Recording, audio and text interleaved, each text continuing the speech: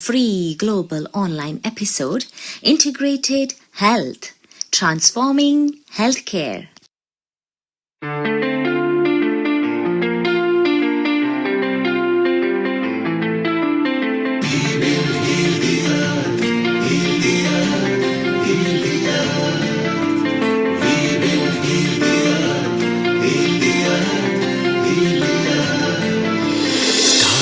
They can tell you stories which are brighter than yesterday. The streets have never been so quiet. The squirrels found a new hideaway. Tomorrow will never be the same. There is so much hope in our hearts. Brick by brick we shall overcome and walk right into a new start. Welcome to the brand new world.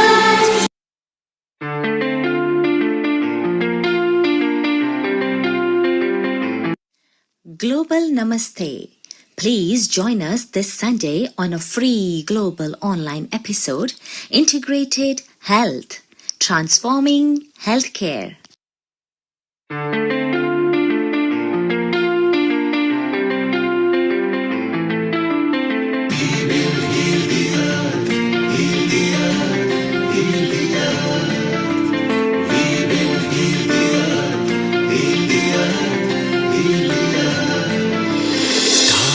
They can tell you stories which are brighter than yesterday. The streets have never been so quiet. The squirrels found a new hideaway. Tomorrow will never be the same. There is so much hope in our hearts. Brick by brick we shall overcome and walk right into a new start. Welcome to the brand new world.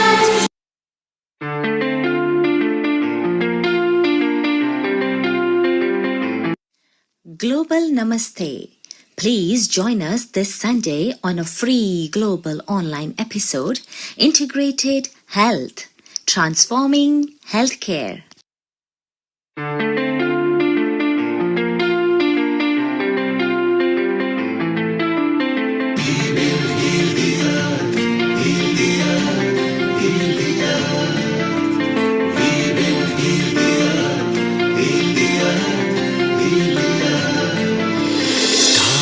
They can tell you stories which are brighter than yesterday. The streets have never been so quiet. The squirrels found a new hideaway. Tomorrow will never be the same. There is so much hope in our hearts. Brick by brick we shall overcome and walk right into a new start. Welcome to the brand new world.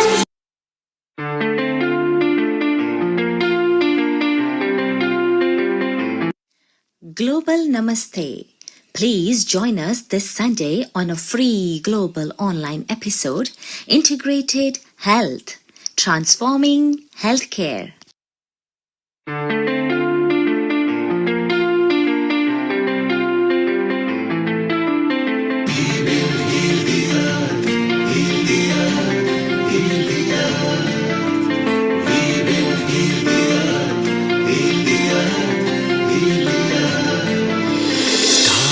They can tell you stories which are brighter than yesterday.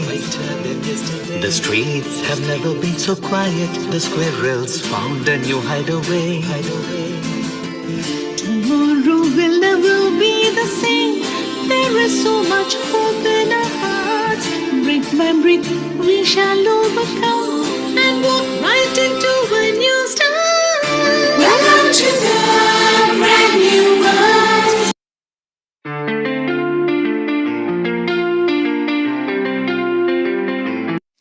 Global Namaste.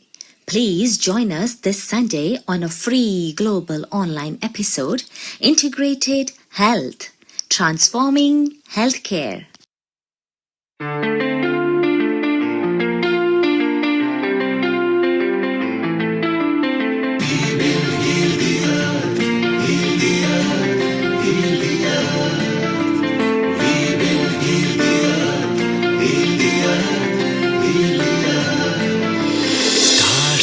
can tell you stories which are brighter than yesterday. The streets have never been so quiet. The squirrels found a new hideaway. Tomorrow will never be the same. There is so much hope in our hearts. Brick by brick, we shall overcome and walk right into a new start. Welcome to the brand new world.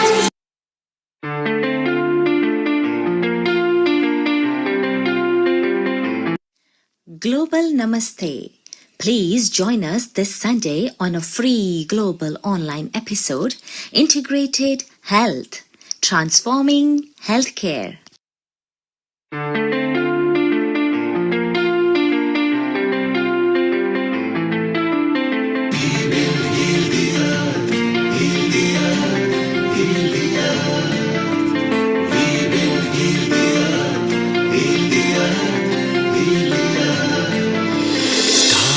They can tell you stories which are brighter than yesterday.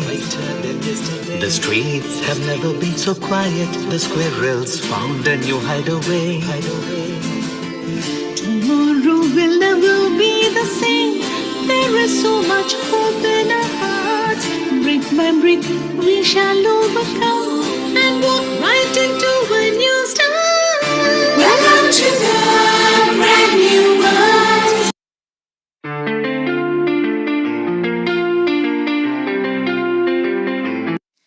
Global Namaste. Please join us this Sunday on a free global online episode, Integrated Health, Transforming Healthcare.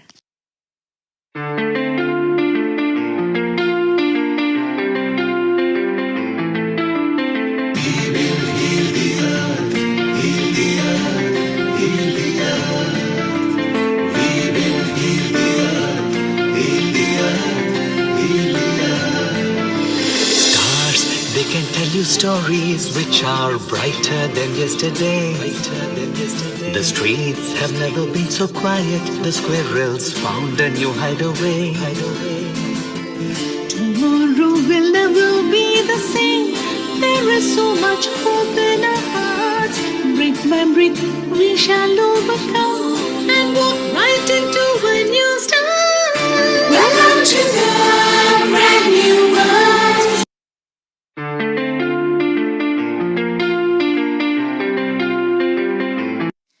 Global Namaste. Please join us this Sunday on a free global online episode, Integrated Health, Transforming Healthcare.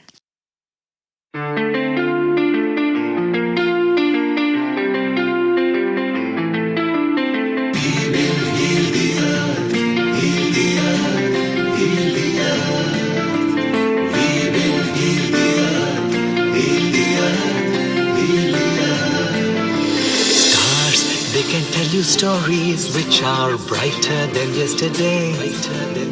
The streets have never been so quiet. The squirrels found a new hideaway. Tomorrow will never be the same. There is so much hope in our hearts. Brick by brick, we shall overcome and walk right into a new start. Welcome to the brand new world.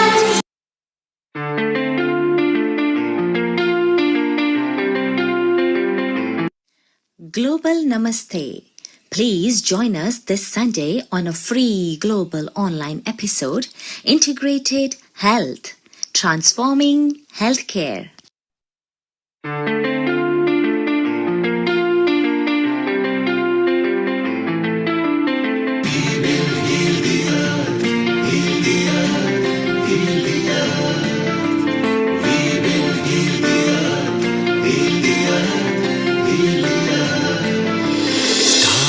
They can tell brighter than yesterday. The streets have never been so quiet. The squirrels found a new hideaway. Tomorrow will never be the same. There is so much hope in our hearts. Brick by brick, we shall overcome and walk right into a new start. Welcome to the brand new world.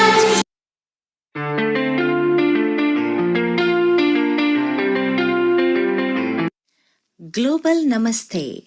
Please join us this Sunday on a free global online episode, Integrated Health, Transforming Healthcare.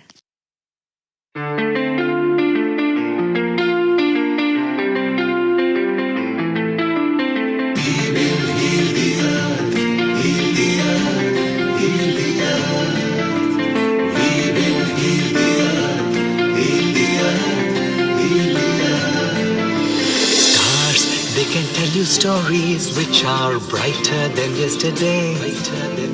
The streets have never been so quiet. The squirrels found a new hideaway. Tomorrow will never be the same. There is so much hope in our hearts. Brick by brick, we shall overcome and walk right into a new start. Welcome to the brand new world.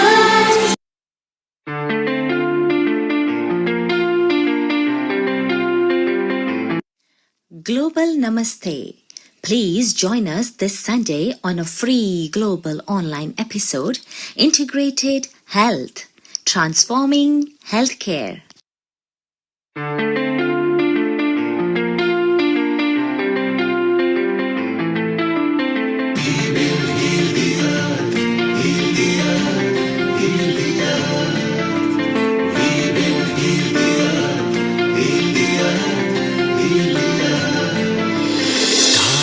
They can tell you stories which are brighter than yesterday.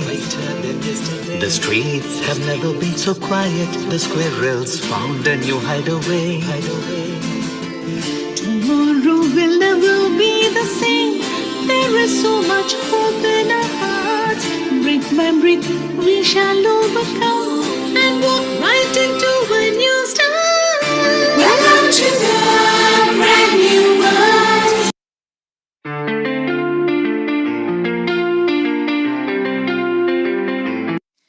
Global Namaste. Please join us this Sunday on a free global online episode, Integrated Health, Transforming Healthcare.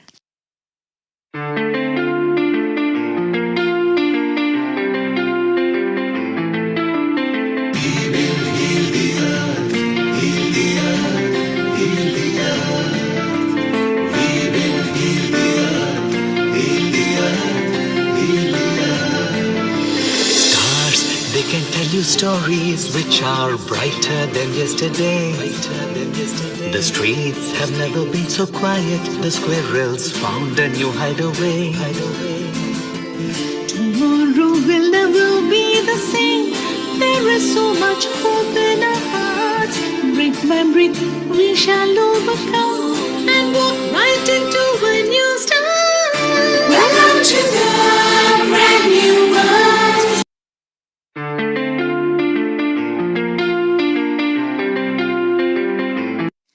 Global Namaste. Please join us this Sunday on a free global online episode, Integrated Health, Transforming Healthcare.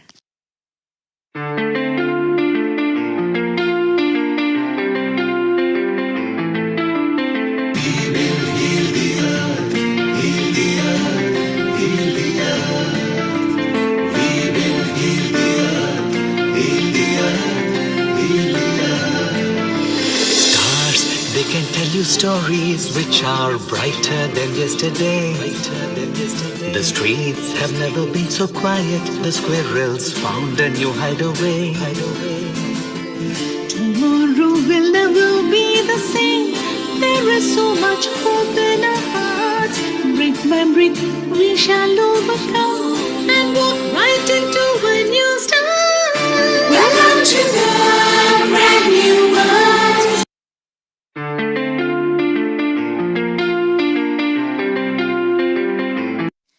Global Namaste. Please join us this Sunday on a free global online episode, Integrated Health, Transforming Healthcare. 10, 9, 8, 7, 6, 5, 4, 3, 2, 1. Global Namaste. A very warm welcome to all the viewers. A good afternoon, good morning, and good evening to wherever you are connected to us from. This is Amrita Sharma welcoming you to another episode at Healing Our Earth. Today's episode is on integrated health. Before we take up more talks and discussions on what is integrated health and how it is important in our lives, let's start up with a mantra. Today's mantra is talking about peace. Peace with health, peace with a disease-free environment, and peace with happiness all over. So join your hands, close your eyes, and let's chant. Om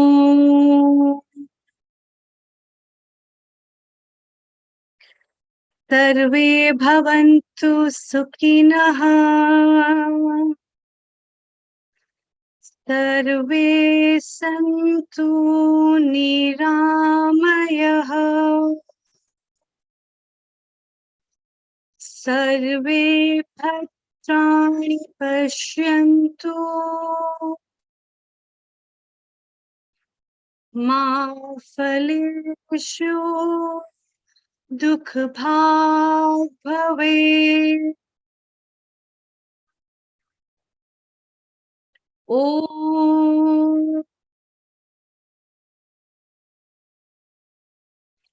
Sarve Bhavantu Sukhinah Sarve Santu Niramayah Sarve Bhadrani Pashyantu Ma Phaleshu Dukh Bhag Bhave Om Sarve Bhavantu Sukhinah Sarve Santu Niramayah Sarve Bhadrani Pashyantu Ma Phaleshu Dukh Bhag Bhave Om Shanti Shanti Shanti.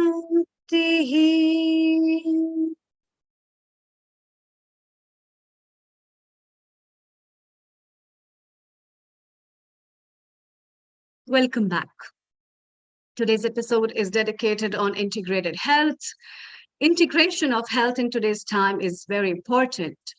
Not just talking about one system of medicine for curing, but there is a very big importance of realizing how important it is to integrate various facets of health. And the integration of health can bring a new revolution globally in the terms of health system providers, in the terms of financial burdens that the countries are taking up for health, in the terms of healing and also curing of many, many diseases that can be prevented, and loads of things can be improved on socioeconomic basis. For that, today, I will be having a lot of other people, experts from different modalities, and they will be sharing with me a lot of things in relation to that. But before we take up all this, let's invite today's co-host, who is with me, Dr. Rajiv Gupta. Professor Rajiv Gupta is trained in Western and allopathic system of medicine with his clinical experience of 30 years. He has realized a lot of gaps between the modern system of medicine and has been working since past 10 years over different system of medicine, including complementary as well as alternate system of medicines to fill in those gaps. He has written loads of research papers, are working on different platforms to fill these gaps. He's also chairman of advisory board of International Organization of Integrated Health Practitioners, and also a regular contributor as well as a senior host at Healing Our Earth.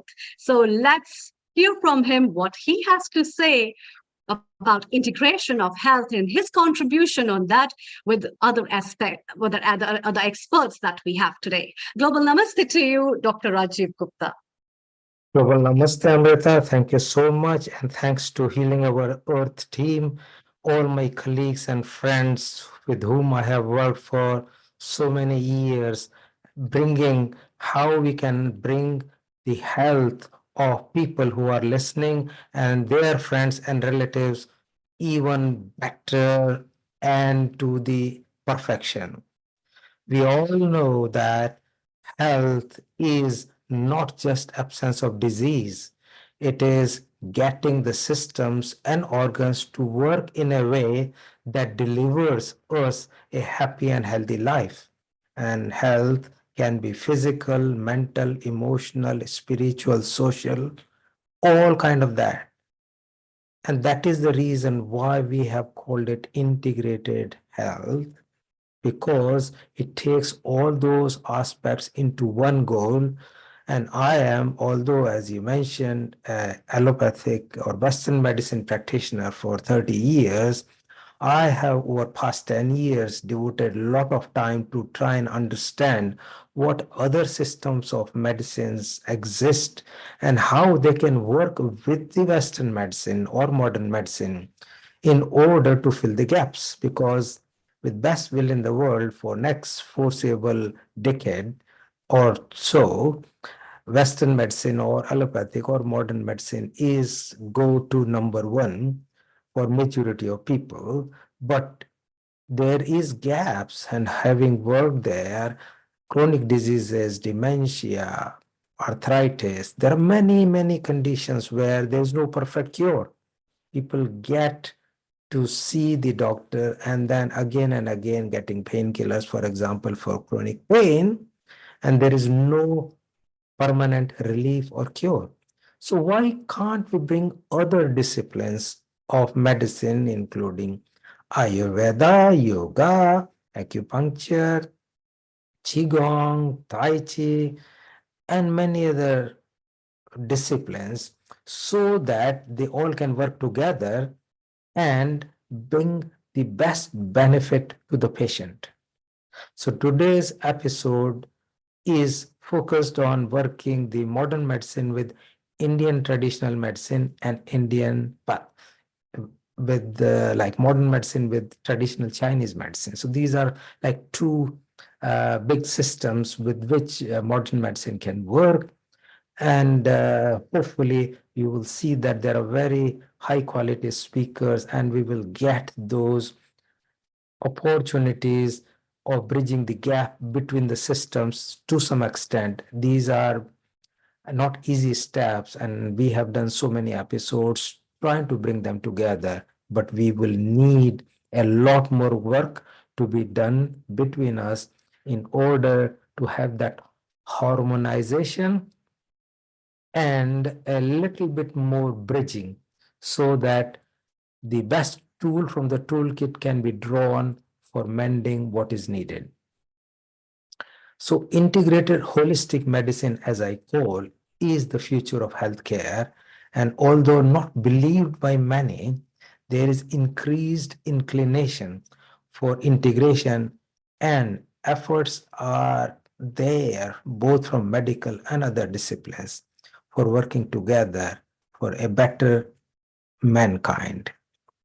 So, if we think this way, holistic care thus address the whole person, the body, the mind, the emotion, and the environment, rather than just isolated function or the organ, which promotes the use of wide range of the health practices and the therapies.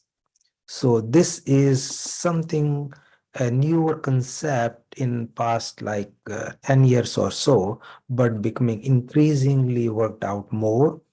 And through this international organization of the integrated health practitioners, which has practitioners from modern medicine, Ayurveda, yoga, acupuncture, Tai Chi, Qigong, hypnotherapy, homeopathy, aromatherapy, dance therapy, music therapy, and dietetics, the nutrition, and many other disciplines, all of which have very important role to play in the human health.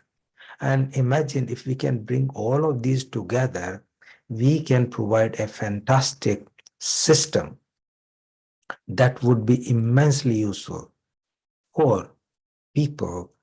And that is the effort I have been making over past 8 or 10 years or so, very actively devoting countless number of hours. And that actually is quite satisfying for me, because there are people who had asthma, rheumatoid arthritis, SLE, fibromyalgia, and many other conditions, who were having significant difficulty, and they are now cured or are very well controlled. So it is really very helpful, and therefore the intention is to bring everything together. So, hold the role of Western medicine, Ayurveda, homeopathy, osteopathy, chiropractic, naturopathy, dietary supplements, psychotherapy, hypnotherapy, reflexology, etc., can all be part of one system to give that. The mission is about this integrated health practitioners work together and bring the traditional healing wisdom with the modern medicine practice for promoting the integrative approach. And I'm pretty sure there will be many people in our platform, which include the YouTube Live, the Facebook Live, Periscope, etc., that they have the problems of diseases which have not been cured. And therefore, this is an opportunity that what we are trying to bring through our vision would be able to help them, even if not immediately in near future. So we will try and help as many people as we can. And there might be opportunity for some questions, but if not, then we can take some questions and then get back to them as we need. So I think that's the most important part. Wonderful, wonderful, Dr. Rajiv. So we have a lot of experts lined up for us today. So who are we going to call first? And I can see loads of experts today. So a very warm welcome to Professor E. Sharma. Global namaste to you, sir. Professor E. Sharma is at chair at University of Mauritius. And over to you, Dr. Rajiv, for further talks. Thank you. So yes, Ish and I have been talking at least like 8 or 10 times in past week or so for planning this episode, and it's really good.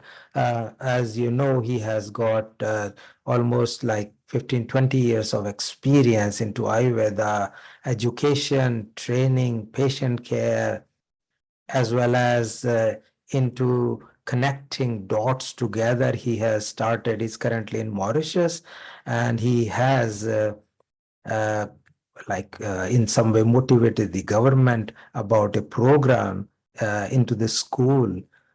And that is, I think, very, very interesting. We actually wanted to do this whole program of Eat Smart, Think Smart, Be Smart in UK, but UK being so conservative, and therefore there are a lot more barriers, and it's probably a bigger country, but at least part of that has manifested into Mauritius, which I'm very glad about. And for many of you might not know, Ish is from a traditional Vaidya family and did his post-graduation from the National Institute of Ayurveda in Jaipur and worked in Jodhpur, where I was born, and spent initial years there and did my medical and postgraduate qualification from there before coming to UK around 26 years ago. And it's really good to see that we have a lot of thinking in harmony, and hopefully today's program will bring it all together, how we work into these episodes. So just before that, so Ish is one, then we are going to have Shridev Pondani. He is primarily Ayurveda surgeon and is very, very good in thinking about how Shushruta, who was the father of surgery, which started many thousands years ago, and how there are similarities between the Ayurveda and the modern medicine. We also have got Pardeep from Australia. Bless him, it's like midnight there. But I spoke to him a couple of times. He's very keen to contribute to this big mission project. He's going to talk about the healing versus treating and the theoretical versus practical concepts. So that's really fantastic. We will bring also Vishal, who is in some way Ayurveda practitioner, but has done a lot of work into Nad Yoga, which is like how mantra reciting and meditation and sound can help. And later on, I'm just jumping here, that sound healing, which you will hear from later around 5 o'clock. And Sharon is bringing around. So how sound healing works. So these things are not existing in our modern medicine literature, but these things do exist. So how we can pull these together, and that's very, very good. Hema Malini is coming around, I think we'll bring her shortly before 3 because she's got an appointment at 3. So I think that'll be quite good. So yeah, we have got a fantastic. Then we have traditional Chinese medicine. So Keith Sharp will come, and he is kind of a fantastic coordinator and has done a lot of work with Tai Chi and Qigong for last 10, 15 years or so. And Amelie Weiching, she is unfortunately having some issues with internet, but I'm pretty sure she will join. And so this is a fantastic lineup. So let's just listen to them and we will take it from there. So I'm thinking that we might actually go in and out, but let me try and bring Ish if he is here, and then I will try and work. I will. Yes, Dr. Rajiv, he's very much here. Please go ahead. Thank you. We will have a kind of a double role. We might actually fight with each other, perhaps not, but let's see how well we can do it together. So do you want to start or do you want me to start, Ish? Maybe you can set the tone, Dr. Rajiv. Fantastic. You can set up the context, and then we all will be listening to you, and one by one, we follow the suit. Cool, lovely. So if you think for many, many people, it is that the modern medicine Ayurveda are thought to be two systems which are quite commonly thought to be contradictory, and sometimes the practitioners of the two systems pass on derogatory remarks about other system or even hate the other system. But actually speaking, the two systems have a synergy and work together for a better patient care. And therefore, the plan today is to bring this synergy together, particularly in the harmony. So if I talk about the modern medicine, it is based on the scientific approach.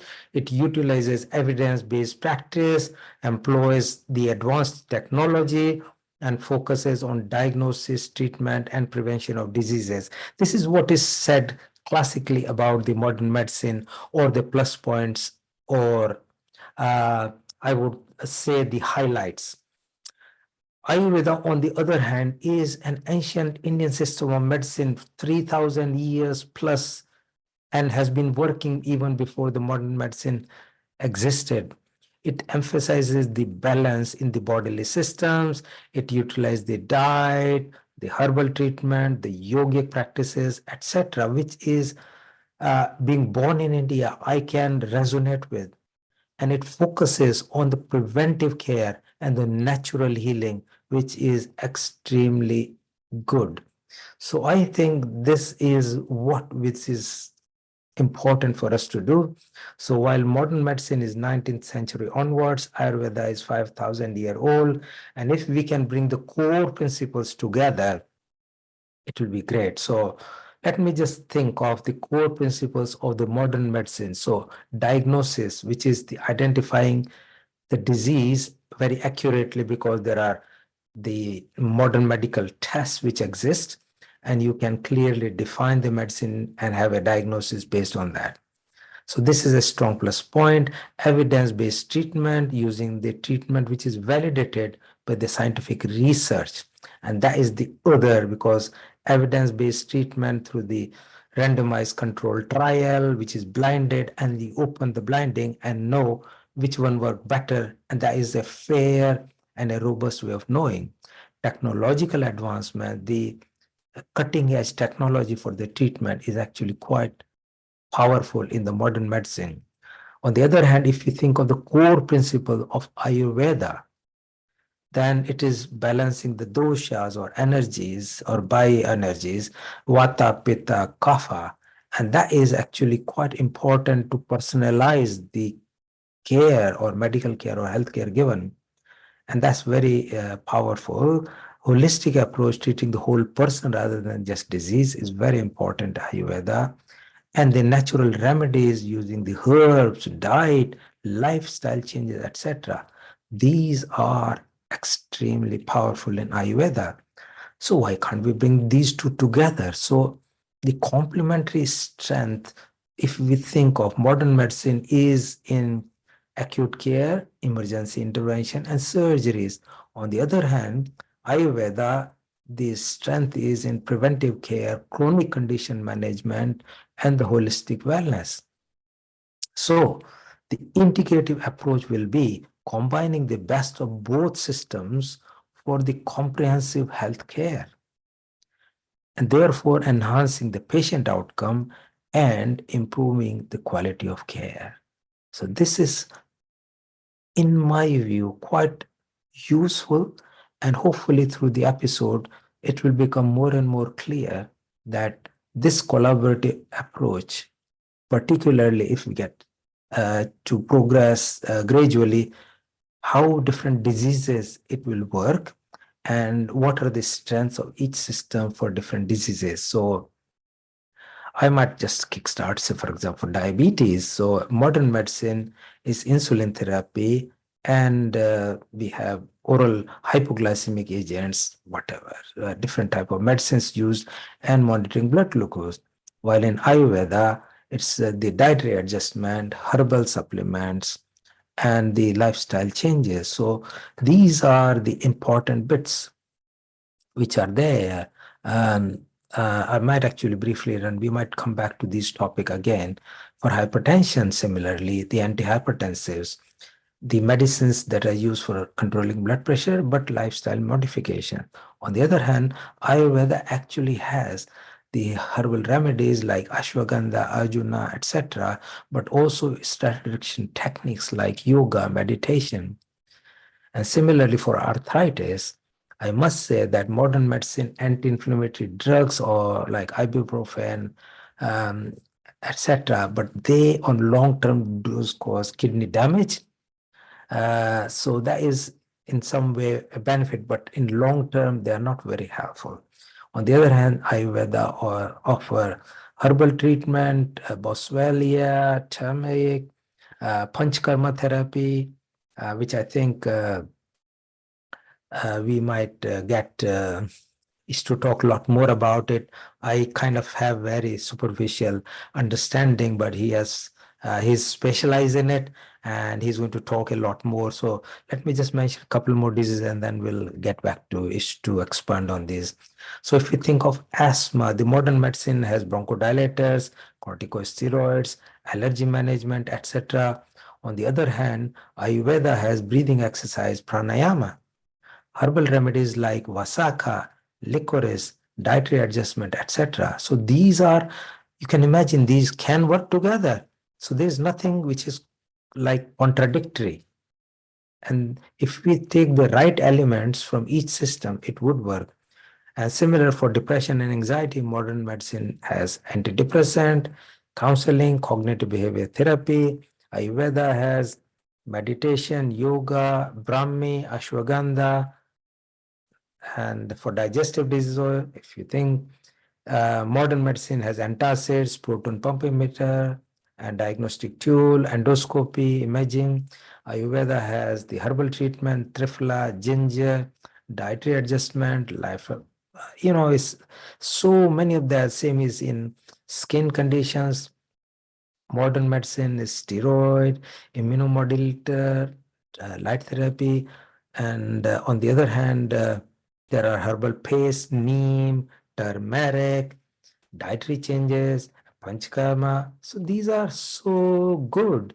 So I think that is such a interesting way of getting it together. So I might actually get now Ish to expand more on his view how these can work together, and then expand on the special things like Abhyanga, um, Panchkarma, and the herbal medicines, etc., and where the two systems can work together. So, NIV's welcome, Professor Ish Sharma.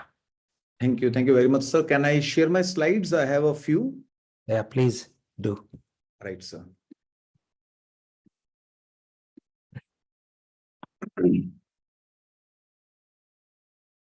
Okay, sir. Thank you very much for the initiative, Dr. Rajiv Gupta. And this is a very substantial initiative which will take time, but this is going to be the ultimate, like I believe, the future of healthcare system and medical system, because the diseases are becoming more and more like difficult to treat, and we are failing to support them with one particular system.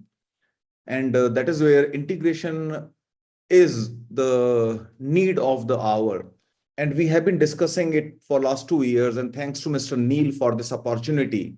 The original idea to join this platform was we have to bridge the gaps. The conference we were planning in Mauritius was based upon the same theme, that various experts would be coming and we would all sit and explain, detail, justify, argue, deliberate, and we reach out to a conclusion. Okay, like for diabetes, this much is to be given by the Western medicine. Ayurveda can contribute by this, activity, panchkarma or diet modification. What can come from acupuncture? What can come from hypnotherapy? So one protocol done. Then we go to like arthritis and bronchial asthma and whatnot. So sooner or later that day will come. And I kept my presentation very short, bridging the healthcare gaps. And because we all are well introduced, I don't need to introduce myself anymore. Ayurveda has some unique principles which cannot be translated into any other language or any other healthcare system. What is a pure healthcare system? A pure healthcare, a pure medical system will be the one which uses its own anatomy, physiology, pharmacology, pathology, treatment, like a pure language. When your fonts are your own, then that language is pure. Like German and French, for example, they use English alphabet, so that might not be a very pure language. The characters, the fonts have to be your own.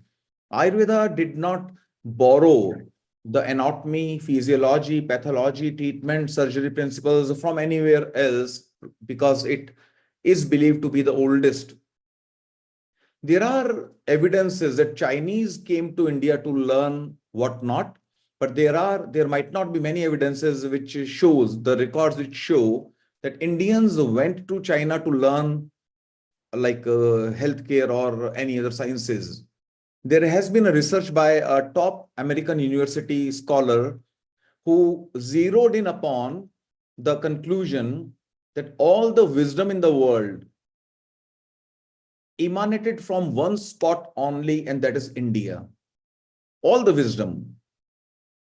That like it could be language, it could be painting, arts, or engineering, or healthcare, and everything, that it went to all parts of the world, and then it took another shapes, it was localized and came up as another system. The most important principle in Ayurveda is Tridosha. That is why even we call it like whatever Charak and Sushruta have mentioned, that all is Tridosha Ayurveda.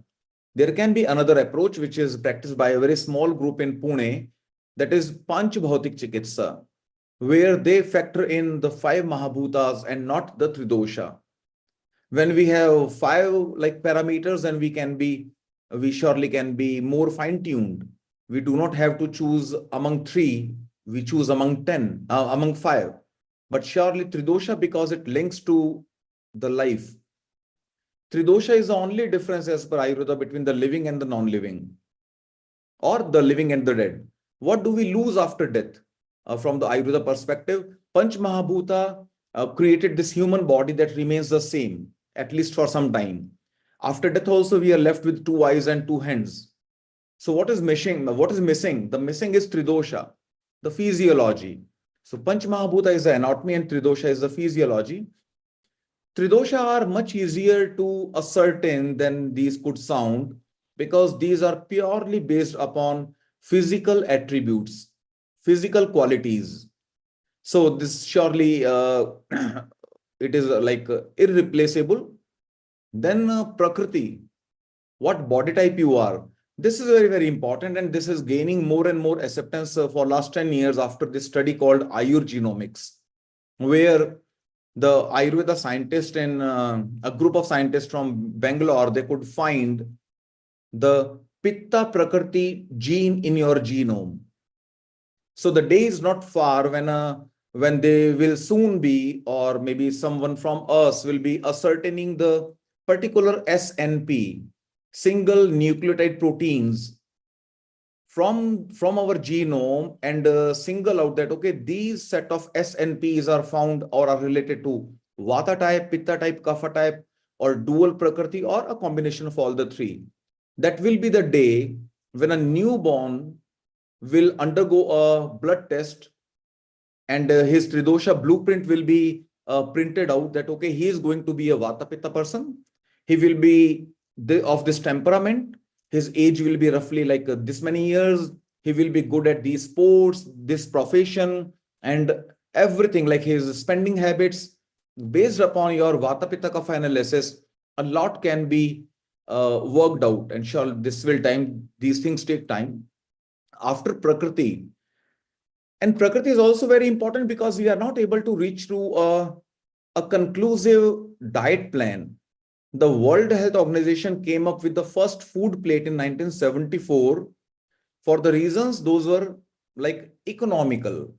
After World War II, 1950s and 60s, many believed that we are poor, we are not rich, we cannot buy very expensive food. How can we be healthy? We are destined to be unhealthy because we cannot buy very expensive food. To dispel this myth, in 1974, the WHO gave the first food plate that, okay, you need not buy anything expensive. If you just eat this much of basic food, cheap food also, you will be equally healthy. And the food plates kept evolving. 1990 to 2011, like food plate, my pyramid, they kept on changing the names and kept on playing between those six food ingredients, that is proteins, carbs, and fats, and mineral water and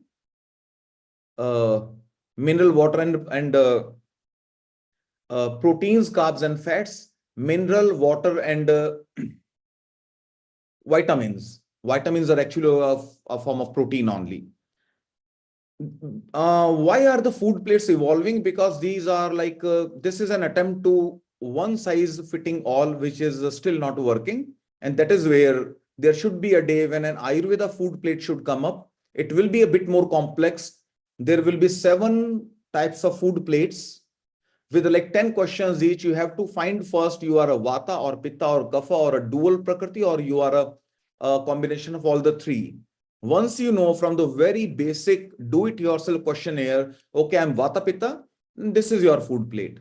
I believe that will be a bit more complicated, but end of the day, we have to address them individually, where one size might not be fitting all. 6 tastes. The 6 tastes from Ayurveda Shadrasa is a very, very unique principle, and that is what impacts Vata Pitta Kapha. Dietetics is very, very important. And in dietetics, the 8-fold Ayurveda dietetics is gaining more and more popularity. I recall one shloka from a text which is not very popular. This goes like this: Aharam pachti shikhi. That is, the fire digests ahara. Your food is digested by your fire, your metabolic fire, your digestive fire, your enzymes. Aharam pachti shikhi, doshan pachti ahar varjitah. If you don't take food, your metabolism will destroy your toxins. Now, this particular shloka, which is at least 3000 years old, was re-established by Professor Ohsumi, for which he got the 2016 Nobel Prize. What he did was, he took some baker's yeast, he took some fungus, he grew some diseases in those fungus colonies. And then what did he do? He did nothing. He kept observing under microscope without feeding them. And what he noticed was, within 12 to 24 hours, one cell organelle called vacuole, the counterpart we have in our cells is called a lysosome. And the fungus cell has got a counterpart called vacuole. He saw vacuoles were moving towards those diseased portions, and after a few hours, those diseases were removed from the fungus, from the yeast cell, from the fungus, and the cell became disease-free. He called it autophagy, that is self-eating. Your defense mechanism, your Agni, your metabolism will destroy the toxins selectively if you go on intermittent fasting, if you don't overeat, if you don't eat when you are not hungry. If you give your fire some chance to attack your toxins will be destroyed. Surely it is not mathematics, not 100%. If you are diabetic, you don't eat for a week and you become non-diabetic. That is not the case. The loose toxins which are available to be scavenged, those will be destroyed. And we all know, and this goes on against all diseases. Interestingly, undereating has been highly recommended by Ayurveda, and in no exception, overeating is recommended. You could be very weak, low blood pressure, falling down, reeling, grossly underweight. Then also Ayurveda has not recommended to overeat. Overeating will never help. So that is what we have to explore, Ayurveda dietetics and the Panchakarma. Every machine will undergo wear and tear and will require what we call a periodic maintenance. You take your car for a routine service. It is running perfectly fine, but you know, okay, 5,000 kilometers, 10,000 kilometers, I have to go for a periodic maintenance. I have to service my car. And you spend some money and you come home happy. Because we do not love our body as much as we love our car, we do not take this body for a periodic detox. The periodic detox principle, Panchakarma, exists in Ayurveda only. It is very effective for the healthy, and it is very effective for the disease as well. It can treat, it can prevent, it can elevate, even it can cure many diseases which are almost like labeled as incurable. So Panchakarma should be explored more and more, and we have to rediscover. We have to be on the same page. So the scientific evidences behind these have to be rediscovered, because then only the world would listen to us. And I believe many of us are already on that track. They are doing the same. Forte, Ayurveda is personalized, non-chemical approach. Now, we have been consuming various natural products for millennia, for thousands of years. That is how we are used to them. But whenever we discover something called NIH, new in human, which is a concept from pharmacology, from the drug discovery, first in human or new in human, anything which is going in a human body for the first time, FIH, that surely we do not know what will it do. That is where we have to undertake like animal studies, and we have to go to like phase 0, 1, 2, 3, 4 of the clinical trials. Some succeed and some fail, and unfortunately some studies fail after many decades. Like we have the example of thalidomide. There are many unfortunate outcomes which can come when we are installing some chemicals inside the human body. We have to take them which are very well established, but when there is a dire urgency. Ayurveda is proactive, preventive, promotive. It can proactively assess you based upon your Vata Pitta Kapha constitution, that what diseases you are going to have in future. It can be preventive through preventive Panchakarma, through preventive diet and lifestyle modifications, and it can be promotive as well. If you want to promote a particular organ, you can have that particular protocol. Shodhana or detoxification protocol, Panchkarma, is surely I believe, the strongest tool Ayurveda has got. Now, last slide. How can we bridge the gaps? Early installation of Ayurveda dietetics, as like Ayush Wellness program we did in the schools in Mauritius, or Eat Smart, Think Smart program by Dr. Rajiv Gupta. Because if we believe in reactive healthcare mechanism, that is, today I'm not a diabetic, so why should I take care? I'll go to the best diabetologist in the world when I am a diabetic.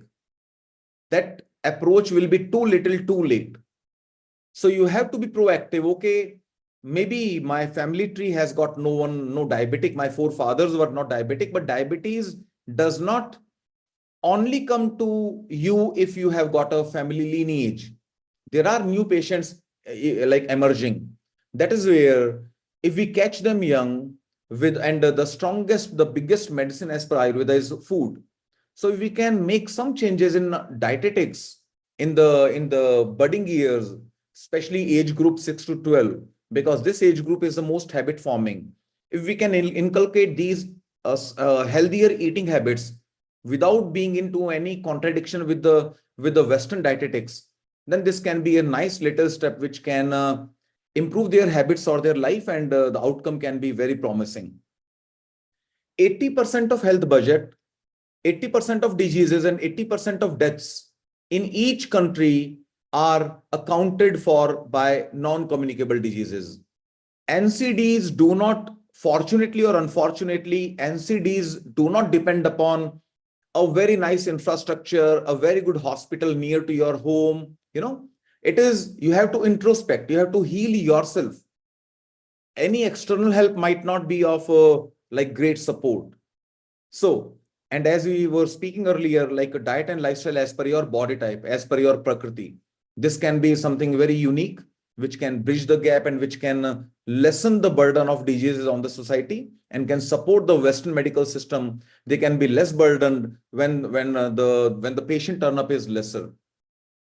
Periodic, which is called as preventive or immediate or curative Panchkarma detox, this should be practiced. This is way easier than we think. Okay, how can I conduct Panchkarma? This could be something very technical, very difficult. No, this is very, very simple.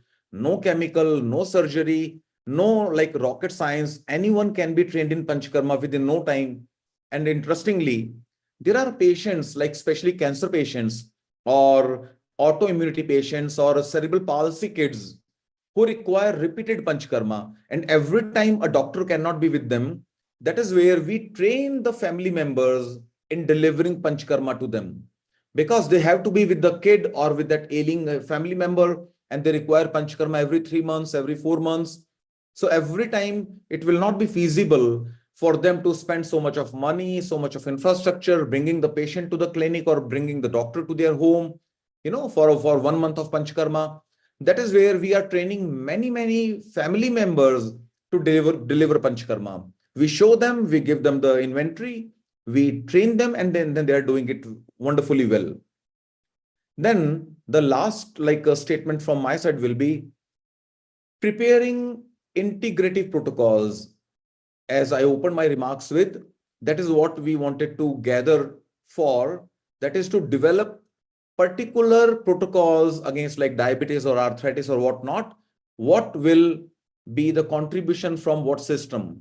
We'll be debating, arguing, deliberating, and then we reach to a conclusion. Okay, for diabetes, this much of Ayurveda, this much of Chinese, this much of homeopathy, and this much of Western medicine. And this will take a lot of time, but the day might not be far when we sit together. We'll be developing, for example, protocols for 10 top diseases only. And we are like, right now, we are 11, 12 persons on this platform. 10 of us, 11 of us are following those protocols against those top 10 diseases. And then we share the results and we publish papers and we try to establish what we are offering and how can this help. This was the last sentence. I don't have a lot to talk. Maybe if we have got some questions and answer, Dr. Raji, we can take up. Thank you very much.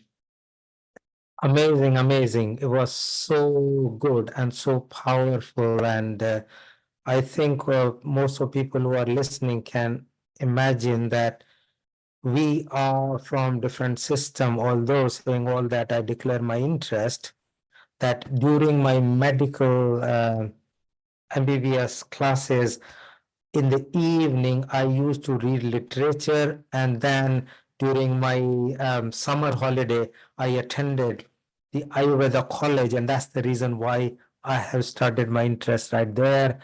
And one of the period during the internship, I did my homeopathy diploma from Mavalil Homeo Mission. So I am quite keen that there is so much of overlap, and that would be fantastic to bring it together. I am quite interested because a lot of people do not know, and there is nothing like Panchakarma exist in the modern medicine.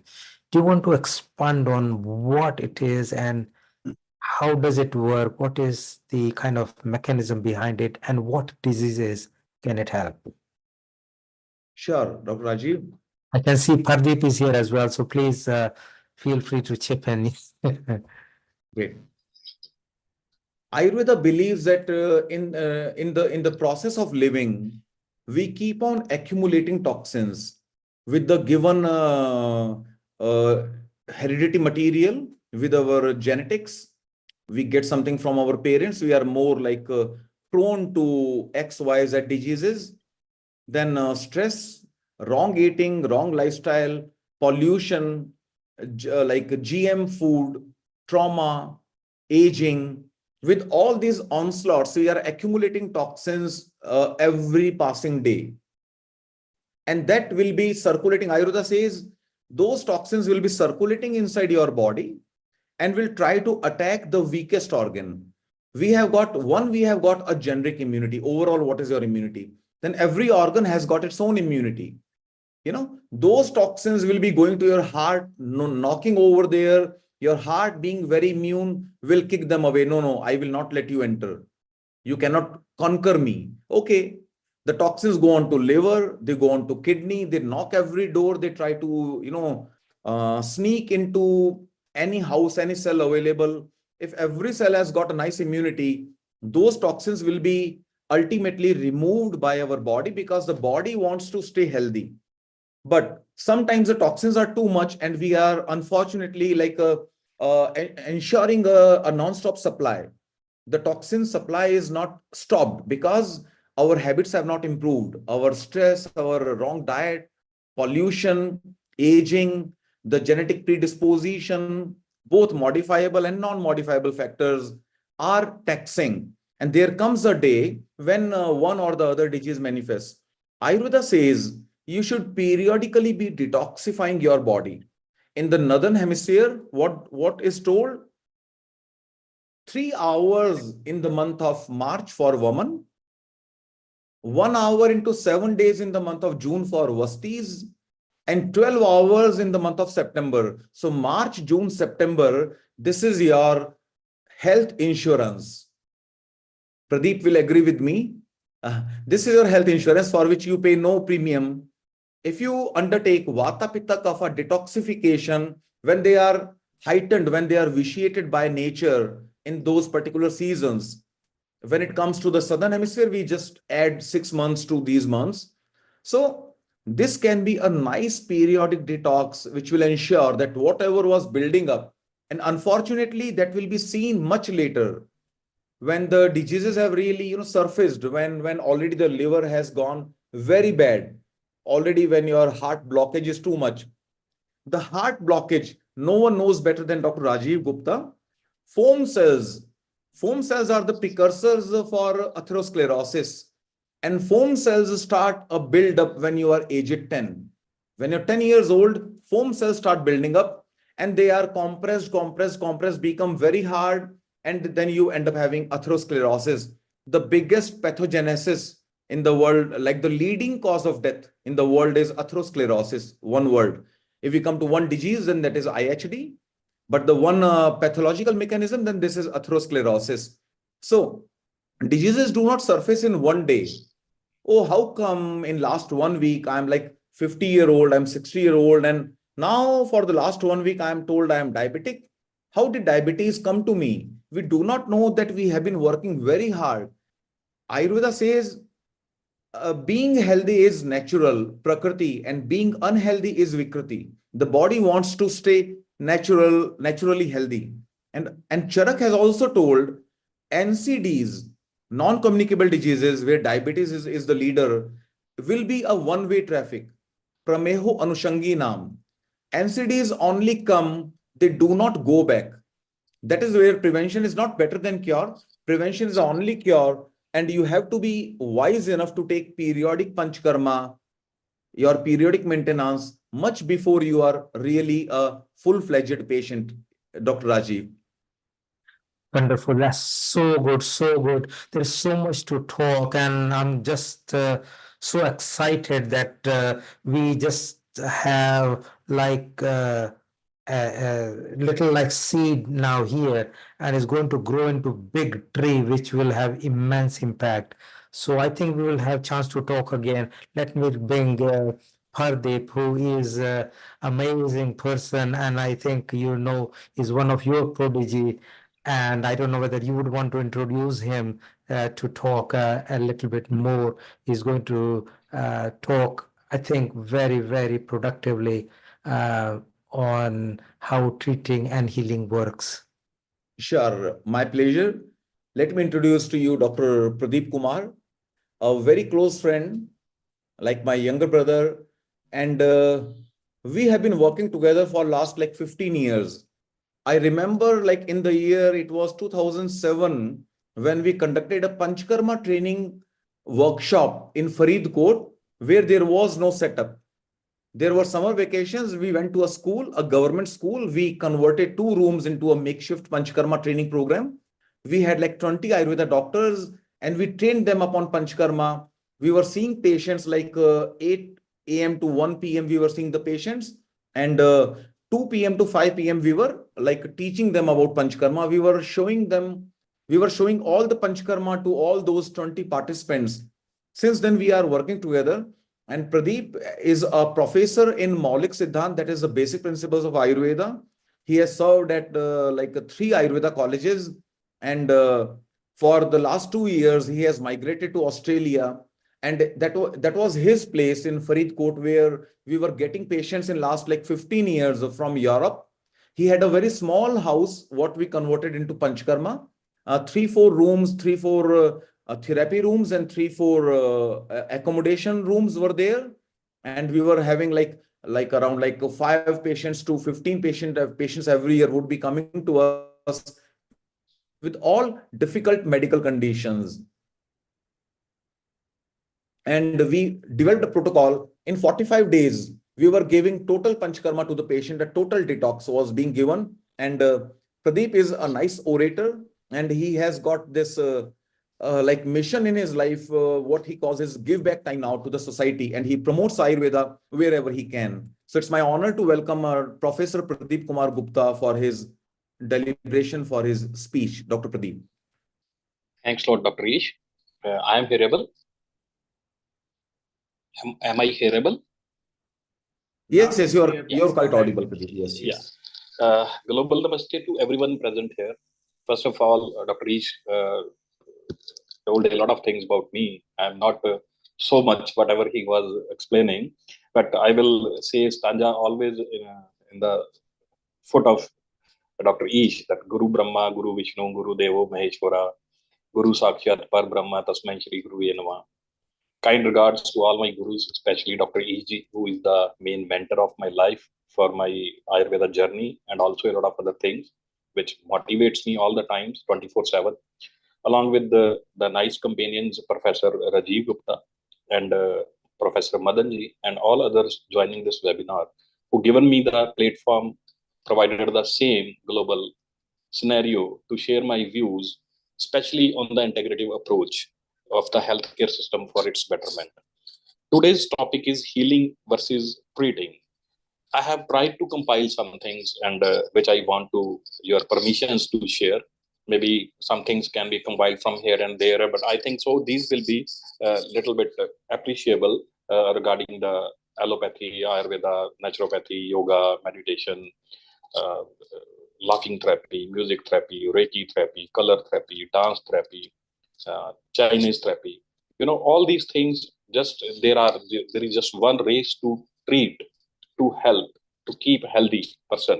So I have tried myself best to talk about that healing versus treating, or theoretical versus practical, as we discussed with the Dr. Rajiv Gupta on call.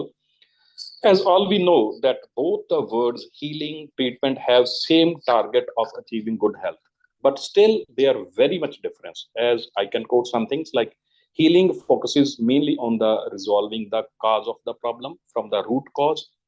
Treating focuses on the resolving the symptoms of the disease, mostly the symptomatic treatments, whereas healing works from inside to outside, and treating relies on sometimes outside of you.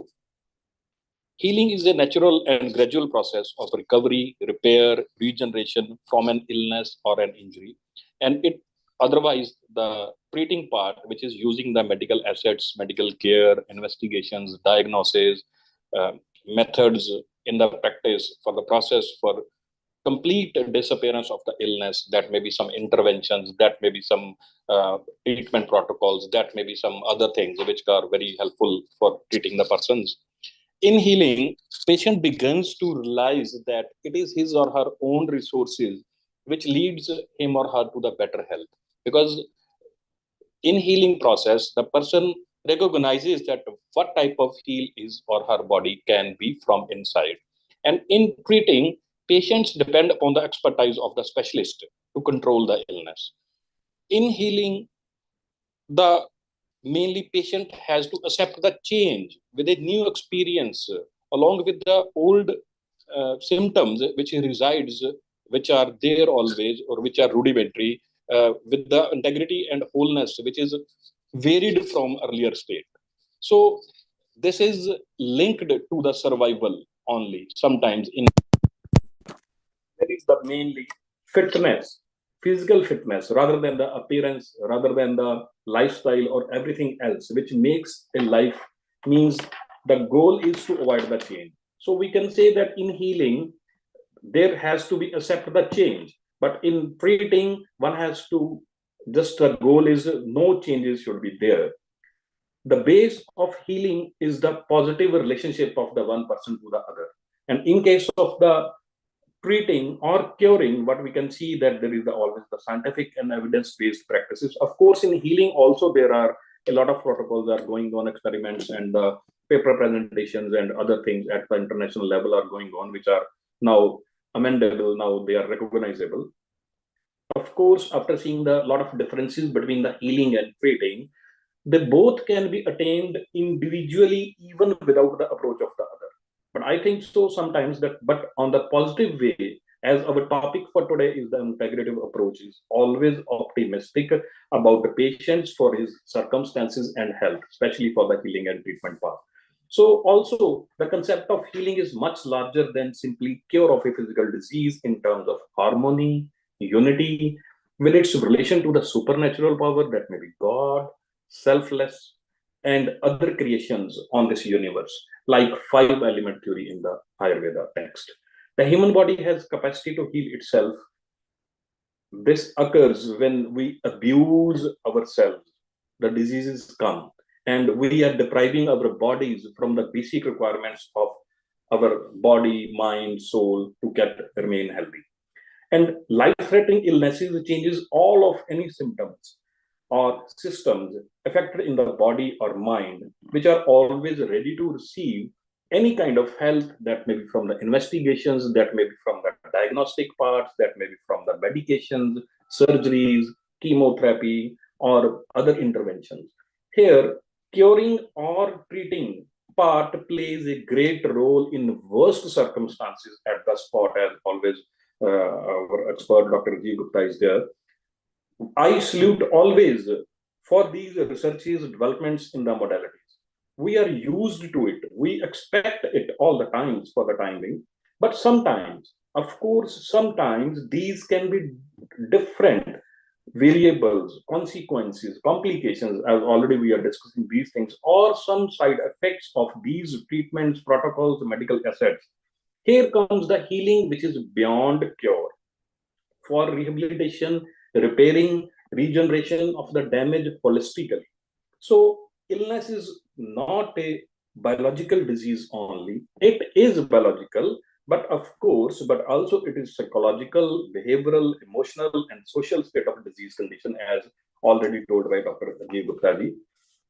In healing, physical state of health in illness can become better over the generations day by day. For example, if we talk about just like Dr. Keesh told and Dr. G. Gupta you told, a lot of diseases that may be arthritis, hypertension, asthma, cancer, skin diseases, digestive diseases, counting both the things that what is in the modern part in the treating or curing and what are the things in the Ayurveda part or homeopathy part or whatever in the healing processes or other sciences.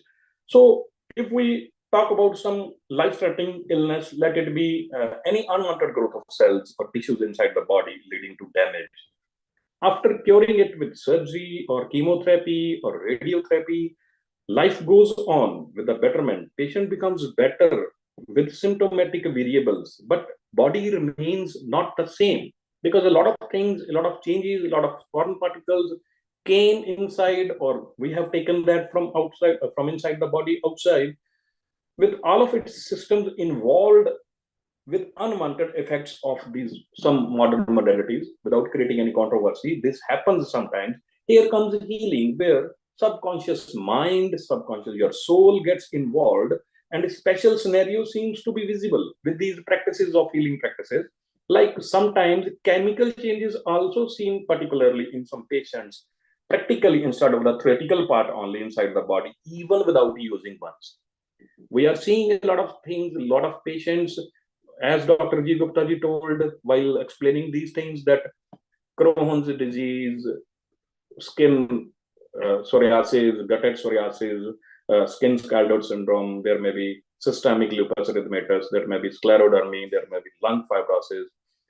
Just we can't claim the things, but we have seen some things practically which are actually there, and other a lot of autoimmune disorders also. And here, one more important thing, which is for the integrative part and which is the actual practical part, that doctor-patient relationship also plays a very great role, which we are discussing healing and treatment as not considering the commercial angle only, but keeping in mind the well-being of the person concerned, giving due regards to the Hippocratic Oath. Otherwise, medicines or medical assets or any sort of treatments will be becoming only the businesses, and the patient will be the mere client. The treatment gives results to the diseased ones, and healing follows the same protocols further with its own specializations of rehabilitation, which gives relax to the guardians and near and dear ones also. What I have seen in my practices, for those, they are just waiting for some miracles or hoping for the better life of the patient, whatever is remained.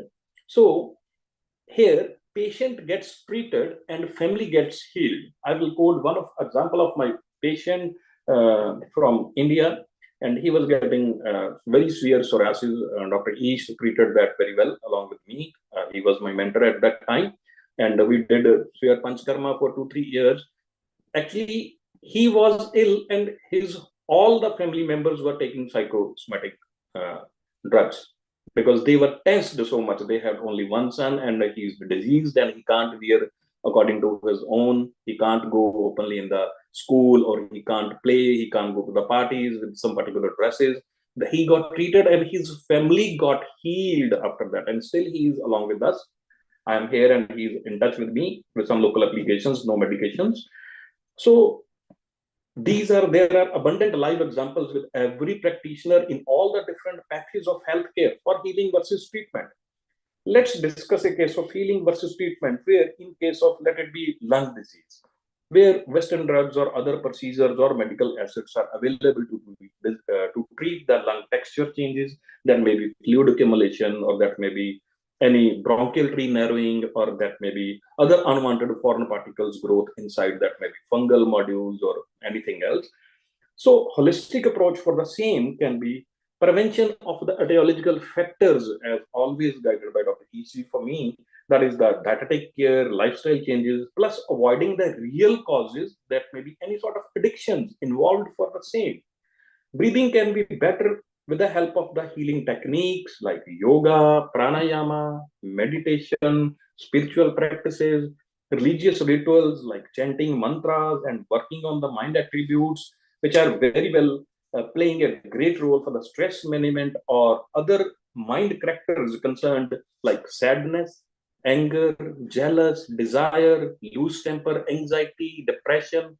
So with these practices, these can be manageable, and of course, the main symptom or the disease can be combated, or that can be get at rest. Some protocols have been described in well-explained manner, easy ways in Ayurveda, as I am from the basic principles of Ayurveda department, that Ahar Vihar Aushad principle, there is Tri Sutra Ayurveda, Hituling Aushad, there is Triyopstambha, Ahar Brahmacharya Nidra, and many more healing principles which are unnumberable and which can be practiced very easily. As Dr. Each told that we are trying to treat people, we are trying to teach people, train people to get their own doctors at home. Now, a lot of patients are in queue of healing versus treatment protocols, theory versus practical approach, as if patients approach a healing practitioner of any pathy with his or her own advanced symptoms after gaining the benefits of the treatments already done from the Western medicine or other sciences.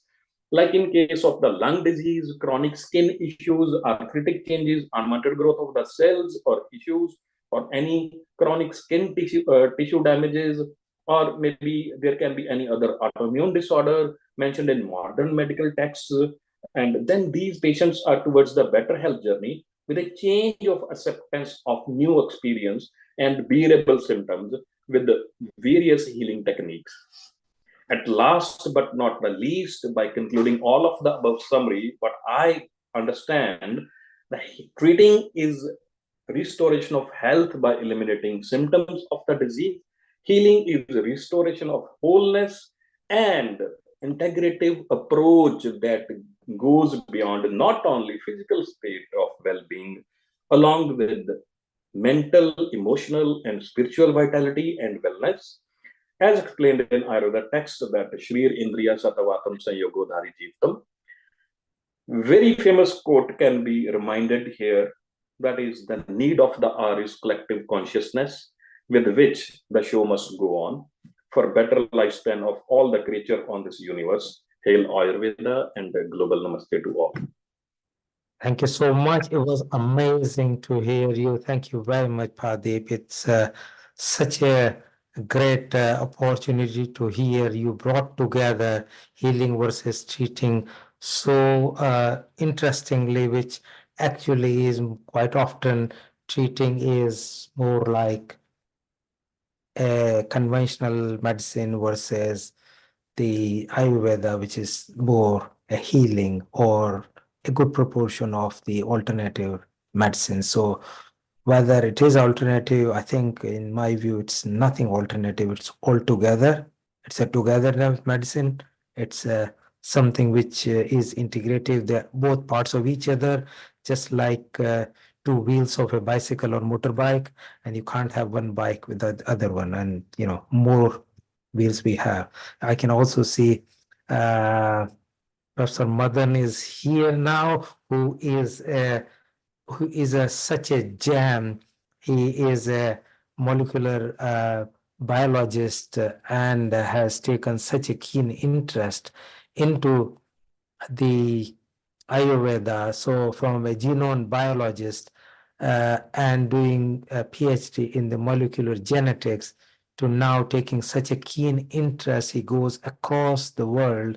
Half of the time when I turn call him, he's somewhere in Sweden, US, Canada, and everywhere else. So I'm so thankful for him about not only using this scientific knowledge of what he got as academic affiliation, the research fellowship, particularly the oncology department, University of Cambridge, but also the Council of the Cancer Cell Unit and being a counselor and the research fellow. But I think more importantly, his recent affiliation as a board member and research director of the European Ayurveda Association, which brings his strength together. And we had several discussions together. And in fact, he is one of my inspiration in making this integration even more stronger and perhaps bringing people together from those who are stalwarts in alternative medicine, working with modern medicine in order to have not only just the traditional Indian science to topple with the modern medicine, but also to bring WHO on board and many other organizations. So I'm so thankful and hats off to Madanji for coming in. He's going to talk about food as a medicine, which I heard him talking at some point in time, and I thought that'll be good. But I think he will go a little bit more deeper than that. And I know we had a lot of part of panel discussion involved and engaged in our previous talks. But let's have a broad umbrella view there. Amrita, you are a practitioner as well of Ayurveda. What you would want to say? Thank you, Dr. Rajiv. Global namaste to you, Professor Madan. It's such a wonderful delight to have you after such a long time and seeing you. And whatever people on board have been speaking, it's very informative and it is really very enlightening for all general people to realize the importance of integrated health. And what more to say on that, the facets that people have touched, especially Professor Ish Sharma and Dr. Pradeep, have been touching on the part of healing as well as the integration of various aspects of life, in which diet is one of the very important key components in keeping you healthy and preventing a lot of NCDs, which Professor Ish Sharma has been talking about. And I have been reading a lot of articles that Professor Madan, you have been writing, and you are really a laureate on that. And let's hear from you what you have to say on all this. And I'm really looking forward that it'll be really beneficial to all our viewers who are watching us live at different channels all over the world. Over to you. Thank you. Amritaji, namaskar. Rajivji, namaskar. Thank you very much for having me here today. I can also see Rajan Patankarji from Mumbai. Rajanji, namaskar. Also, more importantly, I can see Professor Abhimanyu Kumarji joining us from Abhimanyu Namaskarji, joining us from Jodhpur, Vice Chancellor of the University, Ayurveda University in Jodhpur. Namaskar and former director of All India Institute of Ayurveda and also former Vice Chancellor of Uttarakhand Ayurveda University. So we are very blessed you are here with us, sir. And I feel honored that I can talk a little bit about food in front of such an esteemed group of people here. Abhimanyu is also director and founder director of a big institute. I hope he will talk to us about it during the program. Or maybe if you want to talk about it just for a minute or two now, before I start. I don't know if the organizers will permit me. I'm taking the liberty, Abhimanyu, just because you are here with us.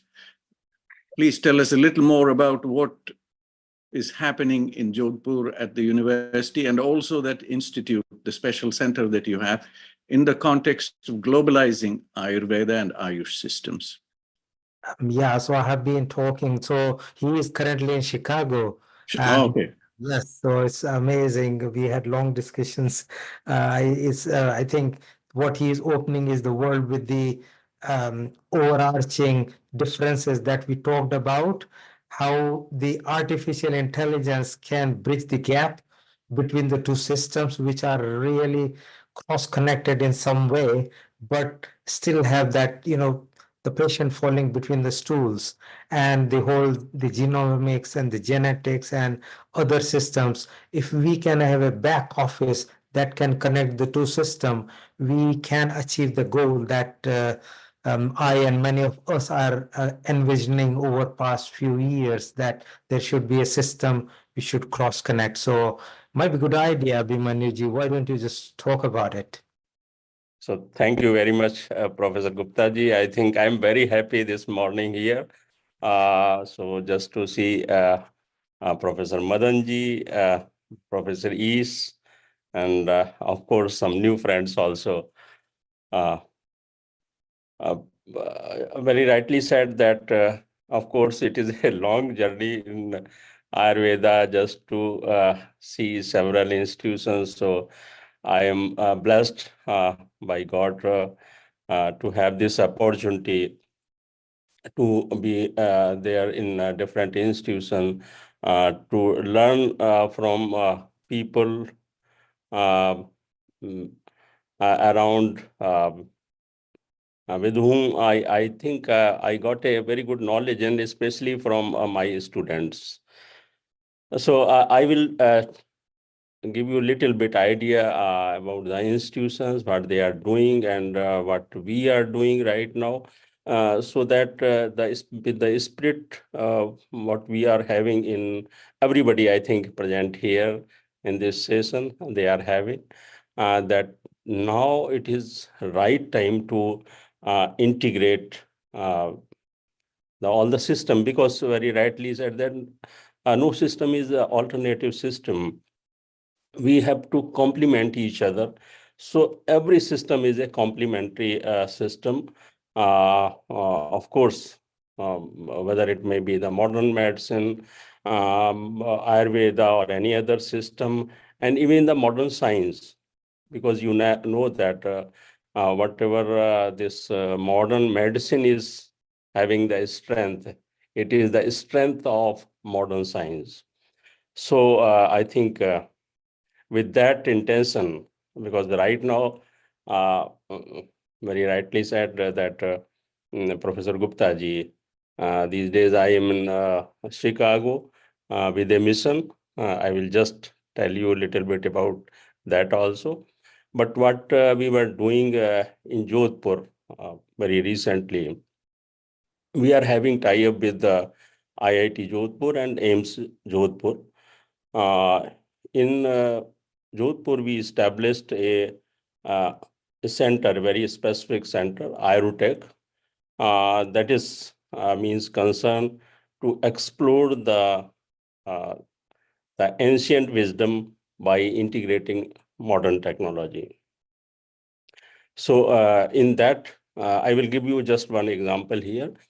Just like in our Charak Samhita, there is a chapter known as Indriyasthan, means that chapter is dedicated to explore the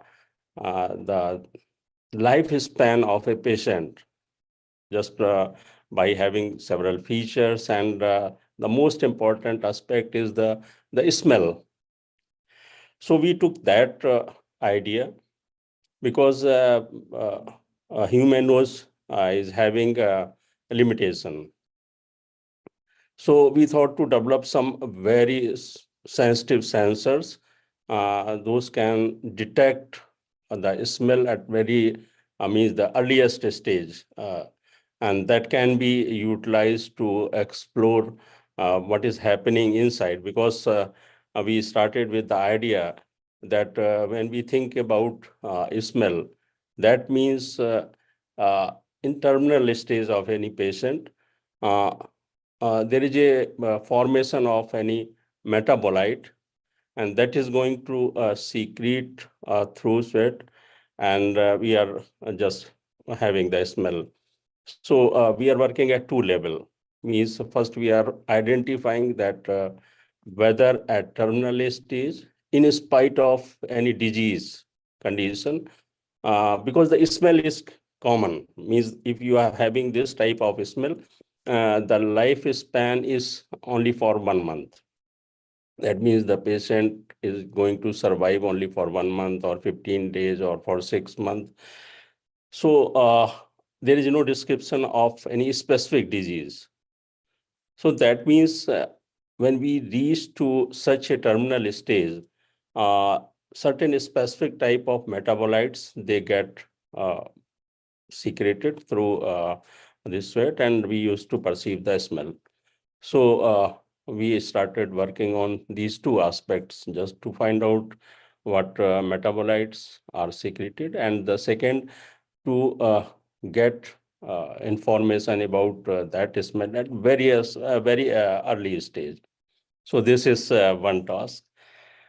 Second, because we were thinking how we can bridge the gap, and we can understand a common language. So we adopted HPO, Human Phenotype Ontology, and it is an open source, it is available, and all the diseases or the things which are linked with genes, they are listed there. So I think it is having more than 10,000 features which are linked with the genes. So initially, what we did, we took about 1,500 features randomly, and we linked those features with dosas. So, and then it was a blind study, and the results were very encouraging. So then we planned to go for the whole range of features. Right now, we have completed all the 10 features which are linked, and they are linking with the dosas. And whatever results we are, because this project is ongoing project, and right now, I think just 2 days before, we were having one meeting with the people who are involved by analyzing the data, because they are not concerned with the study, they are simply with the data. So I think that may be in future, we hope that we can create a common language. If you talk about the genes, we might be able to tell about the dosas. So when we say that the vata, if a person is facing a vata conditions for a long time, so we know that with a different type of environmental condition, if the person is living, so even it may be the food or anything else, and that is going to have some impact on several genes. So in terms of Ayurveda, we can tell that which genes may be involved by this type of food or activity. So it is a vice versa.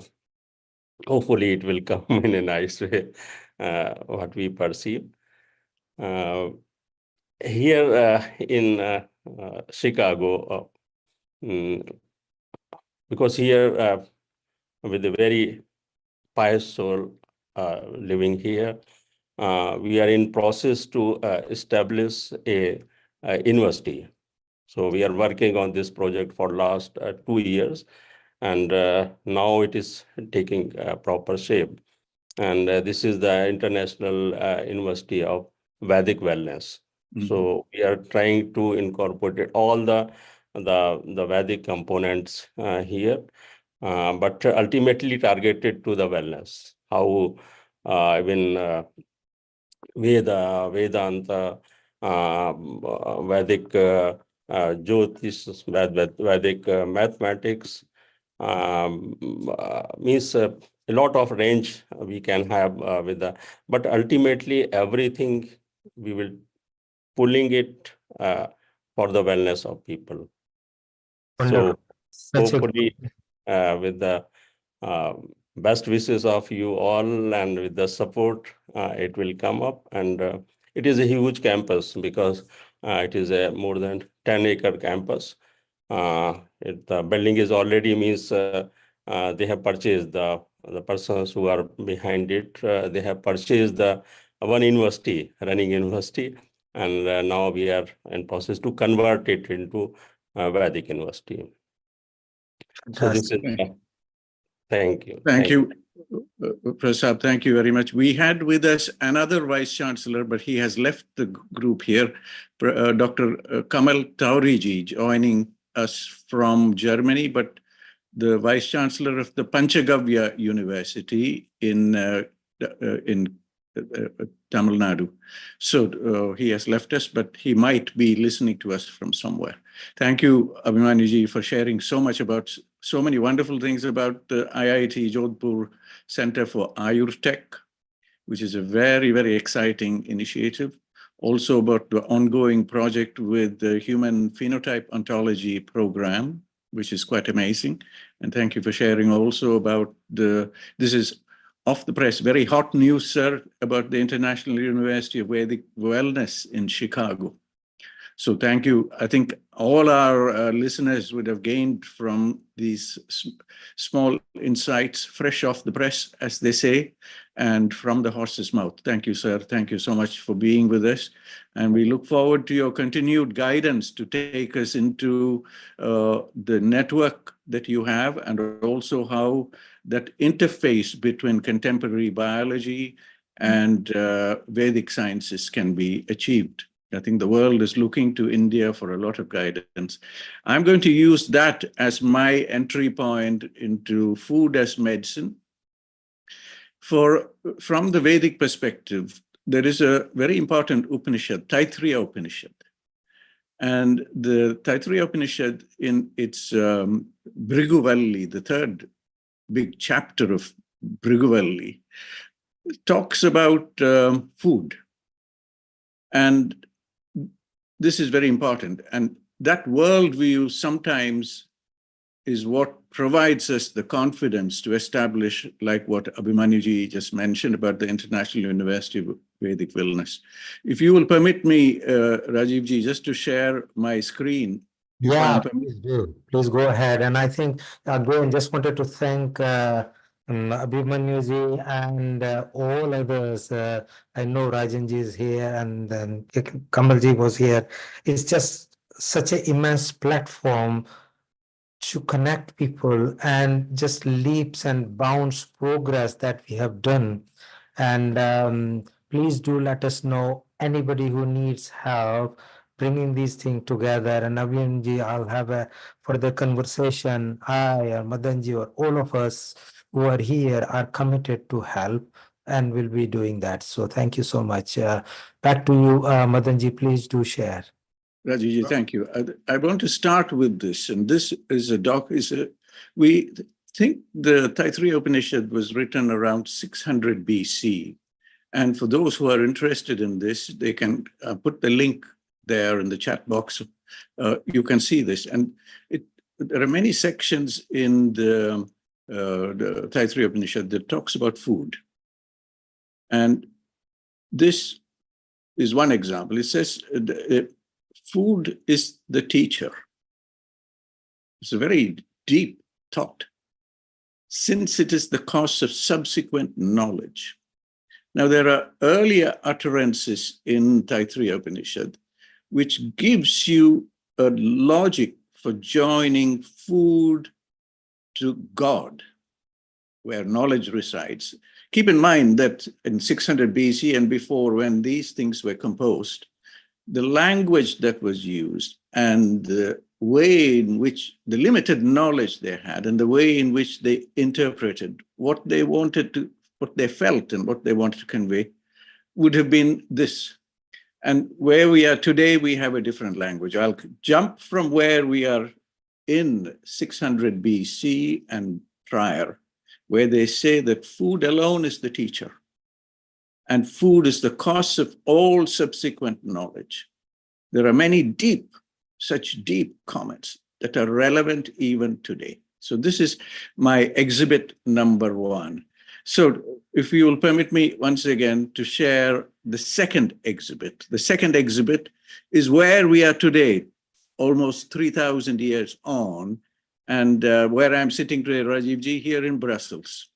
And in Brussels, we are talking about the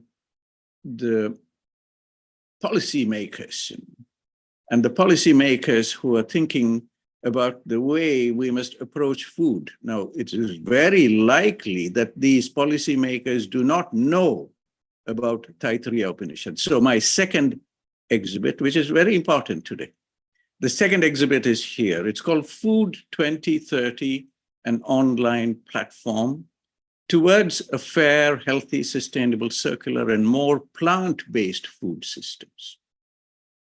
And if you go in here, you can urge all of you to go visit the website and look at what they mean by Food 2030 and the EU's bioeconomy strategy. And it goes on to talk about very interesting funded projects like Clever Food, and food as perhaps a teacher, perhaps as a medicine, and perhaps also as a poison. Now, we have to keep all of those perspectives hold all those perspectives together to really understand how to appreciate food. I won't go into this too much, but you can see up on the top of the screen, I'll put this in the chat box, the link to this Food 2030 program.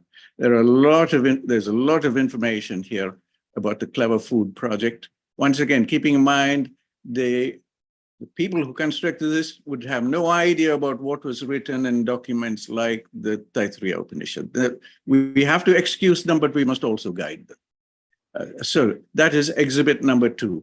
Now, let me go to exhibit number 3 for where I wish to take you people on this journey. Abhimanyuji made a very, very important comment about the NOS and the Human Ontology Project. I'd like you to look at this image here as soon as it comes up on the screen. I'll just take a few slides from a fairly large stack that Rajivji has seen in several occasions, and also Ishji has seen on several occasions. And I want to take you to some work that is in the context of what Abhimanyuji just mentioned about one of the 5 senses, the sense of smell, and its importance in holding the body together in good health. And this is related to the NALT system, the nasal associated lymphoid tissue. And shown here is where we expect these lymphoid tissue, the immune system, to reside in our nasal tract, this yellow section here. And shown here in green is the respiratory mucosa that all modern biology students know. Ayurveda students understand this slightly differently. They don't call it the mucosa, they call it something else.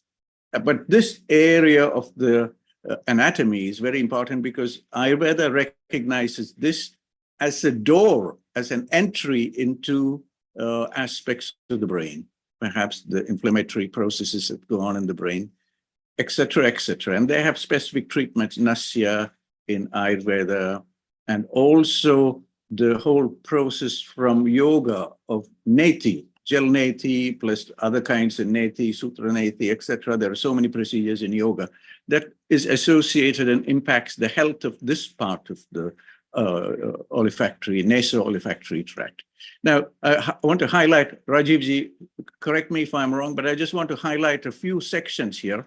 This little hollow region is very important. This is where the pituitary sits.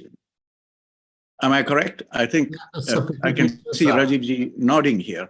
And there is a lot of crosstalk between whatever is in this cavity with the pituitary. And the pituitary, as we know, is part of the HPA axis. The pituitary connects with the hypothalamus, which talks to the adrenal, and is a very complex set of interacting systems. And what Abhimanyuji talked about, smell as a very key interactor. In the context of new biology that we have, the biology of the microbiome, this is a wonderful study from the University of Perugia. And it talks about dysbiosis in the nasal microbiome. Now, Ayurveda 2,500 years ago or more, perhaps 5,000 years or more, uses an expression called krimi, and in particular, Shahaja krimi. This is known to all Ayurveda students. And the practices used are also the karmas, the practices used are also known. But here is how we might be able to get a 21st century interpretation of all of that together. Study is fascinating because this is a study looked at patients who came to this university hospital for acute care for COVID-19. And the researchers, they said, well, why don't we do a study? Why don't we look at the microbiome of these people who come for acute care? And what did they find? Extreme dysbiosis in this part of the nose. And this leads to huge biochemical imbalance. And we are expecting students of Ayurveda and students of modern medicine to appreciate this detail. This is inescapable.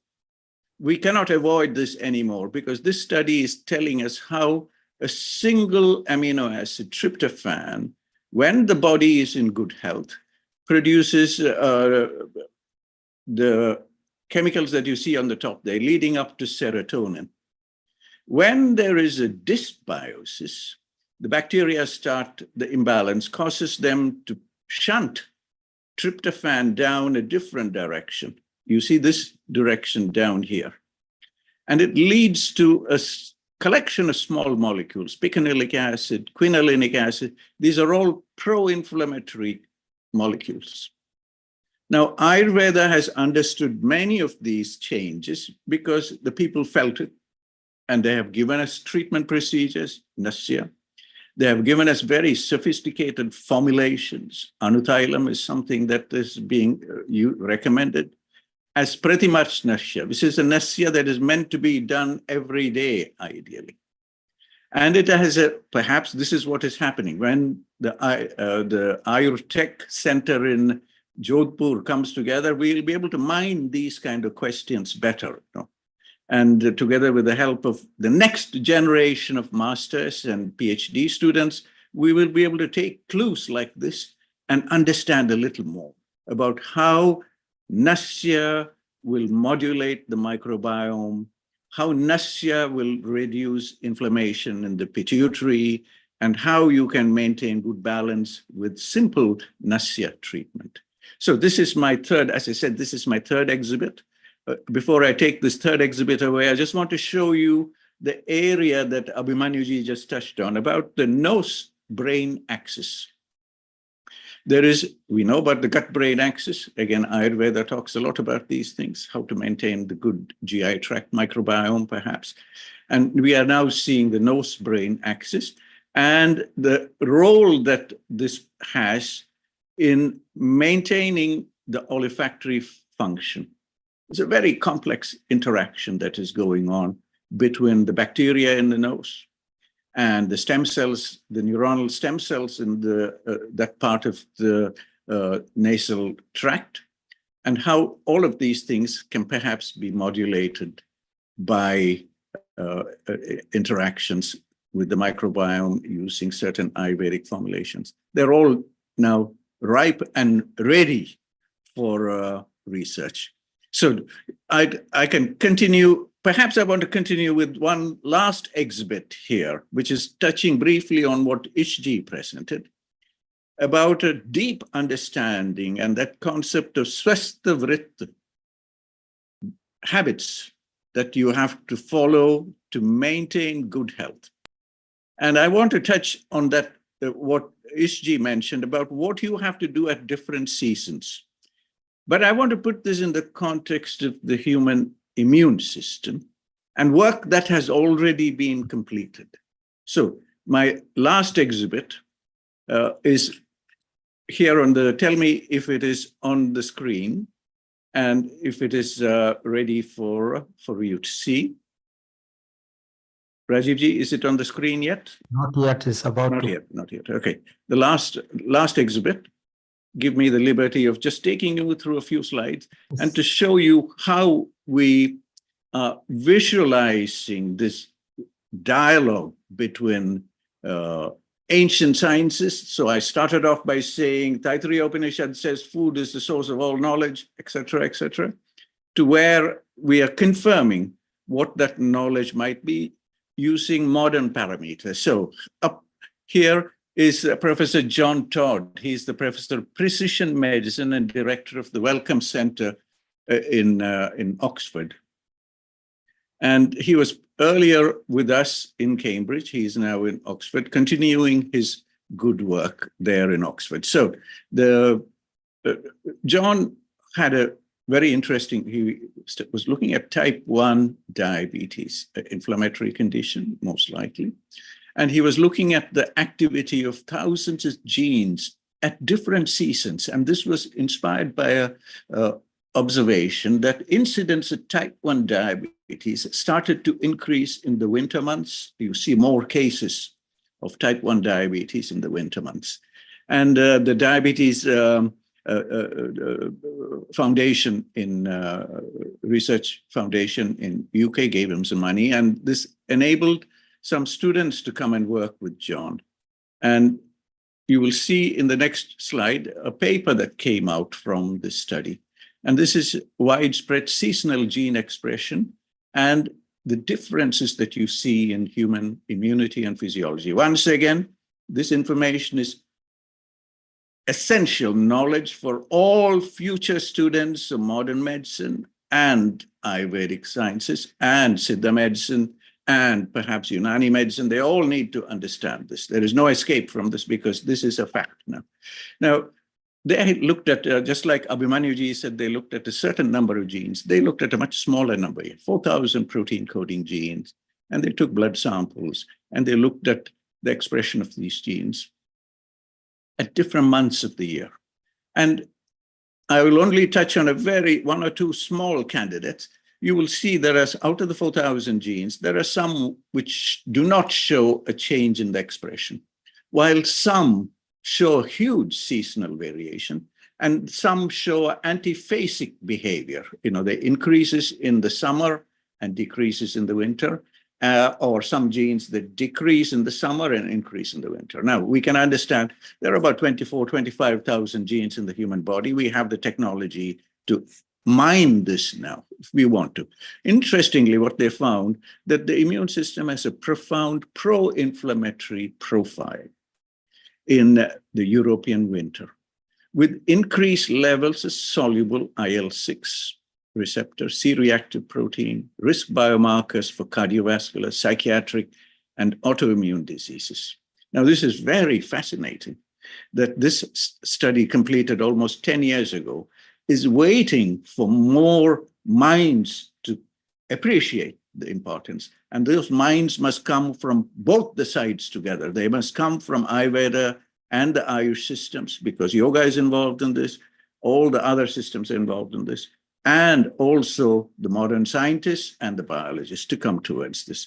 Now, the bit that I want to show, I won't go into all of this, is the Vedic aspect here.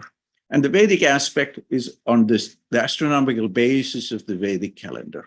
We have a lot of people who are experts in this, who talk about the 6 ritus, Vasanta, Grishma, Varsha, Sharad, Hemant, and Shishira, and how it is understood in the Vedic sciences from where the sun aligns with the different constellations. And the logic behind this is all understood. I want to highlight just 2 aspects of this. One is Makar Sankranti, which is when the sun is aligned, enters the Capricorn, this constellation of Capricorn, and Karaka Sankranti, which is also the time which Ayurveda and the Vedic scientists call as Dakshinayana, and the first one as Uttarayana. Now, Ayurveda understands how the power of the body, the bala of the body, increases or decreases with all of this. I think even undergraduates, BAMS undergraduates will be able to explain this to you. But what might be the immunological correlates to this thing? So if we want to talk to an immunologist and say Ayurveda talks about Makar Sankranti and Uttarayana and Dakshinayana, they will not understand. Can we use a neutral language? And I'm going to take this one of the many, many figures in this paper and elaborate on this. I hope you can see on the screen here that image from the paper. And I've overlaid on this the locations for Makar Sankranti and Uttarayana and Karka Sankranti or Dakshinayana.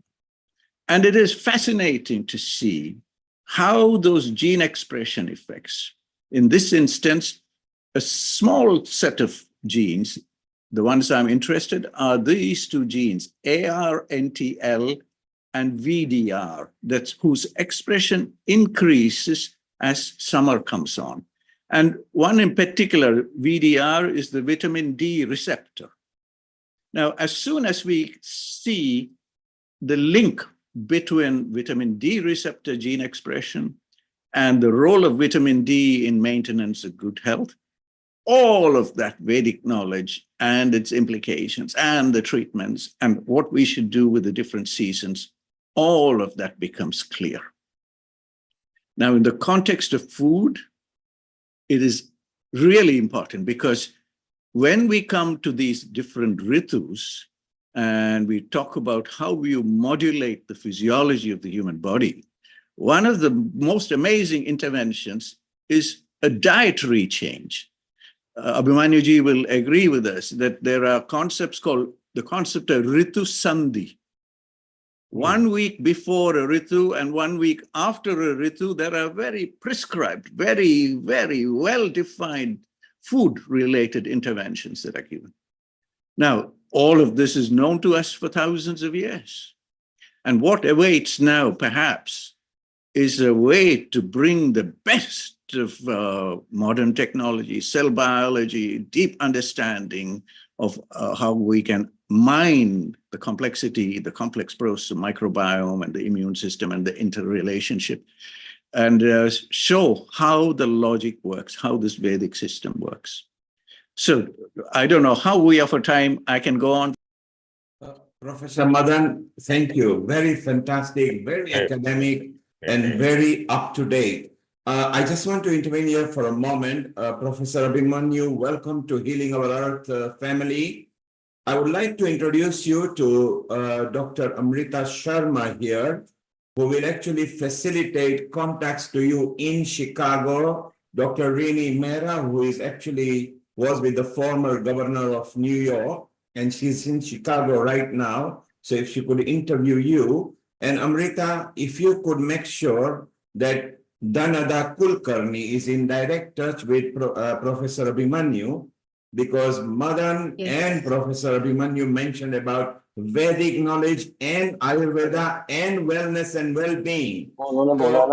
Dr. Dhanada up there in America is actually leading Veda Melas for Healing Our Earth, which are in-person melas where they bring Ayurveda, wellness, well-being, and Vedic knowledge into the local government and other associations. So Professor Abhimanyu, Dr. Amrita Sharma, in conjunction with Professor Madan, will be in touch with you and introduce you to Dr. Rini Mehra and Dr. Dhanada Kulkarni. Once again, welcome to Healing Our Earth family. Madan, take it away, and Rajiv, and off we go. Thank you, Neil Kumar. Thank you. Thank you very much. Thank you.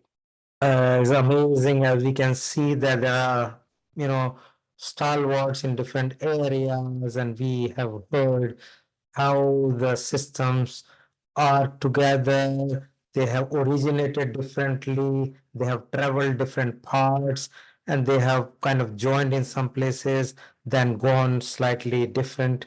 We have heard about the treating versus healing. We heard about systems.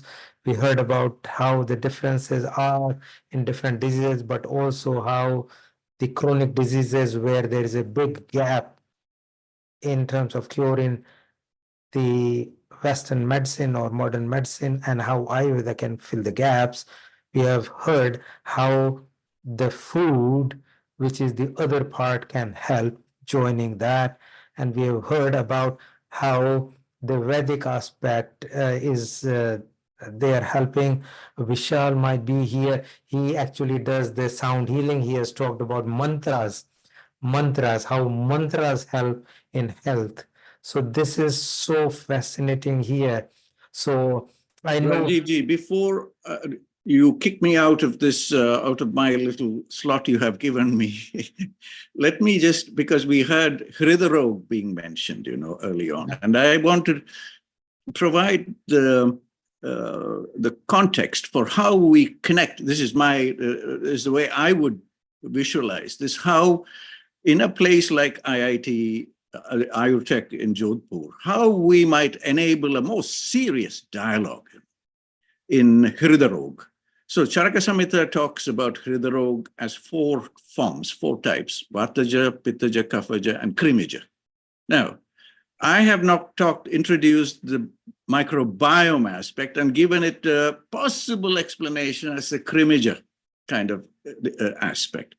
Now, the exhibit I want for you now is to understand human biology in the context of what is known in Ayurveda. Don't ask me how they knew it, but the term they use is called Deha Paramanu. Deha Paramanu is the smallest unit of the Deha. And all the Ayurveda students know about Deha Paramanu. Now, modern biology might look at the concept of Deha Paramanu and the sections, as Abhimanuji said in Indriyasthana and Sharirasthana, they are very detailed descriptions. And there is a term there called Karma Swabhava. Now, one word connected with Deha Paramanu. How can modern biology understand this, and how can a dialogue happen between these two? And this is my last exhibit. This exhibit is on Hridarog and how we might enable a dialogue. So this Hridarog is world's #1 killer. And how we might be able to understand Hridarog for Ayurveda people, from Ayurveda to modern biology to Ayurveda, and so on. Here are the cells of the adult human heart. We have taken the human heart and we've taken apart the different cells. So let us keep in mind the 2 things, a cell and a Deha Paramanu. So shown here on the far left-hand side, a schematic of the heart, and they've taken different sections of this heart, and they've treated with proteases, and they can, with a set of enzymes, and you can get single cells. And on the right-hand side, far right-hand side, you will see the major cell types of the heart. And they include a collection of cells, and you will see within here immune cells, the neuron cells, the myeloid lymphoid cells are the immune cells. Now, if you look at this in some detail and you ask, what might these cells be doing here? And can we connect it with this whole issue of cardiovascular disease prevention? We talk about food, we talk about the interaction with health, food as a poison, food as something. I can see huge number of connections that are there between what is prescribed as in Ayurveda as rasayanas, the Hridaya-specific rasayanas, and how they interact perhaps with the gut microbiome a little bit, how they might have some chemicals that influence the immune cells in the heart directly, or when Ayurveda says you do nasya, anutailam every day, that effect on the microbes in the nasal tract is sufficient to trigger a response in the heart, because there are common signaling mechanisms that connect the immune system across the whole body. The immune cells of the nasal mucosa will release a signal that will talk directly to the immune cells of the heart. We can start to see how we connect all these things. And most importantly, how we must revisit all that is described in the Vedic texts, in the Ayurveda Samhitas, in the practices that are there available today when people say, we do nasya and it affects the heart. This is good for, at first, the first time you listen to it, you say, this is nonsense. How come doing Jalneti will affect your heart? What we are now able to see is the clarity of that logic. when we've come to one level of understanding where we see a commonality in how we understand Deha Paramanu, Karma Swabhava, and some other concepts, I feel they're all talking the same language. And we have come to a point in modern science where we are able to bring all of this together. And it is wonderful to hear from Abhimanyu that Jodhpur is taking the big initiative now. And it will be out of many, many such dialogues that we will arrive at the next level of clarity where we can start to guide research initiatives in America, research initiatives in the European Union, research initiatives in other parts of the world through the simple clarity of Vedic knowledge and what is offered in our texts. Namaskar ji. Thank you so much. I get even more and more excited because there's so much more to do, and deeper you go, more commonality come. It's just like roots. There is common roots and there are different branches. So what we see, different branches are actually the outer manifestations. But if you go deeper, you can cross connect with each other. And Madan, you have amazingly demonstrated it so well, and you're kind of, sometimes I feel that intelligentsia of cross connecting this two is commendable. So I think we have a lot more to learn from you, and then Abhimanyu and many more. But I'm thinking is that we have covered quite a few aspects. Let me bring Sridev, who just specialize in the surgical aspect. So we might have time to discuss quite a few more things there, but I want to pause that and bring that surgical aspect here together, because Sridev is a professor of surgery, Ayurveda surgery. He is an Ayurvedic practitioner, did his BAMS and then MS, and has 20 years of clinical experience. And in some way, we had quite a detailed discussion on how it happened. And in his view, he's also a teaching professional for surgery in Ayurveda for nearly 15, 16 years. Primarily has been an anorectal surgeon.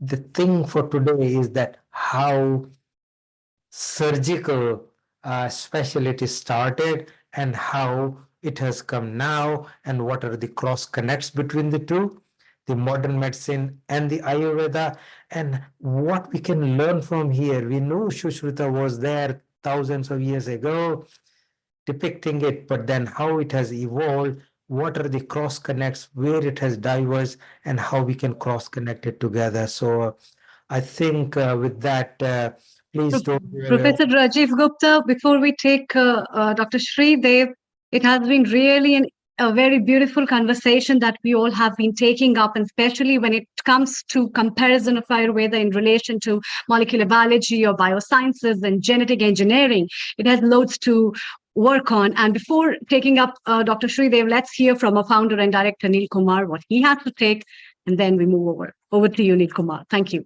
Thank you, Amrita. As you say, with Professor Abhimanyu, with Professor Thangavelu, with Professor Parthi, Professor Ish Sharma, all these professors are demonstrating integrated health is the way forward. Wellness, well-being is going to really take off very well. Before we go to Dr. Sridev, Rajiv, let's tell people about our future episodes. Then we'll quickly go to Dr. Sridev, bring in Kit Sharp, and then carry on with our panel, because people outside on the social media are enjoying. So Dr. Amrita Sharma, tell us about the future episodes, and then we move on to Dr. Sridev and the panel again. So here we go. Thank you. So in the coming future, we are having a Word Environment Day episode, Land Restoration, Desertification and Drought Resilience on 2nd of June, 2024, 2 p.m. British Summer Time. The next week on that Sunday, we are celebrating healthy life and the importance of our eyes. And eyes are precious on 9th of June, 2024, 2 p.m. British Summer Time. Coming up next is Diabetes Awareness episode on 16th of June 2024 at 2 p.m. British Summer Time. Followed by that, let's join hands together and celebrate the International Yoga Day special on 23rd of June 2024 at 2 p.m. British Summer Time. Followed by 30th of June, where a new project related with Glow Women, a 22nd century women, today's women uniting for better tomorrow and into 22nd century that will be broadcasted on 30th June 2024, 2 p.m. British Summer Time. Thank you, Dr. Thank Amrita. you. Rajiv, over to you with Dr. Sridev. Then we go back with our panel and we take it sharp as well with Tai Chi and Qigong. Over to you, Dr. Rajiv Sharma. Thank you so much. So again, I'm so glad that we have so far a fantastic time. I don't know if there is anything that we could have done to make it even better. We have been doing these episodes, and I have spent past almost 3 weeks speaking to different people, doing background work on how and where the system should coordinate with each other. And I'm so glad that it seems to have worked out quite well, very exciting. And it looks like time is flying, and it looks like very short time. We wanted to plan a lot more discussion, and it looks like a lot of discussion is integrated into the discussions that is happening within people's intrapersonal part. But I think is one part which is very separate and so far not considered so integrated to the modern medicine, and that is surgery. People thought surgery means going to the Western medical system, but saying all that today we're going to hear with Sridev, it's not that different. We all originate from there, and there is a lot of cross connection. So thank you so much, Sridev, for your time today. The floor is yours. Thank you so much, sir.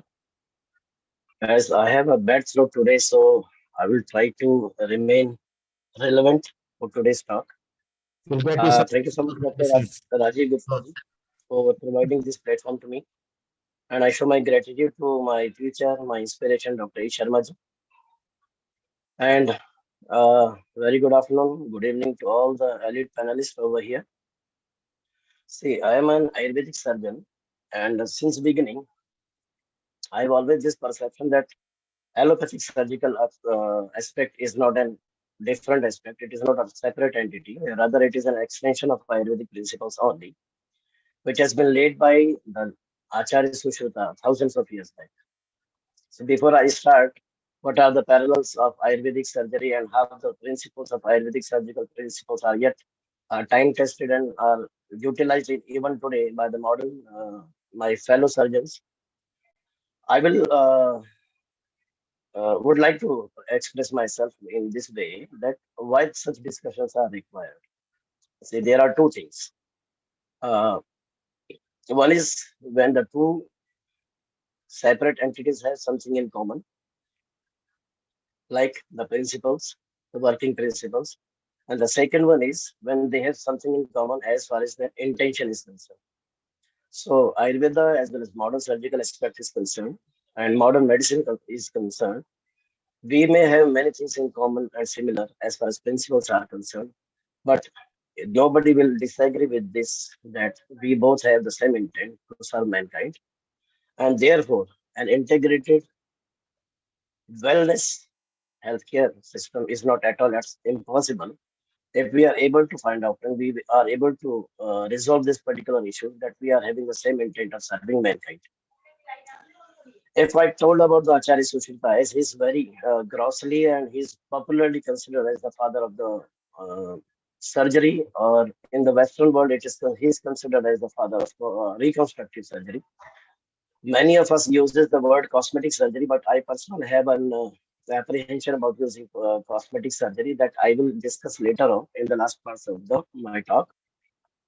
So Acharya Sushruta, 10,000 BC, has laid various principles, which I will be discussing with you. But starting with the introduction, I will say that Acharya Sushruta is the oldest scripture present. Acharya Sushruta is the oldest scripture present today with us, which is dealing with the surgical aspects. In Charak Samhita, on the various references, when Acharya Charak is dealing with certain surgical disorders, and when he is dealing with the vranas, or we can roughly correlate it with the ulcers and the wounds, he is referring it to the Vrana Kovidaha. So I will not go into that discussion of who is older one and who is the oldest one. Rather, both were, I will say, contemporary sciences, and they were evolving and they are working simultaneously together. As we can see in today's modern hospitals, there are different departments. The same thing could be seen in those days also when Acharya Sushruta and when Acharya Charaka, they are comfortably referring patients to each other's principles, thoughts of principles, because they knew where they can treat and when the patient has to be referred to other schools. So Acharya Sushruta, when he's dealing about the surgical aspects, the surgery, when Acharya Sushruta says, what is surgery? So Acharya Sushruta's biggest description is when he's talking about Shalya. Shalya is what? Manaha Sharira Bada Karani Shalya. One which disturbs our mind and which disturbs our body is a Shalya. And Tesham Aharanopai Yantrani. The one with which we get rid of those Shalya is Yantrani. Although this reference is in the context of Yantra and Shastra. Yantra is blunt instrument and Shastra is sharp instrument.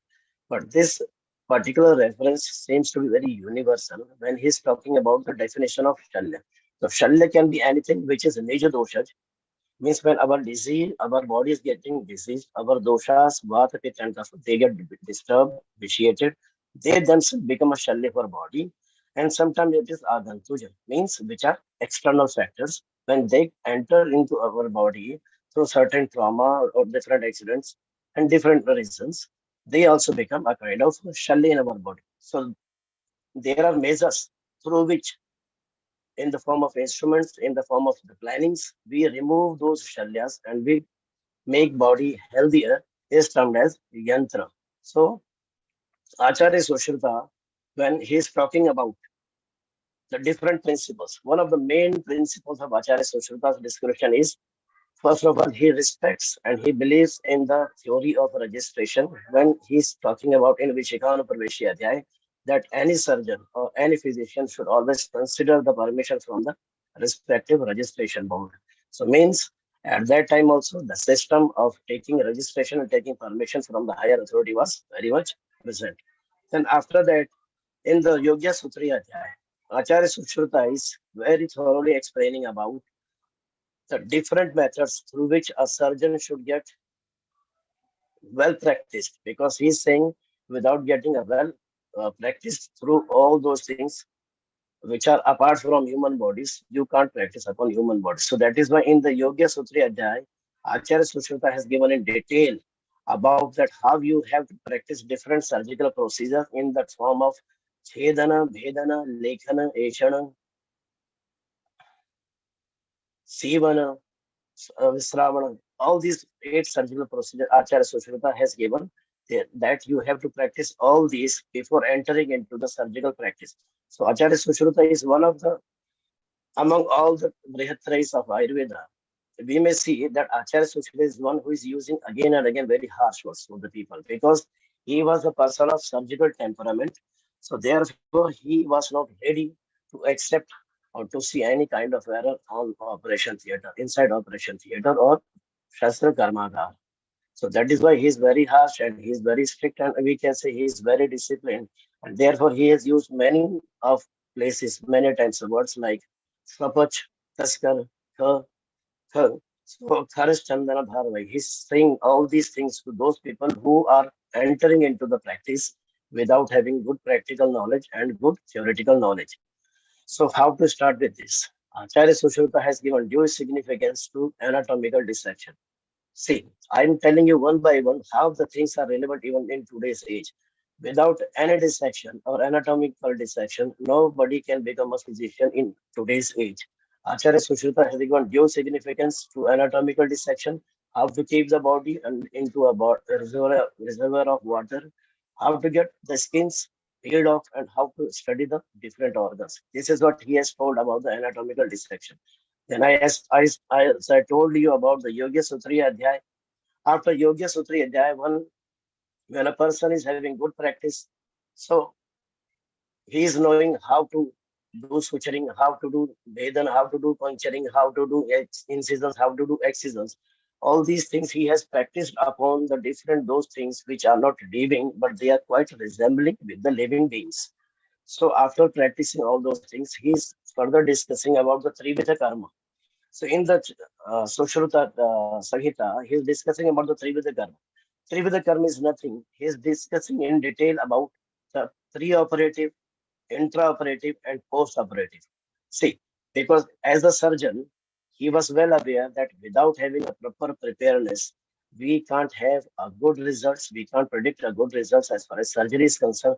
So that is why Acharya Sushruta is saying that Purva karma, Pradhana karma, and Pashtat karma, pre-operative, operative, and post-operative is a must. So what he's saying in Purva karma, what you have to do? He's saying every that thing which is required for the surgical procedure, you have to prepare it in advance. Be it the material, be it the surgical material, be it the all those oils, greater medicines which are used during the surgery and which has to be used after the surgical procedure only. We have to do all kind of preparation. But beyond that, before that, he's asking to take the consent of the patient. He's asking to take the consent of the patient. He is strictly saying that you have to mention it to the patient that what are the consequences of the surgery and why surgery is required. As the consent is here, I want to bring your kind notice to this that Acharya Sushruta has clearly said on various platforms. I have told this to my students also and to my fellow colleagues also that Acharya Sushruta is the Shastra Karma Visheshagya. And he says that Snehadi Karma Siddheshu Shastra Kriyana Kurvate means where surgery is not required, one must not go for surgery. Means if surgery is required, surgery is the last resort, then only one should opt for the surgical procedure. And this shall be mentioned, this shall be told to the patient in detail. And we can see as the book of Veil and Love, which is a modern surgical book, it is also clearly mentioning about during the preoperative procedure that a patient shall be described the whole course of the procedures, the need of the procedure, and the lateral consequences of the procedures. So this is Acharya Sushruta and the Veil Love. They are discussing in detail the significance of that. Acharya Sushruta is also discussing about the sterilization of instruments, equipments, medicines. Everything shall be sterilized. How the equipments and instruments should have a good sharp edges and how there are in Yantra and Shastra Vidya Adhyay, they have described about that how an instrument should be, what are the qualities of an instrument, what are the drawbacks of an instrument, which kind of instrument should not be used, be sharp or be blunt instrument. Then we have to prepare all those things like pichu, we can say grossly, gauze piece, cotton pad, and many other things which are required. They all shall be sterilized and autoclaved then so that it should not be responsible for the proliferation of any microbial inside the patient's body. Acharya Sushruta is very much clear about the diet restriction. Acharya Sushruta, about this also I have some my own understanding. Sometimes the patient, my students ask that why Acharya Sushruta was asking to take a little amount of food before going for the surgery. As he has said in case of Moda Garbha, which is abnormal position of fetus or in abdominal disorders or in piles or in renal cases, renal calculus or in fistula in arrow. In such cases, Acharya Sushruta has said that one should not take anything apart from these. He has prescribed to take some amount of sneha. So about this, I would like to bring it this into your notice that even in today's time, because we are having advancement in the technologies which we are using in our modern procedures and even modern medicine. So those advanced technologies, so that IV, The intravenous infusion of the fluids or the drugs is also one of the advancement of the technology only. So in today's age, we are keeping patient nil per oral. Patient is asked to come into the hospital setup and patient is asked to remain nil by mouth for 8 to 10 hours before surgery so that there shouldn't be any hemostasis, emesis, and there shouldn't be any retrograde peristalsis, and therefore there should not be any aspirational pneumonia. So for avoiding all these things, even today, we are not giving anything to the patient. In those days, what I have a feeling is because this particular technology was not available at that time, and because Sneha itself is having a high energy giving food. So one spoon of the Sneha, which was sufficient because it ultimately does nothing. It doesn't fill the space of the stomach, but it is sufficient to give the energy to the patient in due course of time, sustain, to maintain, and to bear the pain of the surgery. So this is what I feel uh, that why this was said in certain disease, they have strictly said that one should not consume food at all. As far as pain management is concerned, consent is concerned, Acharya Sushrutata has given due significance to that. Now, after the Pradhan Purva Karma, there is Pradhana Karma. Now, Pradhana Karma is what? Pradhana Karma is intraoperative, the operative procedure. So while he is discussing about the Pradhana Karma, he has said that there are 8 types, although Brihat Reis has described the different procedures in different numbers, but 8 types he have said. I will briefly go into that. That there should be excision, incision, scraping, puncturing, probing, extraction, draining, and suturing. To my knowledge, as far as my knowledge of the surgery is concerned, out of these, there are no other procedures which are used even today's time. We are using in 1 or 2 or 3 combinations these procedures only. Sometimes we are incising, sometimes we are excising, sometimes we are extracting, sometimes we are letting the flow of the edematous blood flow, etc. Sometimes which are doing suturing. These are the procedures only which we are using. I won't give much into the detail of different procedures, but I will bring your attention for the Sevana Karma. In the Sevana Karma, he has described about the, as we are saying, round body needle and cutting needles. He has described that also, that it shall be with you. Then he's saying the Sevana Dravya. See, as far as what I mean to say is, Acharya Sushruta was practicing the surgery many thousands of years before. So while we are discussing any principles, we should always be able to discuss or understand the context. Because we are not ordinary people here. Here the people are intelligent enough to understand the different context. If somebody is residing in the Jammu and Kashmir, and that particular person is having a particular, we say they are having an earthen pot filled with some charcoal, and they are using it. It is understood that because it is a very low temperature there, hence they are using it. It doesn't mean that it has to be used in the area of Rajasthan also. The same thing applies to the principles of Acharya Sushruta also. As far as principles is concerned, it is the same.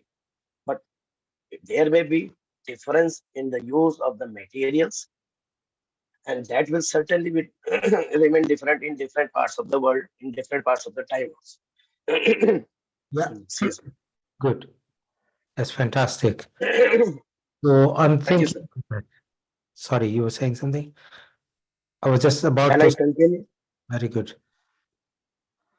It was very good presentation. I think it's you have very eloquently brought together the similarities of the system and what is specifics about the two, and the surgical aspects, the consent, the procedure, etc. So I think thank you so much. Despite your throat, you have given a very good elaboration of that. I think. Let's try and get a couple of sentences of, like, final words and what's the implication for our um, people who are listener, like nuggets, just like 2 sentences each. And then we get Keith, who's ready to go, who is going to talk mainly about the traditional Chinese medicine, and how this is having kind of harmony and kind of cross cover, and how it can fill the gaps in the modern medicine. and he is an amazing guy. And we had so much of deliberations and discussions and talks, and the integrated medicine is the way forward. So I'm thinking is before going on to that aspect. I'll take hardly 2 minutes, then I'll conclude, sir. I'll Cool. So, anything for patients, Sridev, you want to say? How, what does it mean in one or two sentences? That what yes, sir. about?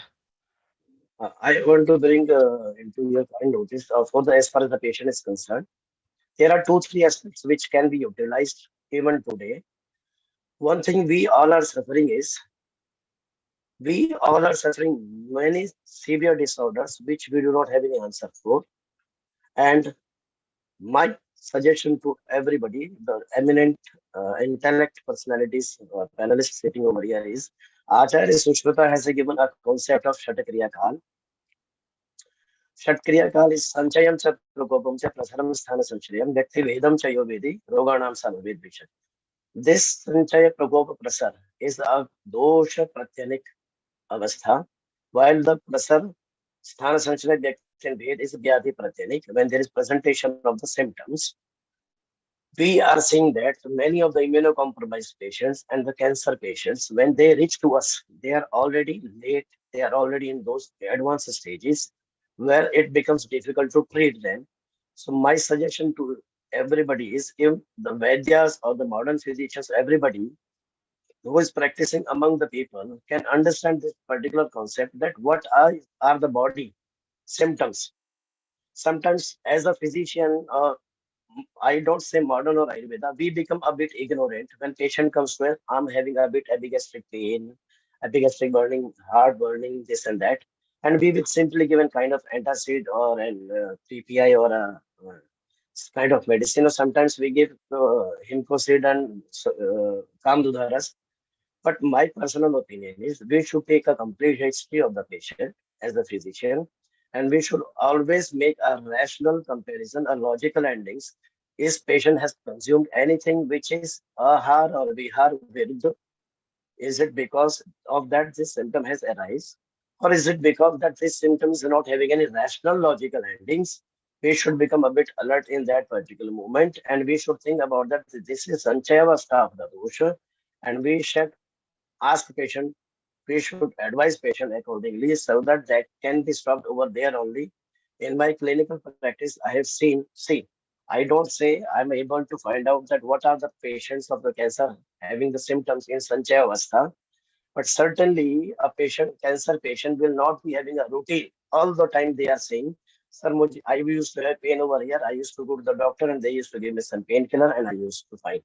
I simply want to ask to those physicians. In fact, I want to request them kindly do take a complete history and then try to find out whether there is any rationality between the diet, the causes, or the symptom presentation. If you are not able to find or establish that rationality and that logic between them, please be a bit more alert and attentive and try to screen the patient a bit more seriously. So one concept is Shatkriya. Second is Vrana Chikitsa, which we can roughly correlate as ulcer. See, we all are, I won't say modern physicians surgeons, we all are facing a huge challenge in terms of non-healing ulcers today. Patients are having non-healing ulcers, tropical ulcers, multiple ulcers are atrophic ulcers. They are having non-healing ulcer is the big challenge in front of in the form of bad sores. They are pressure sores, you know. So we are having a big challenge. I see Acharya Sushruda's Vrana Chikitsa Adhyay. Vrana Chikitsa is the solution for that. It is really having all kind of a basic or detailed understanding of Vrana, how it can be dealt. And this is my humble submission to the panelists over here. It can be think about that if you want to get rid of Vrana. It is a huge challenge in front of, as a surgeon, I'm saying, it is a huge challenge. But I consider myself fortunate that I'm having a social Saita and try to use its principles, its different principles for the management of be it a diabetic ulcer or be other lepromatous ulcer or be other uh, tropical ulcers, non-healing ulcers. They are a big challenge. Sometimes even a skin graft is not accepted by the patient's body. It is rejected. because vascularity is lost in that particular part. So how to do it? So I think Vrana Chikitsa, Shatkriya is one of the aspect of Acharya Sushruta, which can be very helpful in the coming days. That is what I mean to say, apart from many other contributions of Acharya Sushruta. Lovely. I think that's fantastic. So I think it's really, really useful and very, very positive. Thank you very much once again. I just wanted to say that it has been amazing session, and I was about to bring the next part. So we have talked a lot about the similarities, the way of working together, bridging the gaps between the modern medicine and the traditional Indian science, the Ayurveda. And I'm going to now move on to the next part, which is the traditional Chinese medicine and its similarities and the cross working together with the modern medicine. So I have Keith Sharp here, who is an amazing soul. He is not a practitioner, but primarily I think he has worked far more than any of the other practitioner to bring the traditional Chinese medicine into the main line with the modern medicine. He actually has been, I would have thought, a big ambassador of the traditional Chinese medicine for at least past almost nearly 2 decades or so. He was the coordinator for Tai Chi and Qigong practice for the UK. And we had several discussions about it. And he is going to talk a little bit more in detail how the professional standards of the traditional Chinese medicine and modern medicine work as he thinks, and how these things can put together work better for the patient care. So I am thinking that I might actually just mention a couple of things before bringing him in, and that it doesn't really matter. If you are an ambassador, you are passionate about what you believe in, and irrespective of the silos which people have lived for past several decades or centuries, protecting their own discipline, whether it's Western medicine, Qigong, or Tai Chi, or Ayurveda, yoga, I would have thought, hypnotherapy, homeopathy, etc., etc. Time has come now to join together and work together so that we know that there is so much commonness between these. And that is what we are all here for. The patient is the primary person, not us. Our ego does not matter. There are benefits of each system. Say, for example, modern medicine has got some different type of investigative facilities. It has got more evidence-based. It has got more effective comparison, while there is a better way in terms of Ayurvedic treatments, Abhyanga, herbal medicine, yoga.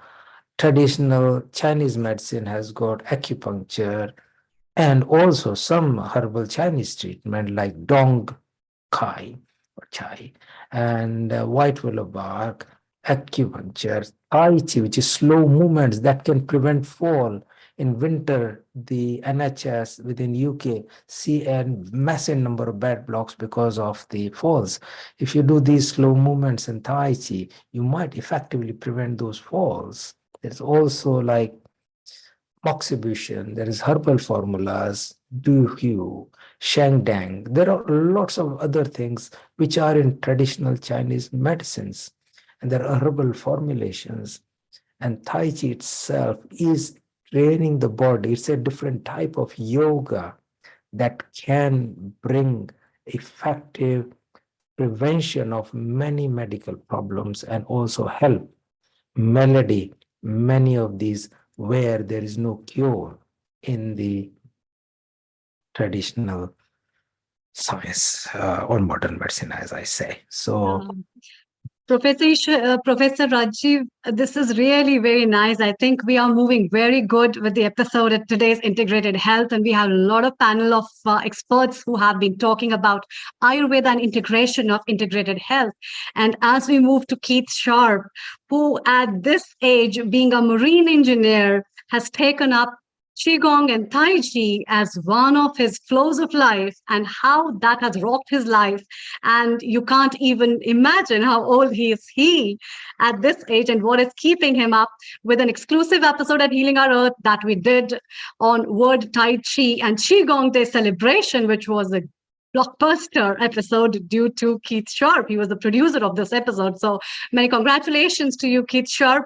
And Dr. Rajiv, it is so wonderful. You have brought so many flowers together that it is a really good effort to put on forward all these things to take up to make a beautiful bouquet for integrated health platform globally. So it's time, Dr. Rajiv, to welcome Keith Sharp. So global namaste to you, Keith Sharp. Before we talk about Tai Chi and Qigong, what difference it has made to your life and what fascinated you to be an ambassador of Tai Chi and Qigong. Over to you. Thank you. Global namaste to everybody. Thank you very much for the opportunity to join this wonderful, wonderful team again. Thank you. I really have little to say about how I transfixed into Tai Chi and Qigong. I was working as an expat in Saudi Arabia, and one of my colleagues was an American who was a traditional martial artist, but was then involved in many, many activities. And he said, why don't you come along to a class? And I went along to a class, and after half an hour, I realized that this is what I'd been looking for. From the age of whatever, I was an active, I suppose, footballer, cricketer, squash player, many, many things.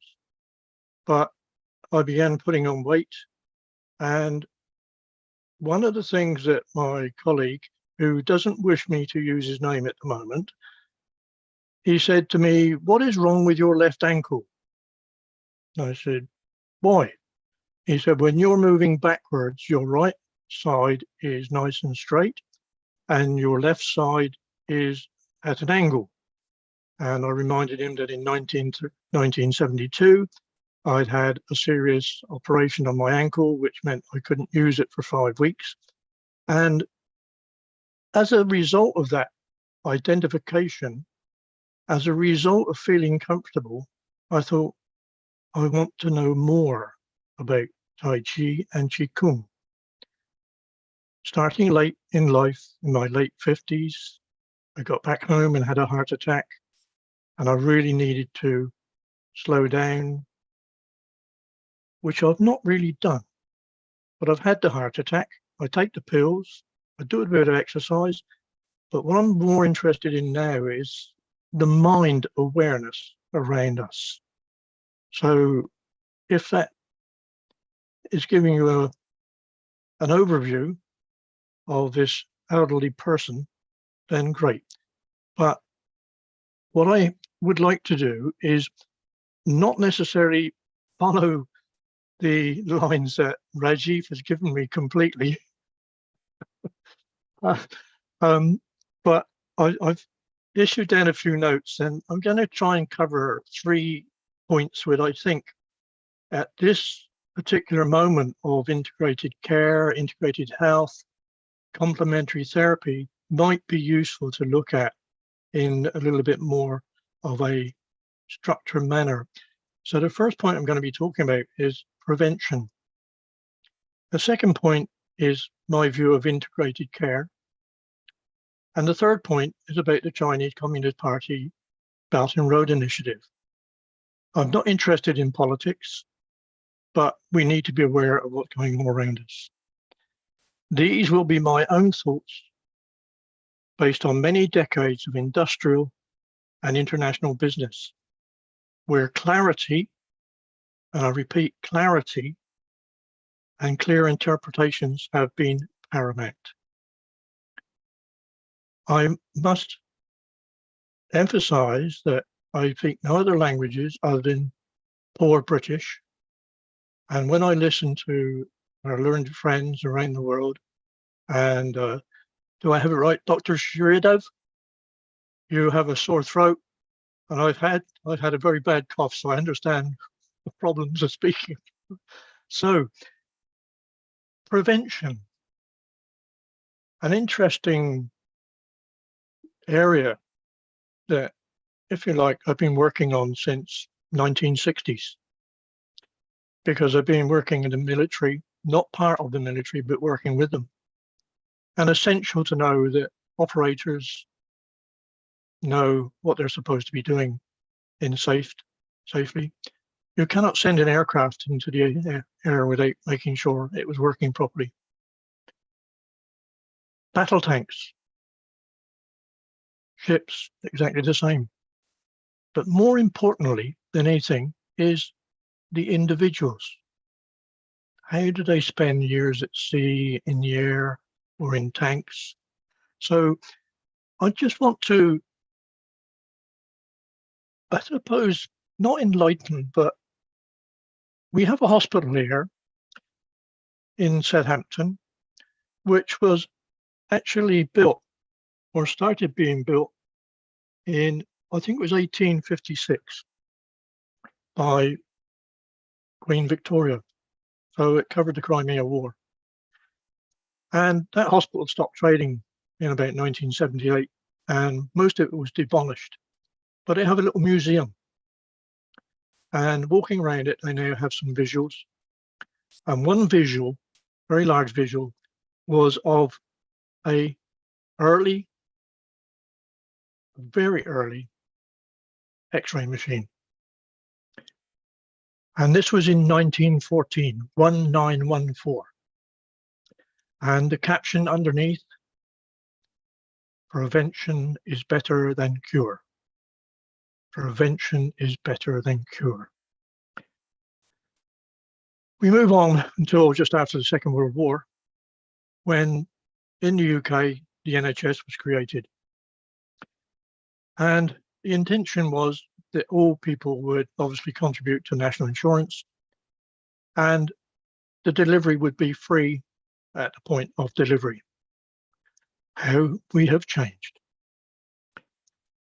Around about 2019, and I couldn't actually track this back, but the NHS in their current documentation talk about prevention, and it says quite clearly, improving the population's health and preventing illness and disease is a key to reducing health inequalities and is at the heart of the NHS long-term plan.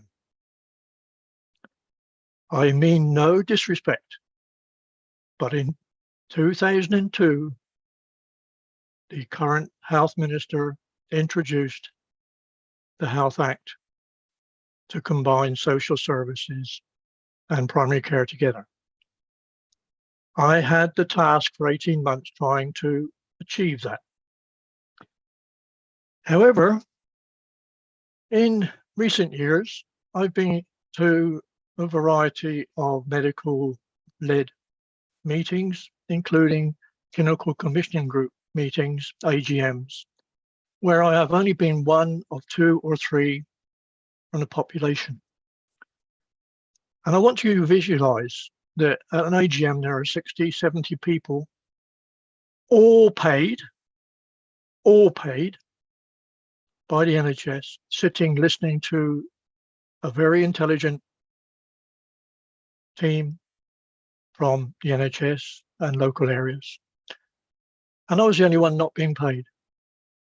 And I'd raised a formal question. Can you explain to me what your meaning is of prevention? What is your meaning of prevention? And the chairperson pointed at a senior GP and said, would you be kind enough to answer that? And his words were exactly, prevention is following discharge of a patient from hospital.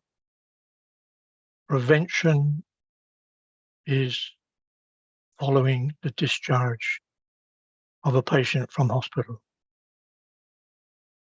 I could not believe my ears. So when we come back to some clarity, we do need to review what we are actually talking about and how do we understand.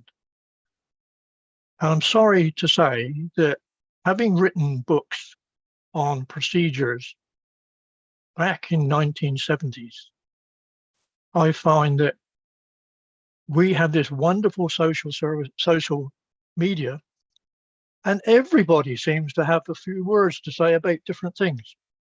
So I am convinced that we need to, as an integrated organization or organizations, is to encourage, to persuade, to demand that we have complementary therapy to prevent us going into the hospital in the first place, so that the NHS can get on what they're good at, which is repairing us when we got problems.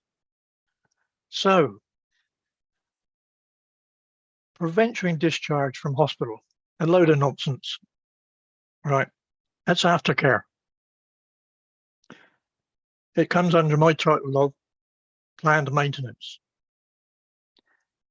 Let's talk about specifics. Rajiv, fall prevention. Okay, I am so delighted to get these little tidbits from people. The cost of falls to the NHS is currently 2.3 billion pounds sterling per annum. What can we do to actually improve that?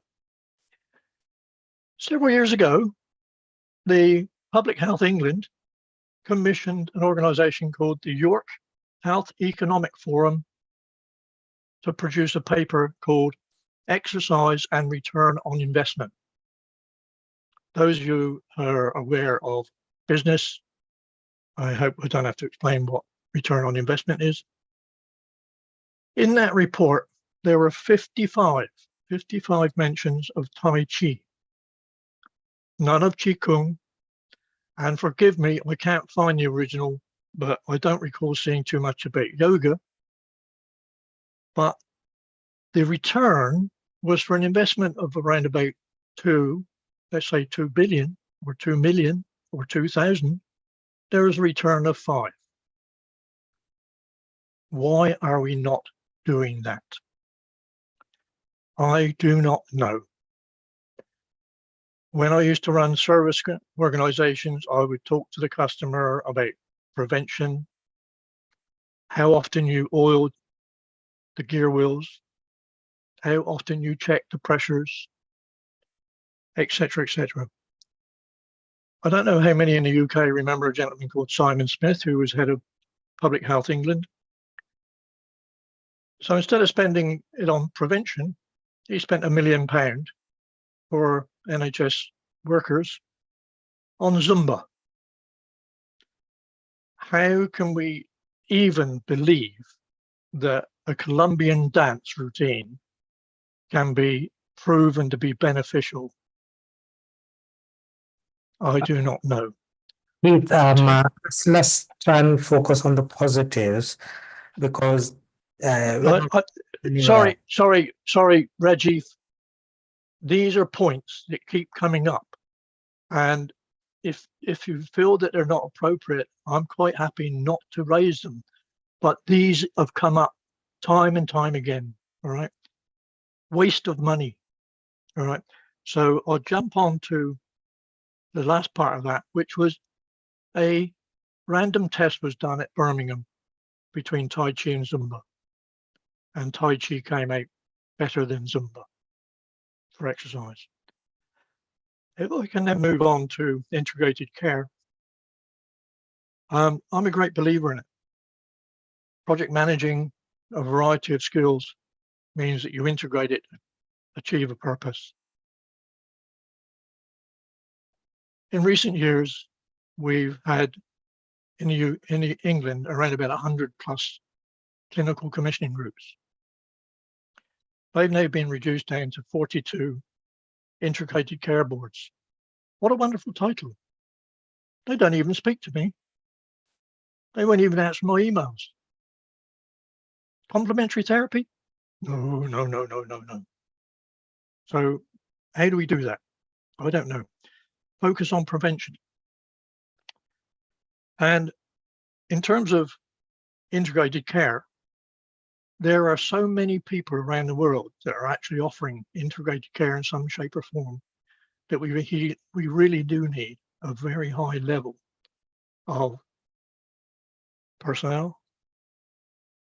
I don't like the word committees, but that's what it might be, is how do we identify realistic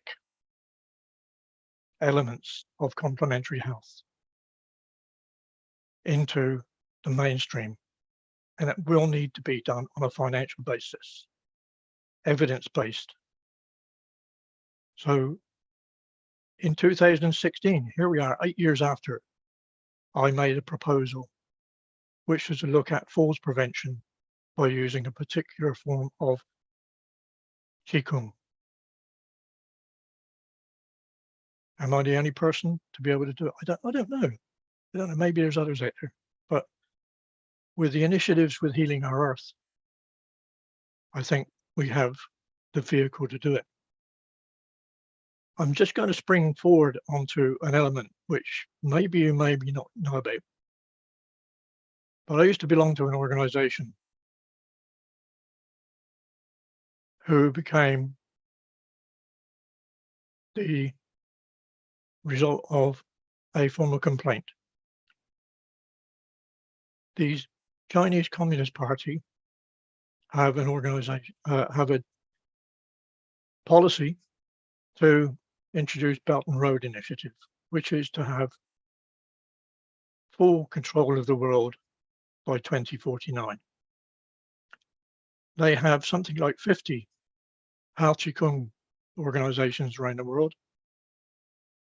We have one here called the British Hao Qigong Association, and they took out a trademark called Hao Qigong. So we have to be careful. It's not political, it's practical. And we also have something like about nearly 30 Confucius Institutes. So when we're dealing with this, we have to be aware that there is a need to divorce ourselves from some of the politics. So I really think that I welcome these opportunities, and I hope that I bring a slightly different viewpoint than the professors, the doctors, and use some skills from my past. So I thank you very much indeed, and looking forward to the future, whatever it may hold, in working together. Thank you very much. Amazing, amazing. Thank you so much. It was good to hear, and that's so important that we hear different perspective and build it together so that whatever come out is much more robust and more conformative to deliver to our patients who are the main aim for whichever branch or discipline practitioners we are. So that's amazing. I can see Lakshmi Vyasji here. What do you think? And I am thinking is that we have got a few minutes to kind of have some more discussions. And if people want to have a couple of thoughts, then we can just bring it together. Do you want to say anything, Lakshmiji and Abhimanyu, if you want to have, and Sridev? Namaste. It was interesting to listen to Keith. I had listened to him earlier also. At the same time, I believe that prevention is always better than cure, because it helps us to overcome the fall or whatever happens much easily, if you take a little care while climbing or while walking, or do you have the right shoes to wear. All these things are very, very important for taking prevention. And I also want to talk about the NHS. I think they've been doing a marvelous job throughout UK. But I think because of the number of people who are admitted and who are looked after, sometimes their efficiency may be less, but that doesn't mean they don't do their job. That's all I wanted to say. But it was an interesting talk, and Tai Chi is it's good for people who are younger. The old people are not able to cope up with Tai Chi. That's another thing I would like to add. Thank you. Perfect. That's fantastic. And I can clearly agree that there's enormous task being done.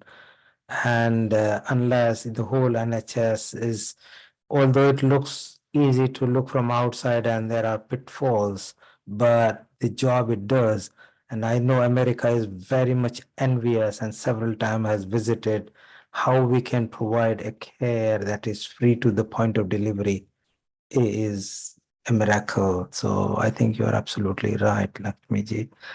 And also that, that each thing has got its positive things to say, like, if it's asthma, modern medicine has got its, it has got the bronchodilator. Somebody is having that acute severe asthma, need intensive care. You won't be able to say whatever to do, Ayurveda, yoga, or Tai Chi, or Qigong, or hypnotherapy or breathing exercises, because the guy cannot breathe. So that's the place for modern medicine. So you can, put on ventilator, give steroid, bronchodilator. Yes. Then on the other hand, you can have for ongoing asthma in between. That's where you can give, if it's like Indian medicine, we can use Vasaka, Haritaki, or dietary adjustment, or breathing exercises. That can be done in terms of the traditional Chinese medicine. You can give acupuncture, herbal formula like Jiozing, Long Tang, dietary therapy, etc. So the whole purpose is to reduce the asthma attack, cause the prevention, improve the lung function, so that they don't need to go to hospital, which is what I think Keith was highlighting, and that's the right point to do. And that's the true prevention. And I'm really sad that whosoever was GP, and he said after discharge, that is just stupid. I would love to know his name and his competence. But anyway, let's not go there. Let's go enhancing quality. May I just reflect a little tiny bit then, is that asthma, so many people are obviously affected. The team here know my colleague, Malcolm Calvert, and Malcolm had severe asthma many years ago and was using an inhaler 7 times a day. He, through his Tai Chi and his Qigong and his breathing exercises, is completely off of those inhalers. And I think that these single little points are the positives about prevention. Maybe after the event, my daughter is very allergic to anything nuts, and so she has to carry an EpiPen. Could some of the complementary therapies help her? The wrong man to actually introduce these things to her daughter is her father. So I still leave it there, but that's the positive out of this. Thank you very much. Kate, thank you very much for being here. It's been wonderful. We are chit-chatting. What we've all agreed is that there is a room for bringing complementary, alternative, supplementary, integrated way of life. And who better than Professor Ish Sharma, who is actually trialing that in Mauritius. Before I go to Ish, shortly we'll be going to Riddhi, who is live over there from a retreat where they conducted a retreat over the weekend, particularly to do with yoga and Vedic knowledge as well. So shortly we'll be going there. Professor Ish Sharma, I believe and we believe at Healing Our Earth that we should start through education through the young generation where they can grow to make sure, like everybody says, prevention is better than cure and knowledge is better than ignorance. So Professor Ish Sharma, do you agree that education is a way forward to integrate both the allopathy and the alternative medicines? Yes, very much. And I believe sooner or later we are going to reach to a conclusion where we all, like especially our big brother, the Western medical system, will have to come to the terms that, okay, they have to actually catch them young. They cannot keep waiting for someone to be taken ill and then come for the treatment. They have to be proactive and they have to reach out to them at the school level, as Dr. Rajiv is already contemplating and he is working very hard. And because anything being approved in the UK will be a world standard, so Dr. Rajiv, it is not going to be easy. But once you do it, it will not be for England only, it will be for the world to follow. So surely you are on a very right track at a very right time.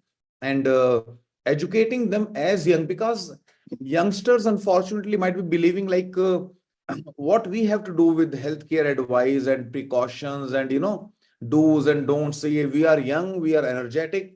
We'll think of it when we are old, old enough to be taken ill. This concept has to change because diseases are becoming, they have got their own thought process. They are becoming more and more defiant. They are becoming more and more incurable. We all know about the resistant bacteria we are encountering, various virus strains we are encountering. So they are also fighting their own battle against mankind. That is where we have to very proactively educate them towards health, very importantly. And everyone has got one's own vision to start. Someone could be starting with a right mindset for the kids, or right food for the kids, or right exercise, or right social values and whatnot, hygiene, yoga, and Tai Chi. Every component has got something to offer to the kids so that they grow up into a healthier future generation. So Ish, you mentioned that UK can be the leader, which is true. Although there are other countries like India are now actually leading the world as well. And UK and India has got a collaboration going where there will be an APPG, an all-party parliamentary group pretty soon, which is going to explore this. So UK is on the momentum. So some good news will be there in 2025 or 2026, tail end of 2025, 2026. We are linked with it, so it'll be very useful. But we need also people like Keith, because whilst they may not be academic, because they come from a wisdom background, from actually hands-on operation into their previous profession, Keith has actually mastered a bit of methodology, in a matter in which how to dispense the information and collect the group. So we do need people like that. Then we need people like Rajiv who are actually in the NHS, trying to make their way within there, meeting some stumbling blocks, but slowly jumping over each hurdle. And let's go, because before we go to Riddhi, let's go to Dr. Sridhar in India and Pardeep in Australia. I'm surprised he's still awake because he's gone past midnight there in, maybe he's having his breakfast. We go to Dr. Sridhar there. Dr. Sridhar, do you believe education is the way forward and we catch them young age, even as young as 5 to 10-year-olds through education, like what we used to do in a physical education, which was a part of our growing? What are your opinion on that, Dr. Sridhar? With due regards to all the panelists, I personally feel that we shall create an atmosphere where inculcation of certain attitude shall be inculcated, where we are not having a particular block or bias against any kind of knowledge.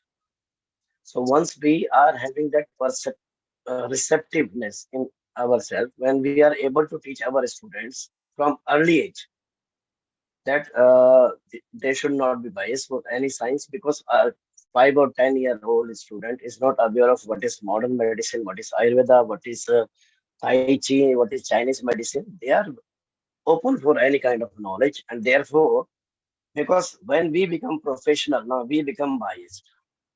Yes, and our biases are the biggest hindrance in front of us, because as a professional, we call ourselves professional, but we are not ready to learn from each other. So that is what Acharya Sushruta has said clearly, that Ekam Shastra Madhyano na Vidyata Shastra Vanishchayam. By just going through one particular science, you cannot serve the mankind. You have to always remain well versed with all the contemporary science which are essential for your practice. In the olden days, a Ayurvedist or a Vaidya will definitely get a patient who will be having a prescription from a Karmkand or a Jyotishi or some Tantra Yukti. So Vaidyas were having a good knowledge about all those aspects also, Jyotish.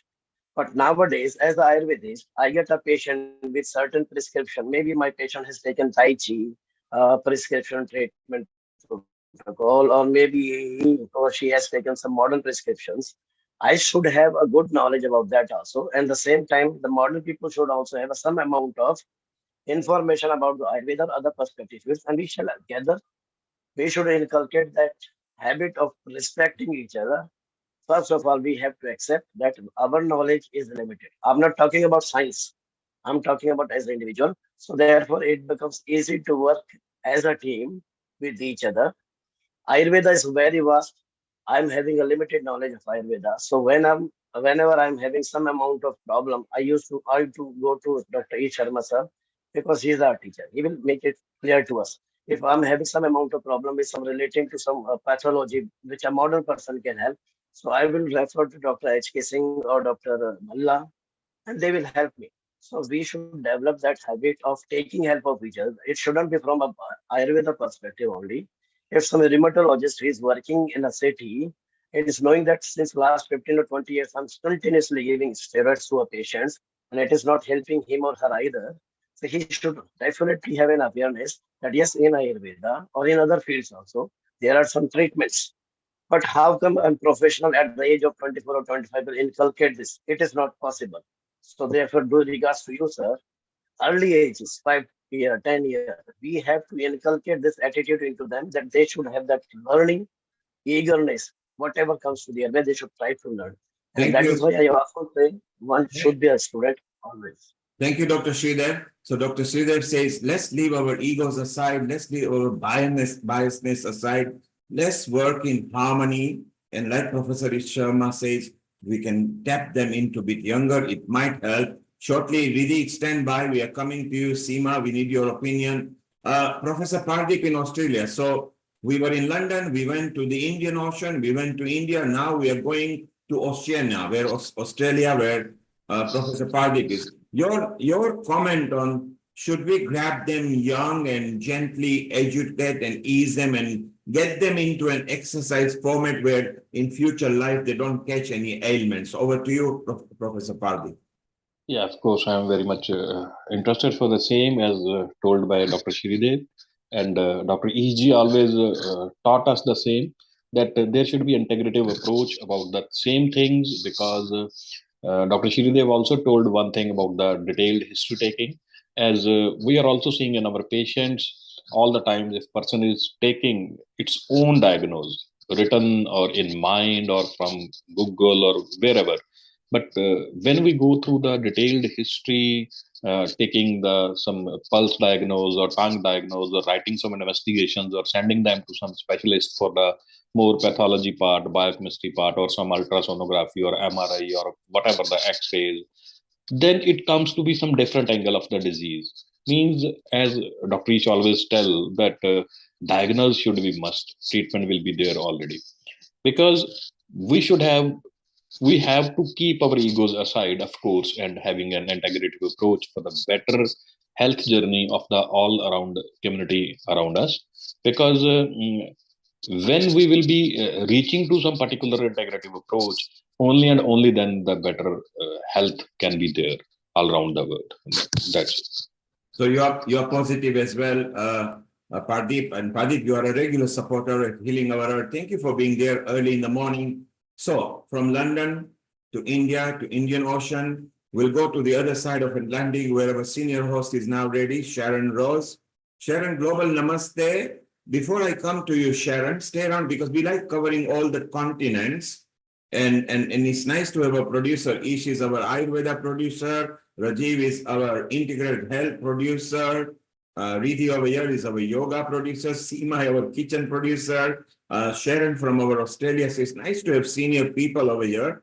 Seema, your comment on what you feel is going and education, and you're from East Africa and Hong Kong and India, everywhere. And you agree that we should start young and we gently start training people from young. Absolutely. I think education. Okay, Seema, there is a background noise at your place. So if you could correct that and we'll come back to you. Riddhi, global namaste. Riddhi is our team lead for yoga and meditation. And right now you had a retreat there in London, which went so well. You had last weekend, you got this weekend, you are live there. Global namaste. Tell us more about it. Global Namaste, welcome as well to Yorkulam. So we've actually just had a Yorkulam weekend last weekend, which was a massive retreat where it was a completely sold out event. We did everything from pranayama, yoga itself, asanas, to even like the more subtle practices, and really starting to work with mantras on a different level. Because as I'm sure Dr. Rajiv can actually agree with this as well, that being in a medic, just like my friend here, Hethuji, is as well, who I will introduce in a second, being a medic, it actually helps us to work on the physical level. So the first set of diagnosis, that actually there's a bigger mental, emotional side to it too, which I'm pretty sure people like Ish and Keith can relate to too. So without further ado, Global Namaste. Namaste. And welcome to this platform. This is our Healing Our Earth platform, where we basically bring together all kinds of integrated health and well-being that can serve the community. Neil Kumar, who's just actually said hello to us, is our director at Healing Our Earth as well. And it gives me great pleasure to introduce Hethuji to all of you today. Hethuji is our teacher here for Yog TTC. One of the things that we actually want to do as part of Yorkulam was to give the platform to teachers which actually had a similar kind of background. Hethuji herself has been in that whole side of medic, so is her husband as well, a cardiologist. Hethuji, if you could please kindly introduce yourself. Sure. Namaste, everyone. So originally I'm from India. I did my MBBS there and then went to US and did my residency in anesthesia and was not quite happy with the healthcare system, and life came in the way and certain personal reasons. I switched gear, and for last 15 years, I'm in yoga. And just to take all of the talks that we have done so far, my goal was always well-being of kids. And so I've been teaching kids yoga for the last 15 years and realized that we need a structured kids yoga program like any other form of discipline, like martial arts, taekwondo, karate, Bharatanatyam. All of those art forms have a 10 years of roadmap and a discipline. So what we did in San Antonio, Texas is we have a Om Ashram, which serves as a school for the kids for yoga, as well as for a lot of Vedic values from early education. So we have 100 plus kids that come from age 4 and above. And we have a structured 10 years of kids yoga program with 18 different modules. They go through a very rigorous asana practice. We are linked. I come from the Ashtanga Yoga of Mysore background. So they're giving a current curriculum for 6 months, then they get assessed and examined, and then they're placed in the appropriate level. So after 10 years, when the kids come out, they have a thorough understanding of asanas, the philosophy, Bhagavad Gita, Yoga Sutra, and all of that. And that's what my main work is. If you have time, I can share the little background and the website. It's called Yog Sopanam, our ladder for Ashtanga Yoga for kids. Well, even better. Welcome to Healing Our Earth. You're welcome over here. maybe on 14th of July, we have got Kids and Teens program where we actually promote children and teenagers. And really, if you can organize with Amrita, so if she gets a slot, let's bring the kids because we are very, very convinced that we need to change our attitude now and start with the children, respect the children and the current generation. If we can educate through the young age group of people, maybe we can live a better world than what we are in right now. So Riddhi, if you could And organize also, that. Neilbhai, one of the fantastic things that Hethuji is going to be doing next month for International Yoga Day is to be working in America, where she's going to be organizing a big Mela festival, bringing together millets, the importance of millets. We've had some fantastic cooked lunches produced by the team as well during the retreat and during the TTC. And she also works fantastically well with different forms of yoga, introducing different professionals. So if you're around, where is that going to be? Well, that's for the International Day of Yoga, and it's on June 22nd. And this would be our 10th year celebrating. And at the ashram, we're doing a festival called Millets and Meditation, where we'll be exposing people to 30 plus dishes on millets from different parts of the world, where they can come and sample and get the recipes and education on how to cook it and what's the advantage of switching from rice and wheat to millets, and also introduce them to several forms of meditation by offering breakout session so that they can connect with whatever is their temperament and whatever suits them. Okay, Riddhi, stay around. We are going to come back to you in a moment. So we want to know about the 22nd July in USA. If you make a 10-minute news recording, Riddhi will tell you how. On maybe the following week, we want to show about it because we are having an episode just before that, but we can actually play on that. Stay around. You mentioned millet. Let's go to our kitchen episode producer here, Seema, who loves millet. But Seema, before you answer, Kit, you had your hand up and you're also watching football and you're a football supporter. You like chasing ball in the lounge. You had your hands up. What comment did you wanted to make before we go to Seema? Over to you, Kit. Right. Football. We've won. We've got. Oh, yes. Congratulations. We got back into the Premiership. I just sent Reggie a note. This move towards education for the youngsters. We have had a wonderful response to the activities of a few weeks ago with Bill Douglas and World Tai Chi Day. Thanks, Sharon. Nice to see you as well.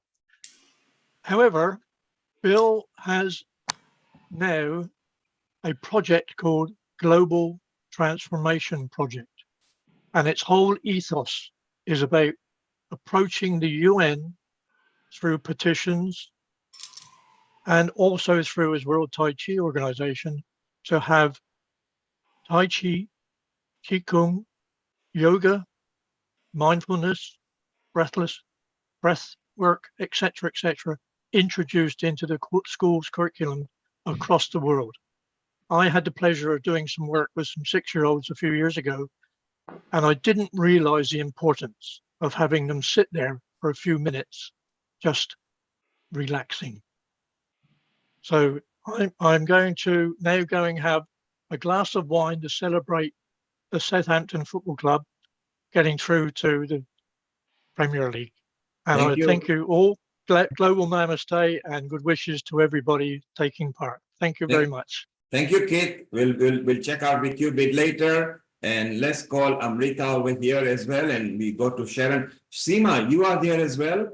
And you heard about millet. And millet is what Healing Our Earth promotes through Chef D and yourself. And 30 recipes. Hetal was saying that there'll be 30 recipes. She's very keen, she's here at the moment with Riddhi in London, but she'll be back in USA promoting there on 22nd June, I believe. So Seema, your comments on millets and education and children being enhanced now at young age. Over to you, Seema. Thank you very much, Mr. Nilkumar. Millets, I think I've also been experimenting extensively with millets, and they are a great substitute for rice or wheat, and they're gluten-free. And we have several types of millets, we've got kodo millet, we've got foxtail millet, we've got all the different forms of millets. And while I've been experimenting with millets, they are so delicious and so nutritious, and on top of it, they're gluten free. And I was just thinking, whenever anybody discusses food, my creative juices start flowing. And I was just thinking, how about we explore the world of millets? Millets in every way, like if instead of having a cracked wheat tabbouleh, for example, that hails from Lebanon, perhaps a millet tabbouleh, you know? I do a lot of millet khichdi. I do a lot of millet khichdi and I throw in my pumpkin. And of course, the devious mother in me is always sneaking in the vegetables, the pumpkin, the lauki, the carrots, the corn, to get my children, to have their vegetables in a very delicious form. But now that you mentioned millets, and because I hail from Asia as well, I lived in Hong Kong for 20 years, I'm thinking, how could we implement the world of millets into Southeast Asian cuisine? This is something I'm thinking about. Perhaps substitute or add millets to a papaya or mango salad with pomelo. I know It's okay. It's okay. going Seema, off. Seema, Yeah, but that's diversification. Seema, diversifying. But having said that, I do want to add one point, what Keith said earlier on about educating the youth and implementing the programs within the UN for Tai Chi and Qigong and yoga. Children are like sponges. Anything we give them, they will absorb. So it starts at a very young age. They say that whatever a child learns from the age of 2 to 5 is so instrumental within them for the rest of their lives. So much so that mothers have actually been playing Mozart and classical music to their children, and exposing them to the world of colors and affirmations and everything positive to build their lives into a very fruitful direction. So yes, I'm all on board with this. We have to educate the youth. We have to bring all these practices in for the younger generation. And it starts from a very young age. It must be a part of every curriculum. This is what I do believe very strongly. Thank you, Seema. Seema, you mentioned millets again, which we are very keen. Professor Ish Sharma actually in pandemic time started talking about millets and said the benefits of it. We'll be going to visit him for a few seconds in a moment. So Hetal, you will be put in touch with Seema and Chef D, who are part of our Glow Women team. That Riddhi will make sure, facilitate that you are all in a loop. And Riddhi, before we go back to you on that, because it's important that we are talking about recipes and millet, an important bit. Amrita and Seema and Riddhi, you are part of that. The Glow Women, which is going to be launched tail end of this year, which are part of the 22nd Century Global Women. One of his memorandum is education. We are going to go and educate children at young age, particularly taking the Africa continent who lack in this kind of resources. So how nice that is beautiful that all of us agree that education is the way forward. And we all agree that if we can start young, it will be more beautiful. I'll take a comment from Ish, go back to Riddhi, then go back to Rajiv, and Sharon is waiting because she wants to show a video and the sound healers which are coming. Ish, you were very keen in the original pandemic time, you were promoting millet very much, and you actually brought the benefits of it. And your comment with what Hetal is planning to do, 30 different dishes, and now Seema has added 2 or 3 more dishes in her list. Okay. Millets surely a very interesting topic. Ayurveda thousands of years back mentioned about millets, and it was called kudhanya. Kudhanya means inferior kind of cereals. Why inferior? Because these were giving lesser energy than wheat and rice. Like maybe 100 years back, cycling was inferior to having a car. Using like a cotton shirt was inferior to having a silk shirt. Now it's the other way around. So now we all are suffering from calorie overload. We require foods which are low on calorie, and that is where millets fit the best. Millets take 1/4 water than rice to grow and half the water than wheat to grow. 1 kilogram of rice requires 3,500 liters of water, just 1 kg of rice. And millets are practically, they do not require cultivation. They are seedy grasses. They grow at their own. They do not require any pesticide treatment because they're resistant to bacteria. They do not catch infections very easily. So when we take millets, we gain a better immunity. Millets are a C4 kind of photosynthesis crop. What is C4 photosynthesis? C4 gives out much lesser carbon dioxide. A C4 plant would give out, would release much lesser CO2. That is where it is friendly for environment. The SDG goals, Sustainable Development Goal number 1 and number 2, no hunger. No hunger can be only achieved if we start using more and more millets than wheat and rice. Then only the whole world can get food. If we can afford, then there is one SDG which warns us towards responsible consumption. We should be consuming responsibly. If we can buy very expensive wheat and very expensive rice, we necessarily should not be doing it. So if we, and I just give some examples in Mauritius. Right now we have millets in Mauritius in packets of 100 grams and 200 grams. And I'm telling all my students to go to the supermarkets, ask for millets, so that they have to have a packing, like packings of 10 kilograms and 20 kilograms and not 100 grams and 200 grams. So, and we did speak to some ministers also to change a policy to import millets at much convenient terms for the public to use. So millets are really awesome.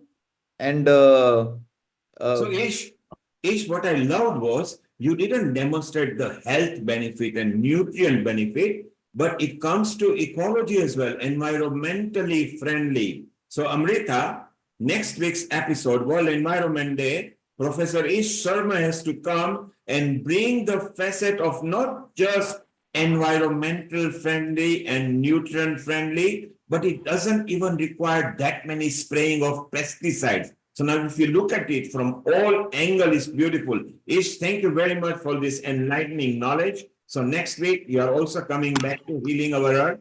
It's very important. Stay around. We got our sound healers. These are famous American couple, who go around there, and they've got so much social media links that you will see. Sharon is shortly going to introduce Andy and Jonathan in a moment. But before we go there, Amrita, make a note of the Environment Day, because this is a very good point all the way through. And Rajiv, before we go to Sharon, who has got the guest to introduce and a video to play to us, and doesn't mind if we are overrunning, let's ask Riddhi. Riddhi, another successful weekend you had. Tell us how people received, because Hetal was also one of the contributors and a senior lecturer there, and as yourself. How did it go? How did the retreat go? Because it was in person, it wasn't online. How was it? The retreat was a phenomenal experience. We started with a Havan on Friday evening. We then had a full packed day on Saturday, and we ended up leaving on Friday evening. Beautiful experience, out in nature, really grounding and centering ourselves, being present in the moment. And isn't that just what life is about? And a global namaste to Sharon as well. And I'm not sure if you've actually met Hetulji before, Hetul Nayak. I think she believes that she's seen you in California before. It's quite possible. I'm sure she would. You put them in touch. Riddhi, stay around. We are going to come back to you in a moment. We spoke about you spoke about retreat. So our retreat leader, Seema, which is starting in-person retreat from next year. Seema, Riddhi has already done a mini version here in London that is going to grow now. And your thoughts on retreat, because Sharon has been showing around some venues as well last weekend to the people. So Seema, your quick comment, and then we go to Sharon. I think retreats are very exciting, and really congratulations on your first retreat. I think we had a little exchange on WhatsApp that we're to connect further on retreats. So we are planning retreats. Yes, Sharon, Vidhi, our whole team, and we're looking at different locations all over the world. And it's a great way to get people together and share our visions together, to help people grow together and bond together, to create aspects of networking, you know. And of course, with it, with Healing Our Earth, we always bring in the health and wellness side of things. You know, we will have a lot of Ayurveda, a lot of meditation.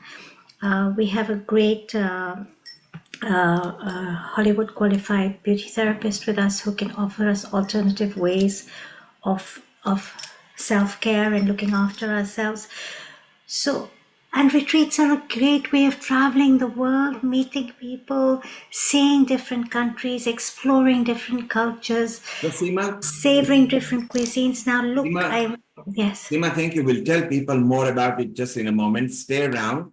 So from London to India, to Indian Ocean, Mauritius, and to Australia, where Pardeep, thank you very much, is something like, oh, I don't know, about 3 o'clock in the morning, and you are still there, and we are so glued to it. Rajiv, let's move over to Sharon. And we had a wonderful day so far. We traveled all the continent. So Rajiv, Sharon, take it away. And we go to our senior chief guests there, Andy and Jonathan, who are going to rock you with sound healing. Keep your ears open. Fantastic. Thank you so much. We can see that it is so really intrigue, intense, and really integrated session that we had. We had so much different variety, different facets, different like angles, different layers, and different dimensions that actually packed together in this such a small space of time. In theory, if you go normal ways where people kind of talk a number, you know, it would have taken like 8 hours, but you know, it has been very focused approach, and I'm so glad that it has worked fantastically. What a great day. And I think now, as people from Far East are going to this, our friends at our transatlantic way are waking up. I can see beautiful faces. I have got our resident host, Sharon, bright, smiley, and amazing soul who has connected. And I had quite a few discussions before this episode. How do we do that? And we have got Andy and Jonathan. It's amazing. It's amazing. Sound healing is a music to my ear because for a long time I have been talking about the music therapy and dance therapy to be part of this integrated medicine. And Sharon is a dancer, so I asked her and probably persuade her to physically do the dance and do how. Wow, Professor Rajiv, that's wonderful. That's really wonderful, in fact. And the beautiful part is we have moved from one part of the globe, from Australia, all the way, turning around through India and to various other countries, US, and moving again to US. And it is really wonderful. Congratulations to Sharon, and most welcome, Andy and Jonathan. Very global namaste to all of you. Sharon, I'd like to personally congratulate you for your performance at NAMA conference in US, which has been a great success. We have been hearing a lot about you, and what a marvelous job you have done performing your own way at this point of life. So it's time to hear from you, Sharon, and then we move to Andy and Jonathan. Over to you, Sharon. Thank you. Global namaste, everyone. Sharon Rose here. And the NAMA conference, Ayurvedic conference, was incredible. And after my interview with my dear, dear, beloved friends, Jonathan and Andy, you know, my husband and I, with our company Sacred Mysteries, years ago made their video Healing Sounds. And we've been in love with them ever since. We're in love with them before. So let me introduce them. Jonathan Goldman, MA, is an international authority and pioneer in the field of sound healing. He is a renowned writer, musician, and teacher. Jonathan is the author of several books, including Healing Sounds, The Divine Name, the 2011 Visionary Award for Best Alternative Book of the Year, and The 7 Secrets of Sound Healing. A Grammy nominee, his award-winning recordings include Chakra Chants, The Divine Name, and Reiki Chants. He is the founder and director of the Sound Healers Association and CEO of Spirit Music. Jonathan Goldman was named one of the Watkins Mind, Body, Spirit magazine's 100 most spiritually influential living people. Yes, and recently received the Distinguished Person of the Year Award from the Association for Comprehensive Energy Psychology for his pioneering contribution to the field of sound and energy. Andy Goldman, MA, LPC, is a licensed psychotherapist specializing in holistic counseling and sound therapy. She is the director of the Healing Sound Seminars and co-director of the Sound Healers Association. She is a musician, teacher, sound healer, award-winning author, and the wife and partner of Jonathan Goldman. I remember when they met, actually. It was like, it was beautiful. It was two radiant beings coming together. Together, Jonathan and Andy have dedicated their lives to the path of service, helping awaken and empower others with the ability of sound to heal and transform. And their website is healingsounds.com.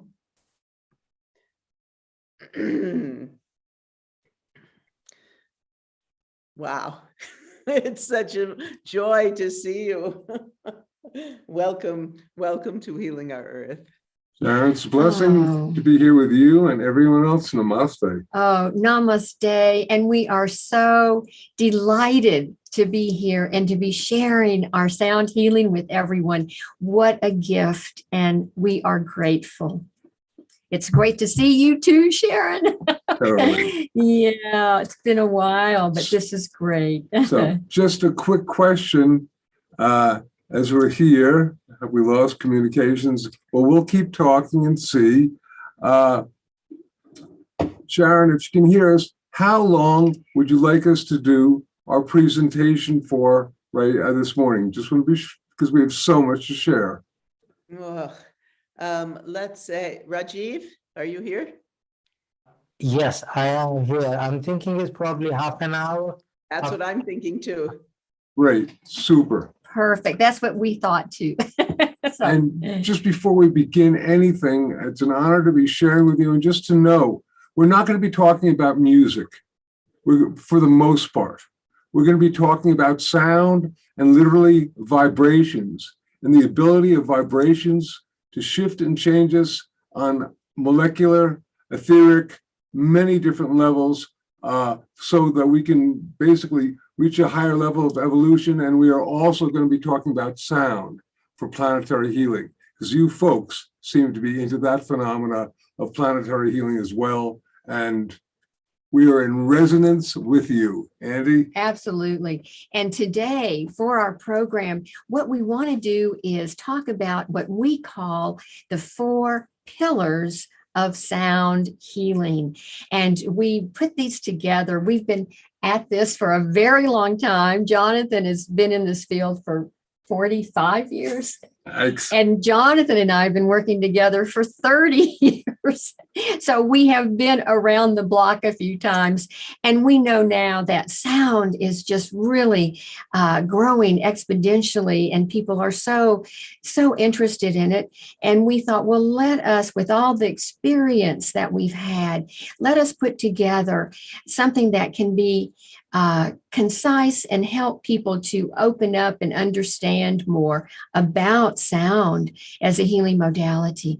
So we have the 4 pillars of sound healing. Before we begin, just because we're dealing with sound, how is our sound? Just doing a little sound check with you all. Can you all hear us okay?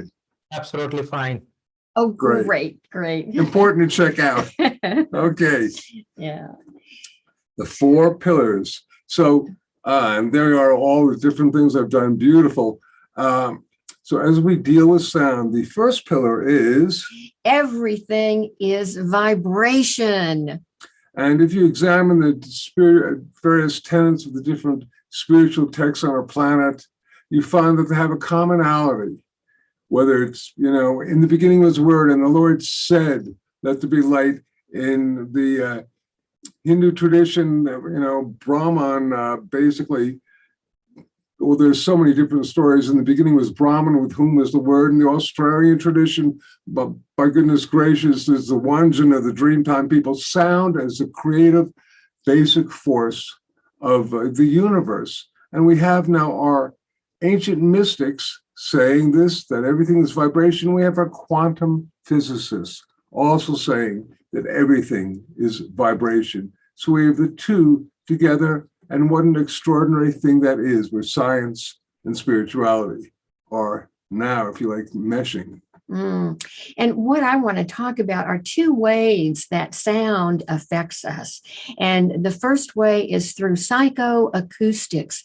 And this is actually where we're listening, and we hear the sound going in through our ears, traveling through our auditory pathways, up to our brain, and affecting our nervous system and our heart rate and our physical body. And of course, when we are listening, Jonathan has got a plethora of over 30 albums of sound healing music that you can find anywhere on Amazon, Spotify, all the places. But that is what psychoacoustics is. It's when we are actually listening and the sounds are affecting us. And, if you're listening to specifically healing sounds, then, you're going to hopefully have the healing effect go into your body. Your heart rate, your respiration, your brain waves are all going to be affected as the sound goes into our ear. So indeed, music works this way, and all sorts of other sounds. And then the other way, first way is sound going into our ear. The other way is called vibroacoustics. And vibroacoustics is when the sound actually goes into our body at a cellular level. For instance, hand me that tuning fork there. For instance, if we are working with healing sounds tuning forks, this is an example of vibroacoustics. We put the sound directly onto the body. Now, later on in our program this morning, we're going to talk about a sound that we find is the most powerful vibroacoustic sound, and that is the power of humming. And we'll talk more about that a little bit later. This concept of vibroacoustics, because a lot of people are aware, and they think about sound as a phenomenon that affects their hearing, which is very, very wonderful, but also it affects us on a physical level, and through the physical level, it's affecting everything energetically and whatnot. And just to let you know that this is real, it's a quote from the New York Times Science section, February 8th, 1988. Sound, shaped into dazzling tool, can make, break, or rearrange molecular structure. So we're talking about a power or an energy that has the ability of affecting us on a very, very deep, deep level, going down even to our DNA.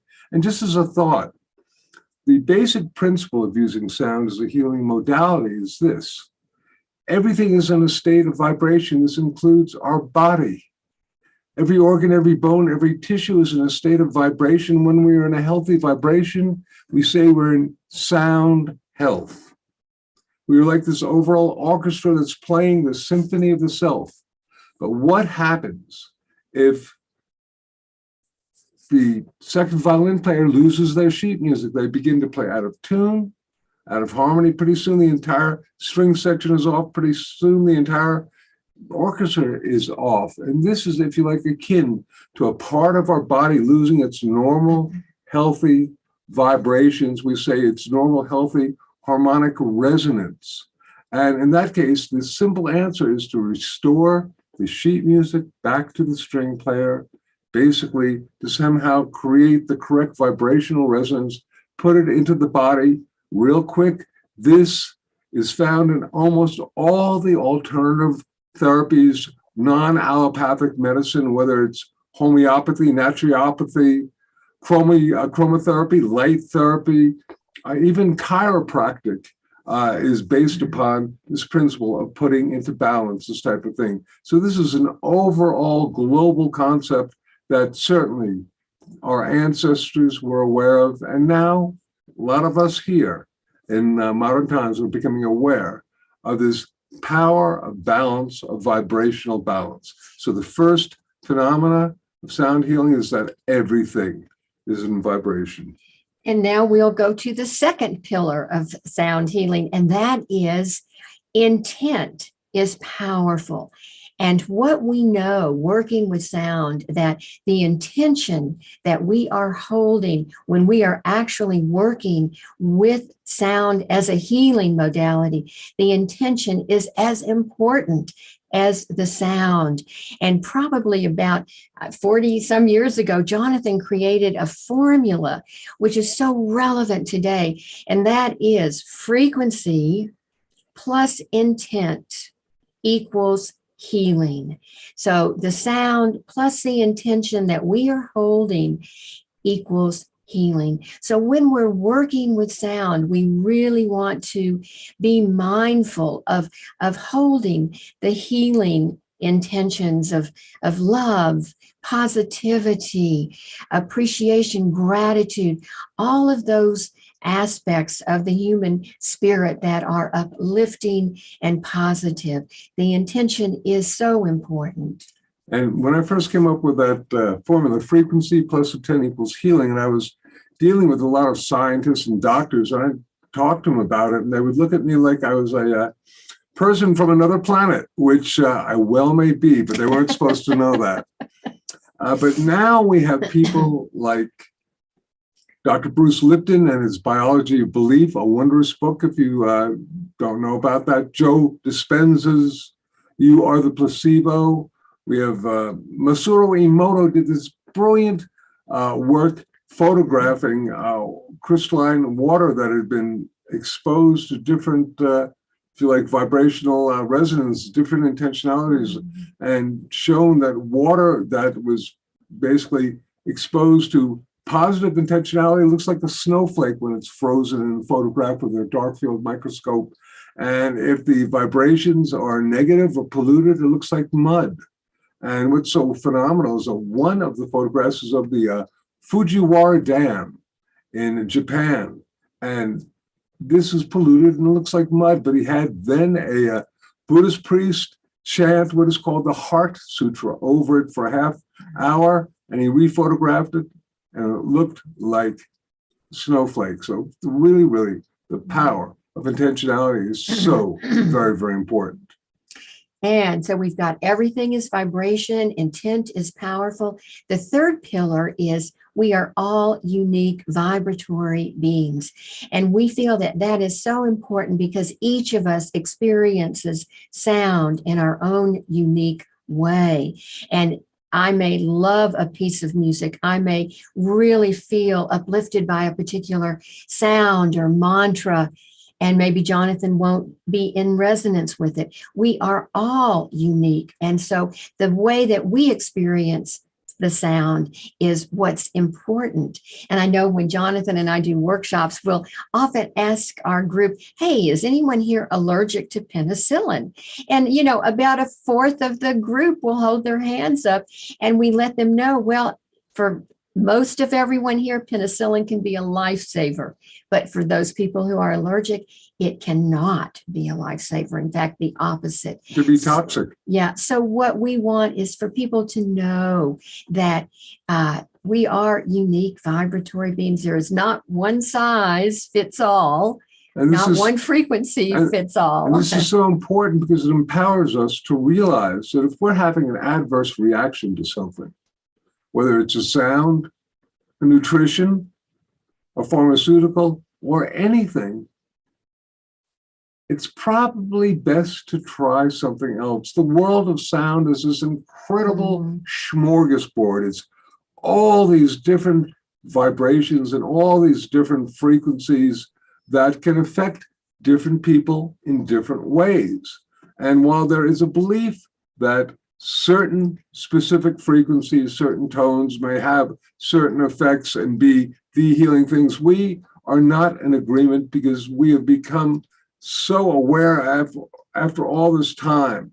Now, working with the power of intentionality and belief, if you believe something is going to have a certain effect, it's probably going to have that way. But at the same time, really honor yourself, because just because something is good for somebody else does not mean it's necessarily good for you.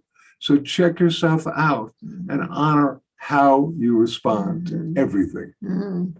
And that takes us to our fourth pillar. And that actually, this is my favorite one because it is silence is golden. And we chose to make silence a pillar of sound because it is through the silence, after we have sounded, after we have worked with sounds, we go into silence. And it is in that silence where the shifts and changes actually occur.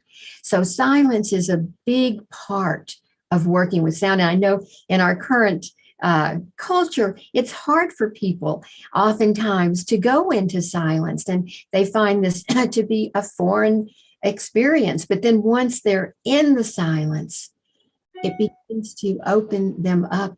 And I always tell people when we're in that silence, it's the opportunity for each of us to listen within and to hear our inner wisdom, because our inner wisdom is usually pretty good. pretty good. And indeed, I like to say that silence is the yin to the yang of sound. And it's really, really important for us to be in that state of silence. As Andy said, it's the place, literally, where the transformation and the shifts occur. If you're vibrating something with sound or with whatnot, you need to be in that, if you like, a zero balance place where you are silent, and that allows the shifts and changes to occur. This is something here in the United States particularly. There's a whole lot of interest these days in sound, and we see all sorts of interest in Tibetan bowls or crystal bowls or whatnot, or as Andy was doing, tuning forks being used, and people, you become enamored with the power of sound, but a lot of people have not yet learned that it's necessary for you to be in silence, almost an equal amount of time. Silence really is golden. It's so very, very important. So we share this with you. And now I'm going to just jump into something which has nothing to do, unrehearsed, is the fact that we think it's very, very important for us to be in what we call compassionate communication with each other, because the world is so divided. And one of the things about the compassionate communication is we need to be able to listen to each other. How many of us are able to literally successfully, compassionately listen so that when the other person is speaking, we don't already have an answer when they're halfway through the sentence that they're doing? We don't have the ability oftentimes to be in silence and to listen, to really be in silence and then understand them. So I want to talk about the fact that you can successfully listen to other people if you're in silence, and also you can use the conversational voice as a healing instrument simply by, if you like, projecting the intentionality of compassion and kindness. It's something we share with you because it's very easy to use the voice as an implement of destruction, but it's really much more powerful to use it as an instrument of healing through simple conversation. Okay, I'm done. Well, we do like to talk about compassionate understanding and compassionate listening, and they do go hand in hand. And I think now what we'd like to do, I want to just sort of reiterate those four pillars. Yes. The first one is everything is vibration. The second one, intent is powerful. Number 3, We are all unique vibratory beings. And number 4, silence is golden. And so when we're working with sound, we actually literally incorporate all 4 of those pillars in our healing work. And what we'd like to do now is go into an aspect of working with our own self-created sounds called humming. And indeed, I mean, really quickly, the reason that we work with the hum is that I've been working with all sorts of, we've been working with all sorts, but I particularly have been working with all sorts of overtones, mantras, sacred tones, X, Y, and Z for years and years. And at least here in the US, but I think on a global level, a lot of people have what would be called a blocked throat chakra. Jonathan, if you can hear me, there is a question from Istanbul from Dilara. She's enjoying what she's listening to, and she's saying sound healing can be accessed through various options. And she's mentioning gongs, chimes, sound baths, nature, instrumental music, and ambient sound. She wants to know what is your favorite method for sound healing, yours and Andy's separately. Which do you prefer as the best? We prefer humming. Humming. Okay, Dilara, if you are listening in Turkey, you didn't mention humming, but both Andy and Jonathan love humming. So is there an example of humming that you can do live right now? So my friend, this is where we're about to go. So if we can be in silence and just experience this, you will get your answer. Okay, everybody, let's hold a silence for a while. And Dilara in Istanbul, your goals just for you. Thank you.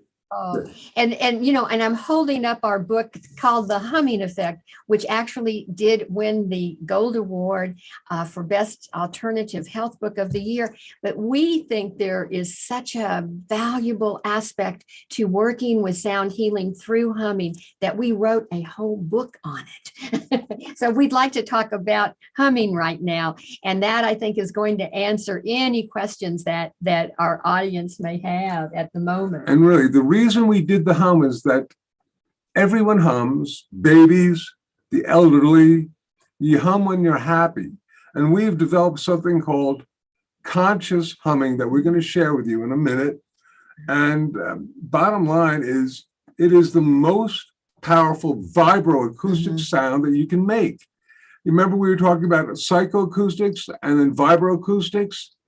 I'm going to ask you, just for fun, when you make a hum, I want you to hum with us for just a second. And it's hard for us to do on Zoom because Zoom will cut out a hum. If I hum for 30 seconds, it's going to cut out the hum within about 4 or 5 seconds. So we can't successfully hum for you. But I'm going to say at home, start humming for a second and then pinch your nose like this.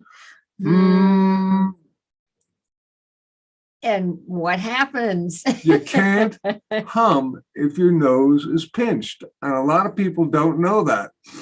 And that's an example because when you are, if you like, humming, the majority of the sound is in your nasal cavity and then in the, if you like, skull area, and your lips are closed, so the sound is not escaping out. And there are some really extraordinary physiological benefits about doing what we call the conscious humming. But before we talk about those, Jonathan, I want to just mention that, when we decided to write a book about humming, we thought, people are not going to take this very seriously. And that we did not want to have happen. So the first chapter of our book is nothing but peer-reviewed research in the positive benefits of humming. And we'd like to share some of those now. And peer review simply means that it's in the different scientific and medical journals. So it's been, if you like, authenticated, and done by scientists. So it's real, and this is very, very important. And we found so many different things. Andy, take it away. So when we are consciously humming, and we're going to give you some ideas on how to do that, there's more oxygen is increased in our cells. Our blood pressure is lowered. our heart rate is lowered. Well, let's just stop that for a second. If you're stressed out or whatnot, by doing conscious humming, you can lower in a minute or two, believe it or not, your heart rate and your blood pressure by 10 to 20 points, which are pharmacological levels of, in other words, you could take a pill and do the same thing, or you can hum. This is so very important in our stressed out world. All right, we're going to continue. Then you get the... We now, melatonin is a hormone that is released, and that, of course, controls our sleep cycles. And I know sometimes if I wake up in the middle of the night and cannot get back to sleep, I will start humming. But of course, when we are humming, I just want to pop this in. Breath is vital. Breathing is so important. So when we are humming, we are taking that deep diaphragmatic breath and then humming. And that is when all of these physiological benefits are occurring. And we also have the release of oxytocin, which is the trust hormone. And I know that when we're humming, you know, we feel this connection when we're humming with a group of people or, you know, with one other person. There's this connection that we feel, and that's because the oxytocin is being emitted. Now, the other really important hormone that is released is nitric oxide. And nitric oxide is, take it away, Jonathan. You love to talk about it. Nitric oxide was actually voted as the molecule of the year in 1992 by Science magazine. And it is, among other things, a vasodilator, which means simply it loosens your circulatory system and allows all sorts of nutrients, including oxygen and other things, to go throughout your body. So it's extremely important, but it's also an antiviral agent, a natural antiviral agent, and an antibacterial agent. So, for example, if you are humming, you get 15 times the amount of nitric oxide that is normally generated through different types of breathing techniques, because the hum, if you like, stimulates the cells in the sinus area. And, you know, a lot of those nasty critters first lodge themselves in the sinus cavity before they go into the rest of the body. So if you're able to hum, do conscious humming, you can take care of that. And well, and in terms of conscious humming, we've developed, well, in our book, we've got a lot of different exercises and different things that you can do for humming. However, what I'd like to talk about now are the protocols. Hold on for just 1 second. Okay. One last thing. Okay. One last thing, because I know this audience may be aware of this, but there, in the yogic tradition, right? Yeah. There is a book by Patanjali's, the Yoga Sutras, and Sutra 1.27. Well, this is a, if you like, Goldman's translation, or you know, if you like, to take on Swami Satchidananda, who is a, if you like, a teacher, and it's Sutra 1.27 says basically, the original sound of creation was pranava or pranava, the humming of prana, and they had to give it a name, so they called it Om. And if you think about it, the Om, so the Om comes from the hum. So it could be called the cosmic hum. We thought that was pretty good because a lot of people, oh, you know, the hum, cool. Well, wow, there we go. Oh, awesome. my God. Wow. There is Sutra 1.27. Thank you for pulling that Wow. up. That is amazing. I love that. That's great. Okay. I love that. Thank you. You know, whoever did that, blessings to you. That was great. Okay. So back to conscious humming now. Just had to put that in.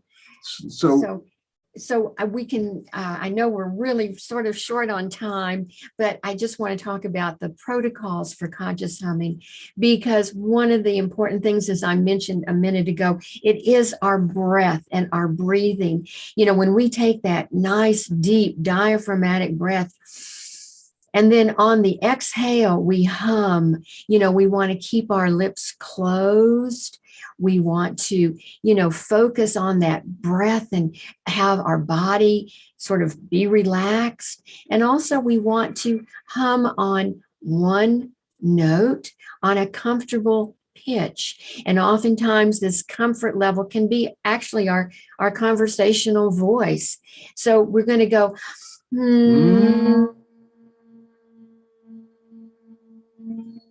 Don't know if that picked up or not, but I think you can kind of get the gist of what we're saying. And we like to suggest that you hum probably 4 to 5 times. Probably take you about a minute and a half or so. So you hum, then you take a nice deep breath, then you again, and you do this about 4 or 5 times, and then you are in silence for an equal amount of time, because that then, among other things, allows the cells to regenerate, the vibrations to occur, and you can project the sound anywhere from your ajna, your crown center, down to your heart center, or even your stomach, with a little bit of intentionality and a little bit of a shift in pitch. Well, and I just want to mention too that the beauty of humming and working with your own self-created sound is that you literally become your own therapist. And when you're experiencing levels of stress or anxiety or frustration, and it's like, help, you can actually take a nice deep breath and start to hum and shift that negativity, shift that anxiety, and bring it into balance. So we have that power within ourselves, and let us use it. And one last thing, because we're trying to keep this really concise, is that we are firm believers that with conscious, intentionalized sound, oftentimes we use an om, a hum, or an ah sound, an extended ah. We have a day called World Sound Healing Day. And this is a day when people throughout the planet create a sound that is encoded with the intentionality of compassion and love. Oftentimes we work with what is called heart-brain coherence, getting the heart and the brain together to get into a coherent field, which really immeasurably expands the electromagnetic field, and then the aspect of adding sound to that makes it even greater.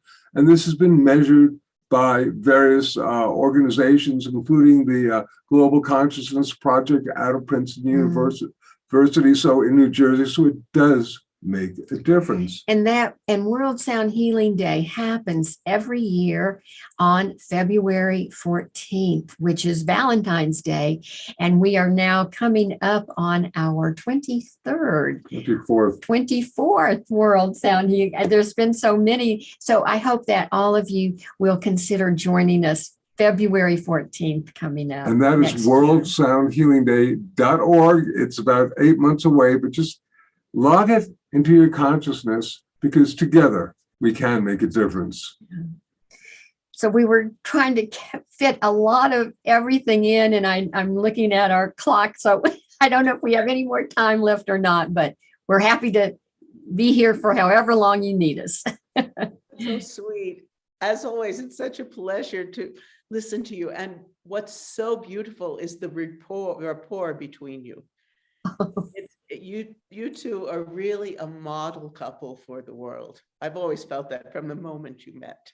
Oh, Sharon, thank you so much. Oh, that touches my heart.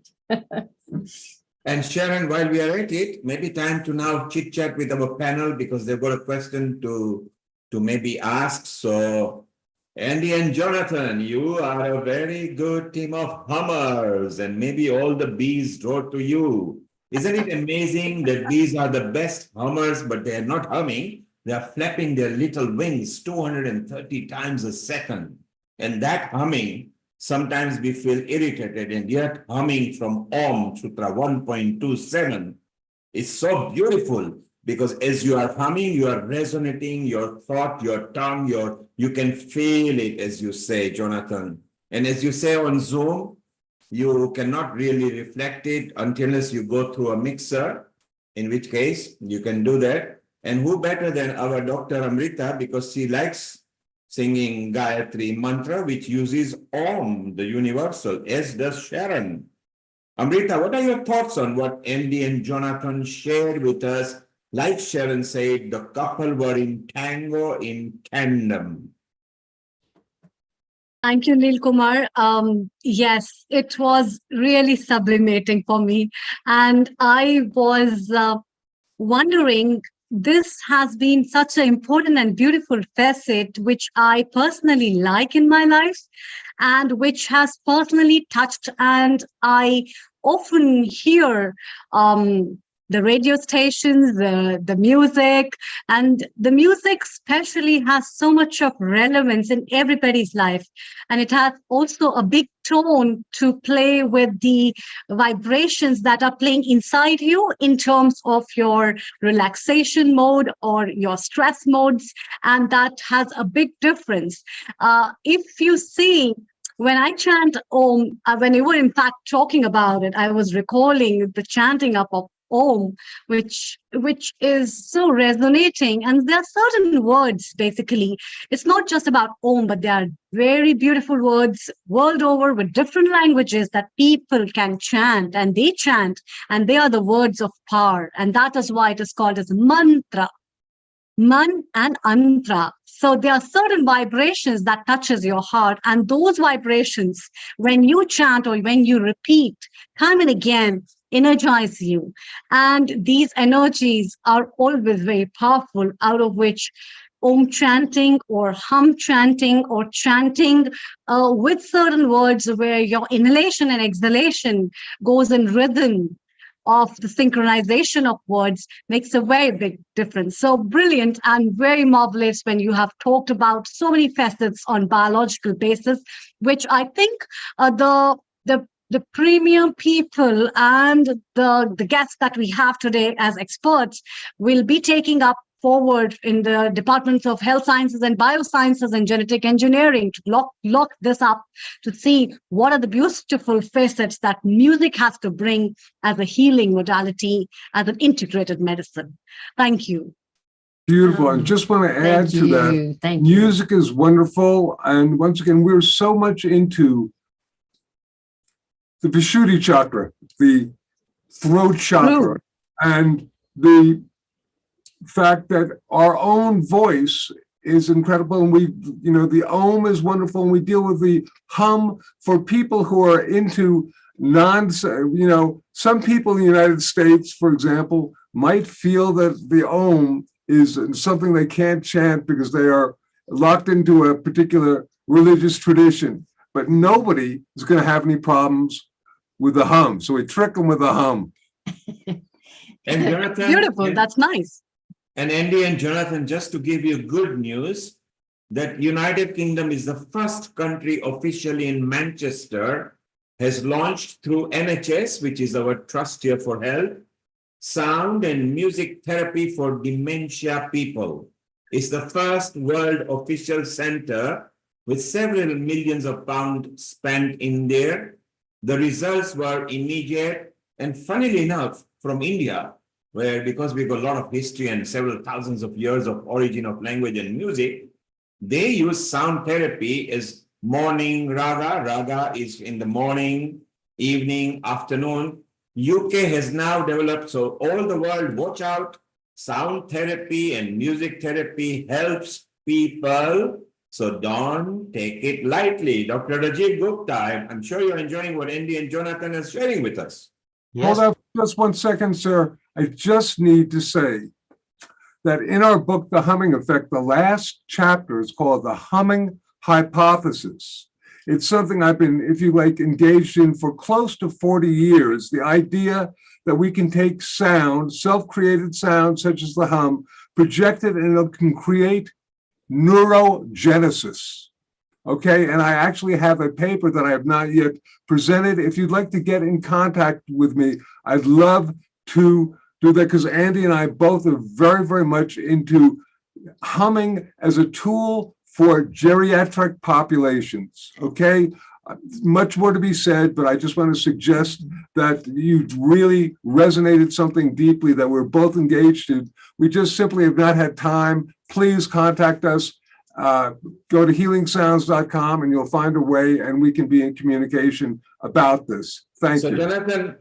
Jonathan, Amrita, and Seema who are here, they are the lead core team, including Sharon, for a Glow Women, the Global Women, which are going to take care of people over 80.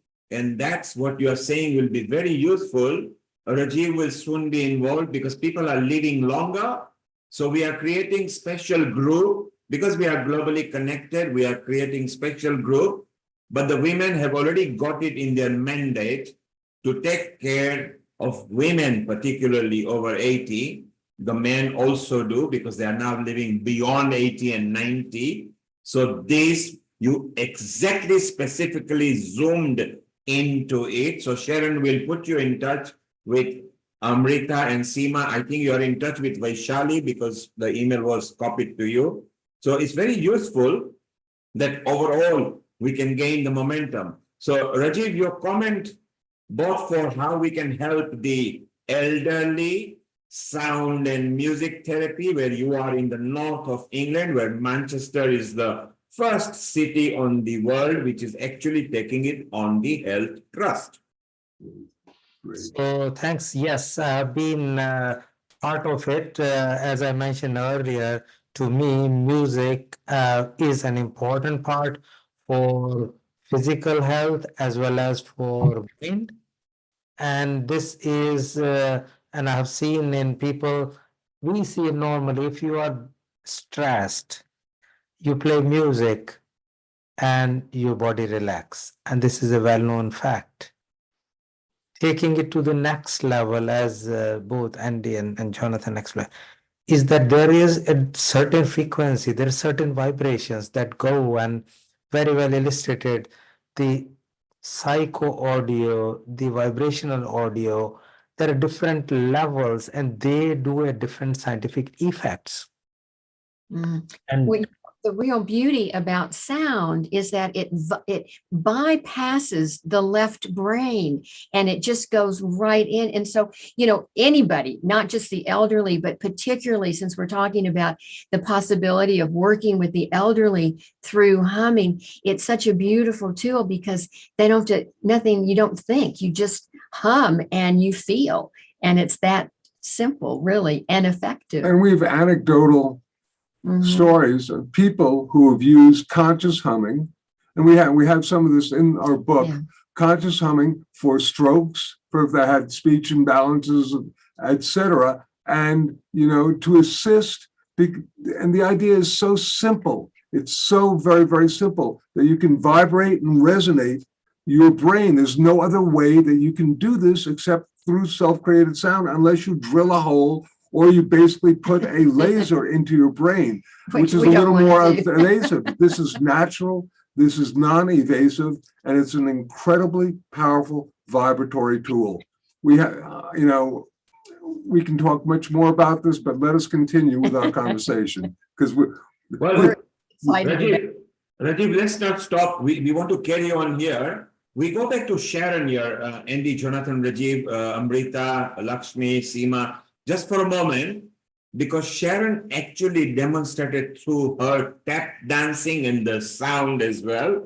I think she has got a video, maybe a few minutes, Sharon, if you share that with us, and then we go back with the chit chat, because this is very interesting. It is not only proving that sound is important.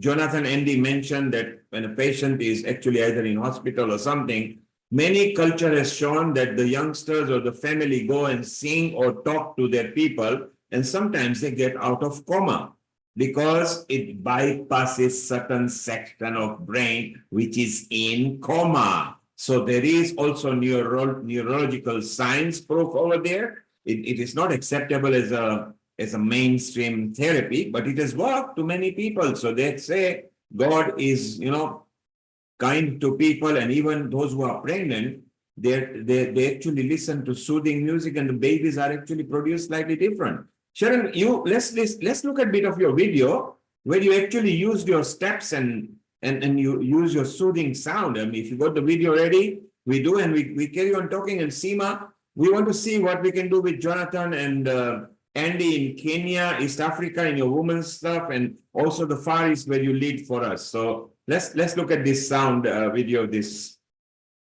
very recent one. Let me introduce, this is from this last weekend in Vail. We had the big National Ayurvedic Conference, which was fantastic. And I had the opportunity to teach and perform.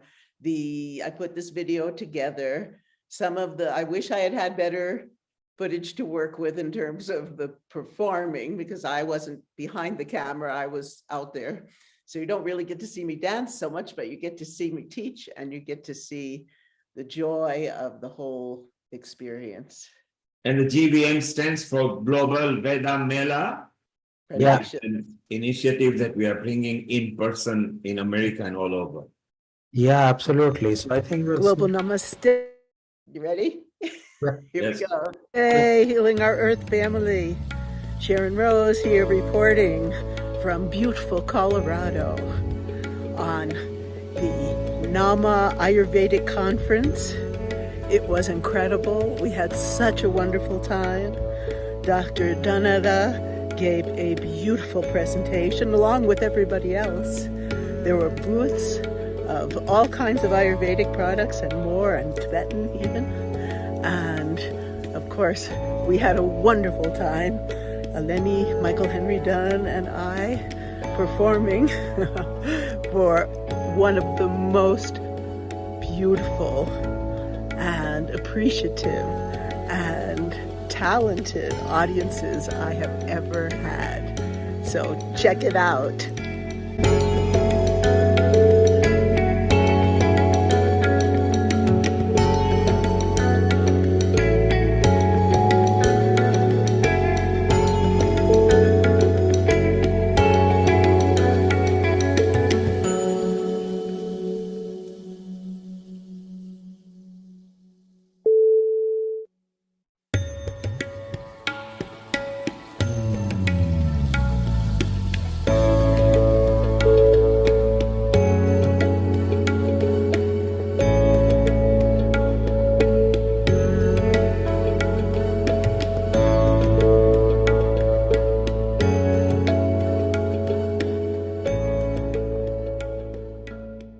Global Namaste. It's such an honor for me to be sharing myself with you today. My name's Chandani Maglino. I'm a CAP, board certified Ayurvedic practitioner.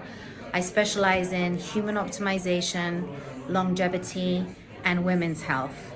I've been practicing, learning, sharing, and teaching yoga and meditation and Ayurveda for well over 20 years. All in service to the Divine Mother. I have understood that the universality of Ayurveda in our world today, Ayurveda being the art and science of life, is important now more than ever.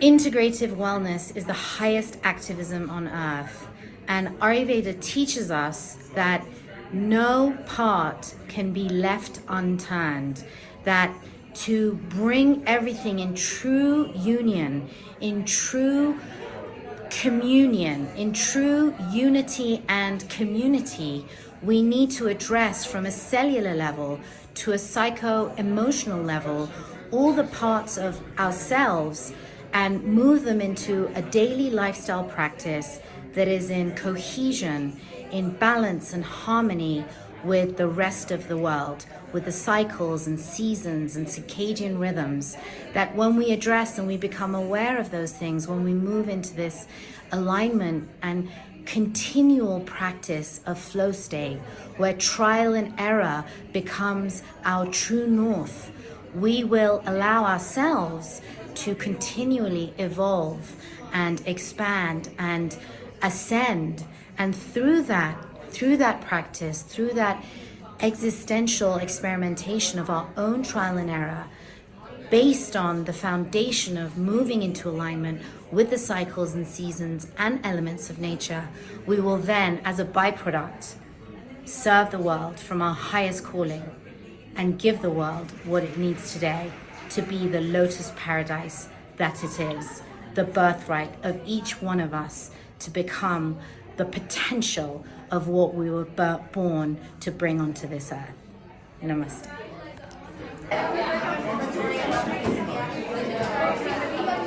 Yes. So tell me about all your products here. Oh, can Kathy start?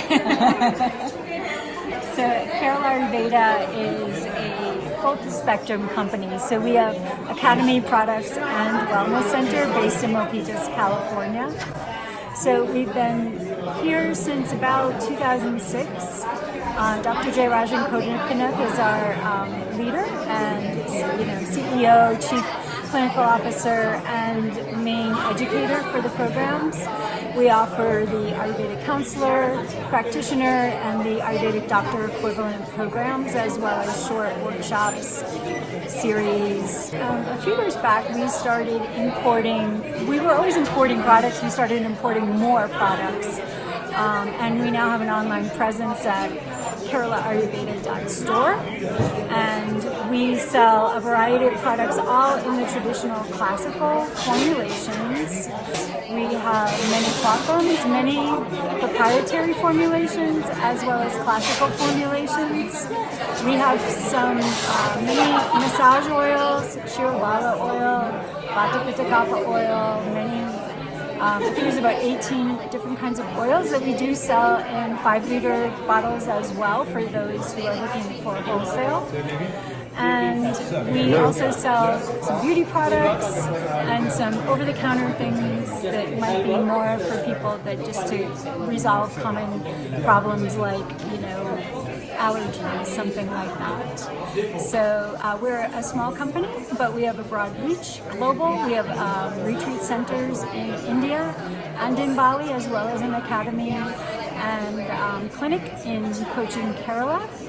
We offer trips to Kerala, and we love to have you check out our website at keralaayurveda.us. And at our academy, we kind of are proud to say that we try to share, we actually share knowledge from the original texts. So that is something I would say we are proud to do, and we want to continue to do it that way, without any kind of dilution of any kind. Hi, my name is Nahir Luna, and I am the president and founder of Organic Health Labs. I actually formulate products, more condition-driven, so for different types of conditions. As an Ayurvedic doctor now, I have been actually complementing Ayurvedic medicine with Western medicine for the past 20 years. So that's what I do, and my website is organichealthlabs.com. Hello, my name is Trin Hatch from Jampa Tibetan Pharmacy. We are a botanical and mineral formulation company based on a 2,500-year lineage from Tibet called Suwa Rigpa. Suwa means nourishing and Rigpa means awareness, nourishing awareness. And so it's a healing science that's been kept sacred and true for all this time, that's very, very committed to embodying the mind, body, and spirit into the healing process. We understand on a deeper level that sometimes things of a non-physical nature can interact and cause us to have physical ailments, and until they're resolved, sometimes those physical symptoms and issues don't go away. And so Tibetan medicine really focuses on ensuring that the spiritual and the mental and the emotional aspects of healing are all addressed as well. There are huge amounts of spiritual energy that are imbued into all of these products. They're very much at the highest vibration that we can create them. We use plasmatic frequencies, solfeggio frequencies, golden Fibonacci sequences, and encode our water, which is the base of all of our products. Our water comes from Arkansas, from the crystal grid. It meanders through about 126 miles of celestial quartz and Herkimer diamonds, which encodes the water and builds a structured water for us to use as a base that's already magical within itself.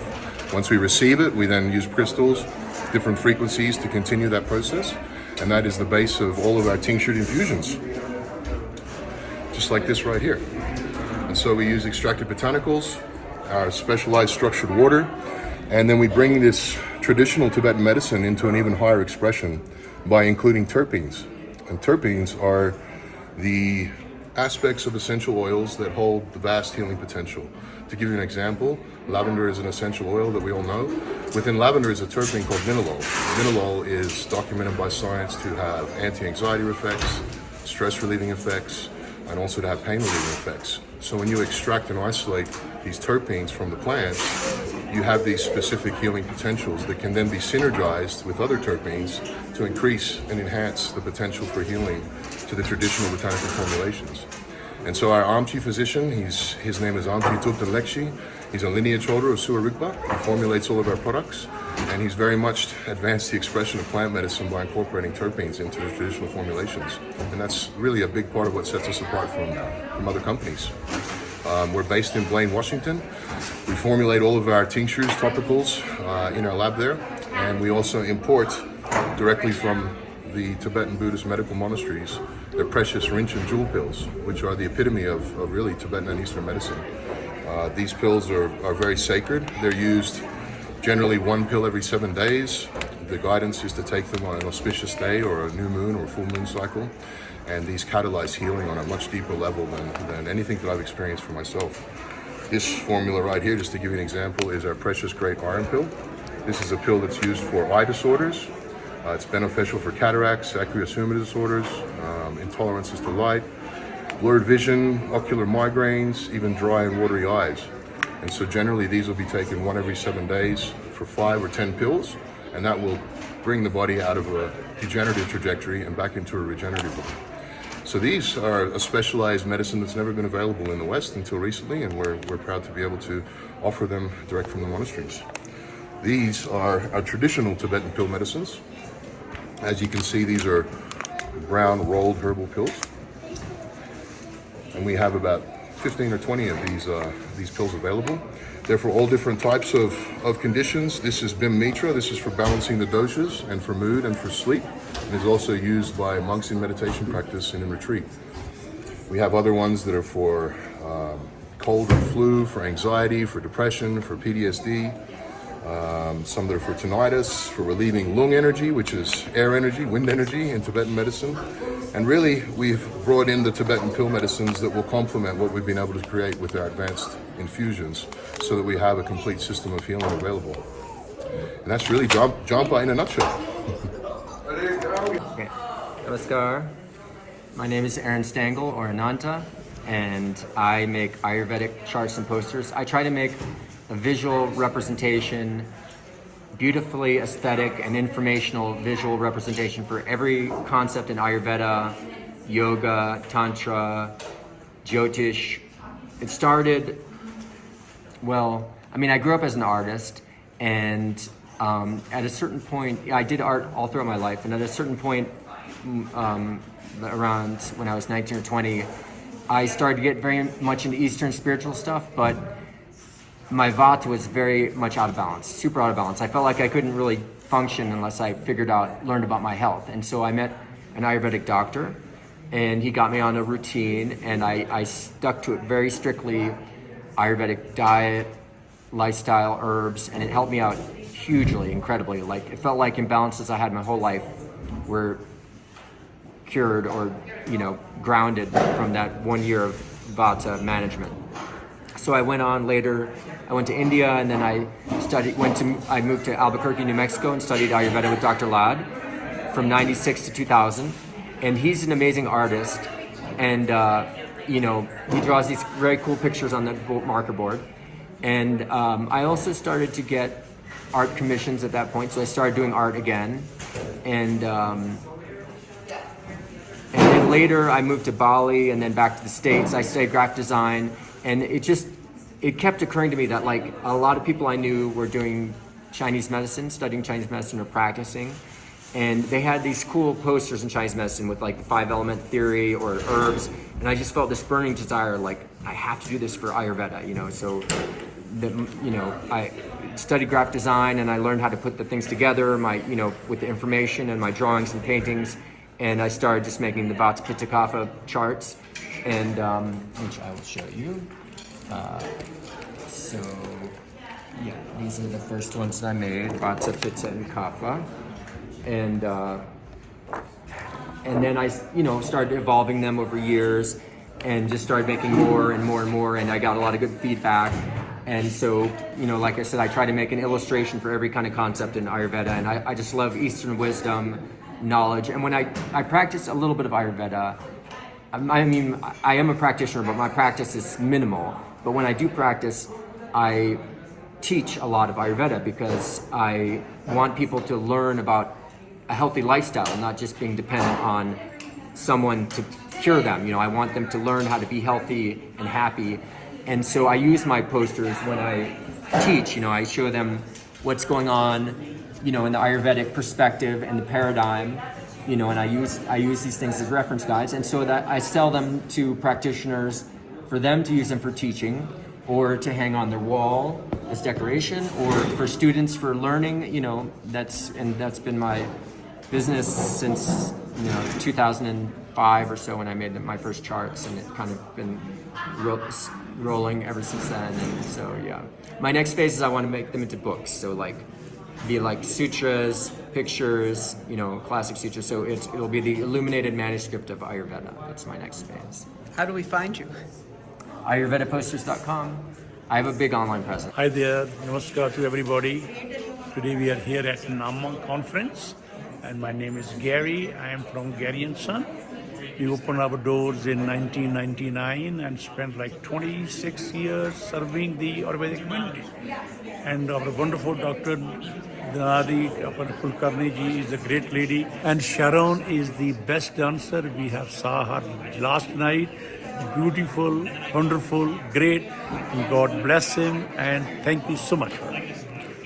She has 4 arms that represent the 4 aims of Hindu life. Dharma, Artha, wealth, Kama, love and family, and of course, moksha, liberation. She's known as Padma, Shri. Shri is her bija mantra, her seed syllable. And she's seated in the lotus. We'll see, as we do the dance, we have all these descriptions of her.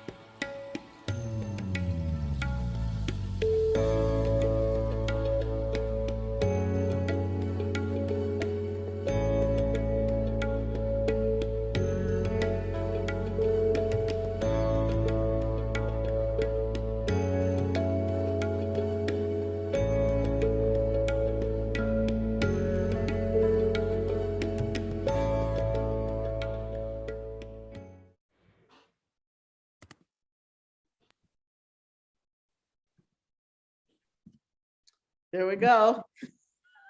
Beautiful, Sharon. Beautiful. Oh, I'm really into these days photographing, doing the video, doing the editing. I only wish I could have videotaped myself because there was no video of me actually doing the performing part. So I used what people gave me, but I think I need an assistant to come and, but I'm loving filming and editing by myself, having that power. Sharon, you did very well. And all the people that you covered and those who are selling products will actually go in our shopping cart when it comes start in September. It was so beautiful.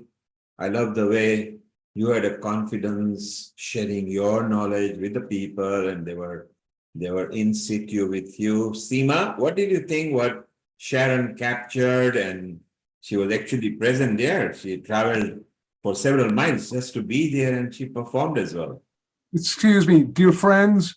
Excuse me, dear friends. It's been an honor for us to be here resonating with you, but we have another appointment, another scheduled event that we need to leave for now. So we send blessings of light and love through sound. Please, if you would like to get in touch with us, it's healingsounds.com. We send you blessings of light and love through sound. And remember, Well, we heal ourselves. we heal the planet. We heal the planet. We heal ourselves. We can make a difference. And I just want to say, in behalf of Jonathan and myself, thank you so much for inviting us. Namaste, and just so much love to everyone. Thank you, thank you, thank you. Andy, Jonathan, Healing Sound for healing our earth. We love you. You are part of our family. And you can come on anytime you like. Amrita is already planning sound healing and music session sometimes in tail end of August or September. Sharon will be in touch with you. We love you and good afternoon and a happy lunching. Thank you. Bye-bye. Thank you. I need to leave So- it now, so we'll catch up again, maybe. Yes, we're going to catch up there. Obviously, anybody who comes to healing, they keep on coming back. So Seema, first to you, what you felt Sharon captured as well, because we got to be there without being there, without traveling there. Exquisite. I have no words. I was getting chills down my spine, especially when they were singing Jai Jai Ma. Absolutely wonderful. So much talent. I mean, you think, who would have ever thought of Ayurvedic posters? What a great concept, and Tibetan medicine, bringing it to the West, with those pills that he spoke of. Everything was so magnificent, Sharon, and the 4 limbs of Mata Lakshmi that you explained, so beautifully. And you actually made it so interactive, getting the women in to dance along with you. Just beautiful. I think Global Veda Mela is going to be a extremely uplifting experience that is going to touch so many lives on so many levels. Congratulations to the whole team. This is wonderful. We're very, very proud of you, and thank you. Thank you for capturing those very, very special moments. Very, very beautiful. Thank you. It was such a joy it's been a while. I've been making films and doing other things and making music, but it's been a while since I taught, and just you saw to look out there and see all these beautiful women and men, doing these movements and with such grace, it was really, really enlivening and inspiring for me. Very sacred experience. I mean, if the energy transfer just through video was so strong, I cannot fathom what the energetic level was like over there. It must have been so much connection, so much joy, and peace and upliftment and learning as well. Well, I also attended a bit of Dr. Dana's presentation. She was amazing. And then I'm she sure. gave a presentation here in Crestone, and I'll put some of that together to show on the next Ayurvedic show, because what a dynamic speaker. What an extremely intelligent and caring woman. I'm so thrilled to be working with her on the Global Veda Mela.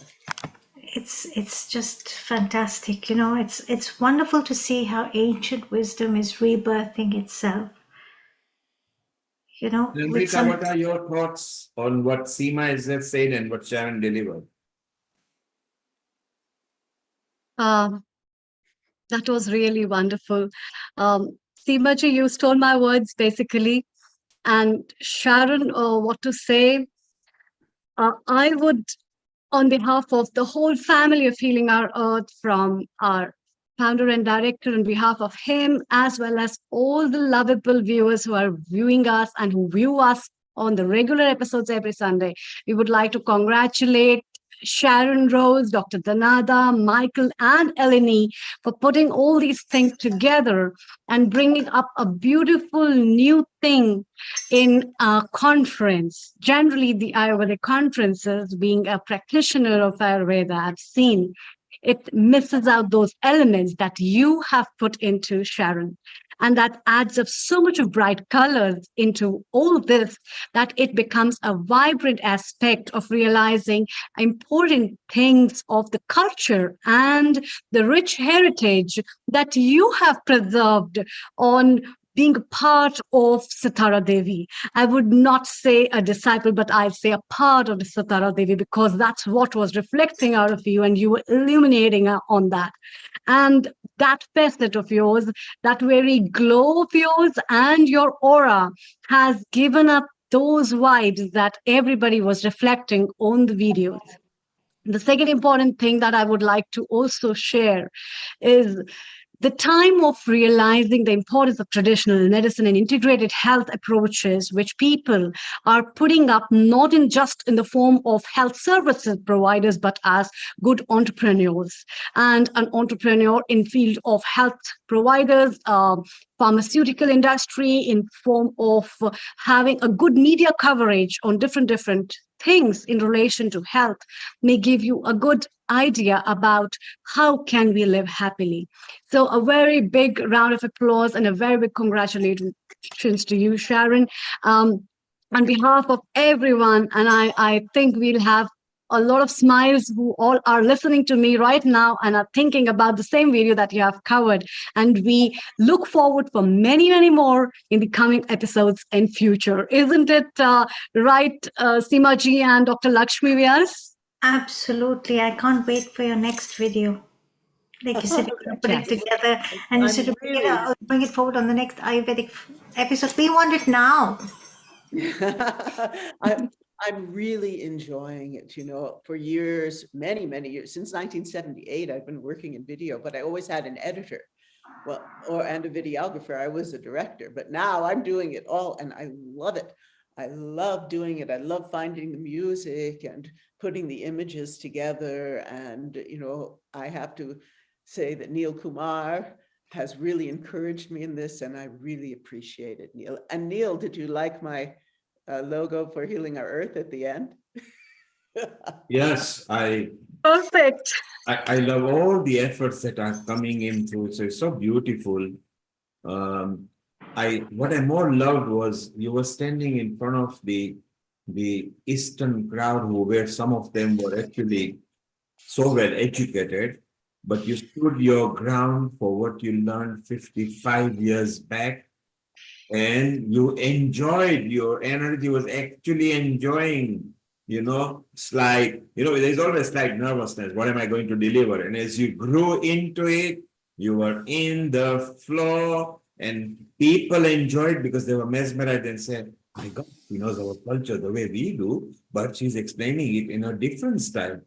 So all the effort, and Sharon, I always love your videos and your production. Next time, maybe when you're chatting, as they're talking, scan through the products as well, so we can see what they were selling and everything, so we can capture. But it's always beautiful, Sharon. As Seema says, Don't wait for tomorrow. Bring it now. Bring it on, girl. We want to see that.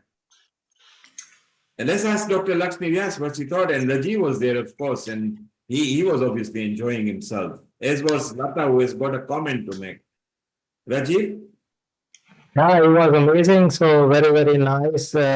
Was beautifully done. And I was thinking that this was one of the things which I wanted to do at some point in time and didn't really manage to do, but you have done it.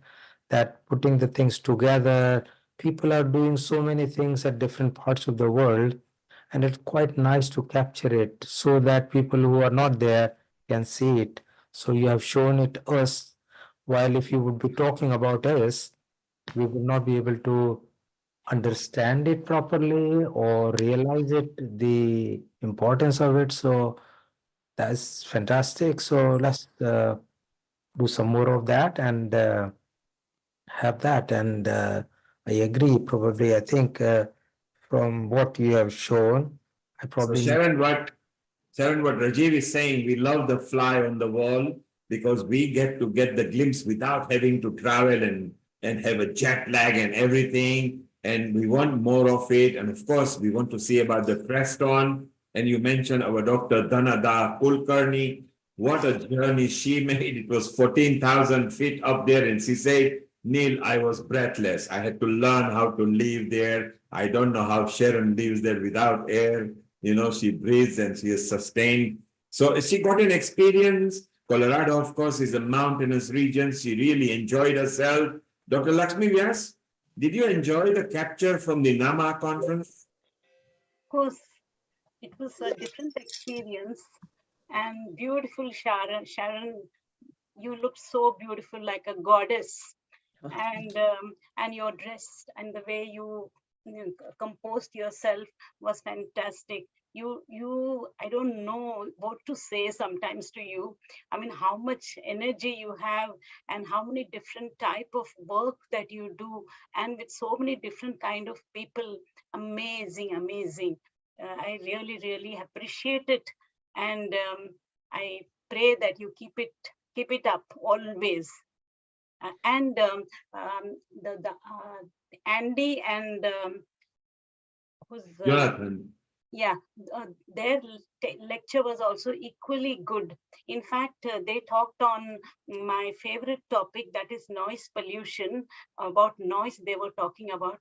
I have done my PhD on noise pollution, and their talk and what I was hearing was so resonating.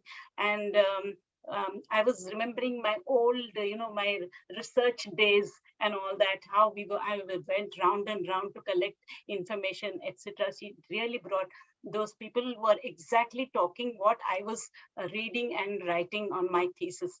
That, I mean, I'm thanks to them. This also I wanted to convey.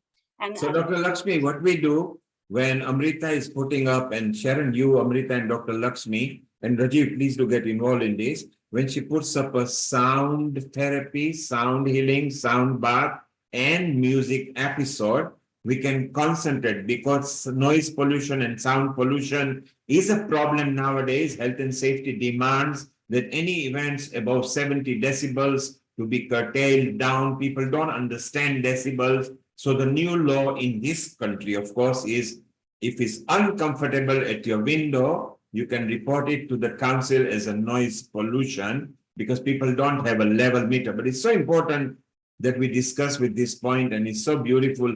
At this point, I would like to first of all thank Dr. Rajiv Gupta and Amrita. You know, they've been planning for 2-3 weeks, and Rajiv over the 3 weeks had to do a lot of monkey loops because there were 3-4 people who were booked, and then they had to change, and Rajiv just in 48 hours switched it over. And Ish Sharma, I mean, he stayed the whole episode. So beautiful. We send him a special thank you. And Professor Abhimanyu, a very senior person in the Ayurveda fraternity, but also in the IIT and IIM's organization. Plus, he's in Chicago right now, doing the exact thing what Dhanada wants to do as a Veda Mela. So Amrita, make sure that he's looked into it. Rajiv, I think you got the contact from Madan already, haven't you?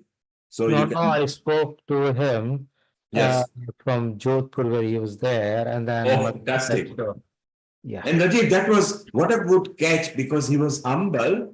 He actually stayed beyond what you had asked him. You only asked him for a few minutes. He was there for 3 hours and he enjoyed because he was making comments and it was nice to live introduce. So if Rennie does a nice podcast interview and bring him into New York fraternity and Dhanada can maybe involve him directly into our Veda Melas because they are in-person Mela. So that will be so beautiful. And that's what we do at Healing Our Earth. We build our community, we grow. Each one of us are equal member of our platform Healing, which is a community, a panel, and together we are growing. So that's a beautiful part. So Rajiv, first of all, thank you because you've done very well. Amrita, thank you for backing Rajiv up. So it's a backup. We always have a backup just in case. And Rajiv, you are so much enjoying integrated health that maybe like I was saying, because now the British Parliament are actually listening to it. And even people like Bob Blackman and Rami, who is very keen to bring it up there, Dollar Poppert, who is not from that field because he's from transport, but is also interested. So I think it's a time where we'll ask Ravi Panot to maybe host a dinner or something, and then we get that project. And now maybe is the time. And we don't forget our education section, Rajiv, Amrita. Amrita, you are very keen to go through children. Dr. Lakshmi Vyas is also very keen that if we start them young, and if we can train them now, it will be to leave a better legacy. So it's time to say, I love you guys all. Rajiv, Amrita, thank you. You've been here well before 2 o'clock and you are here well nearly at 7 o'clock. We traveled 5 continents today. We missed out Greenland and Iceland, but maybe they were sleeping and not available. But it was so beautiful that we traveled everywhere. And Sharon, you keep on recording your videos because we love it. You edit that, you enjoy it. The beautiful part is each time you are promoting others, you are elevating yourself into blissfulness, peacefulness, and happiness. What was so beautiful was that these young women were coming up to me and saying, I'm so inspired. I'm going to go now back to my Bharatanatyam. They were like inspired to get into the dance again. And that made me so happy. Yes. And I love the way Dhanada made sure that you are there. And then you brought in Michael as well. And Michael played, and mesmerized with harmonium and everything. And then both of you just rocked. And it was so glad that it was in your step. Albeit it was 3.5 hours drive, exactly from where you were. Curvy But mountains terrain. Yes, but you made the effort and everything. Let's go. Lata has been waiting. I think she wants to make a comment before we close with a nice humming of Gayatri mantra. Seema, get a mantra ready, and Amrita, get a mantra ready. Lata, you wanted to make a comment. Over to you. Hi, Global Namaste. Finally. So what I wanted to just say is, that Mela, I wasn't aware it was in Colorado. I thought it was down below, but it's actually taken place now, has it there? Yes, in Vail, which is very high, 10,000 feet. It's higher than where I live. And how many people were there, out of interest? I don't know how many. नमस्कार, कहाँ पहुँचे? Yeah. अच्छा अच्छा ठीक है. To see all the different women चलो तो coming ठीक up. है. Sorry, carry on. So it was just wonderful to see all the young women, English and Indian, American women. And it was just so amazing to see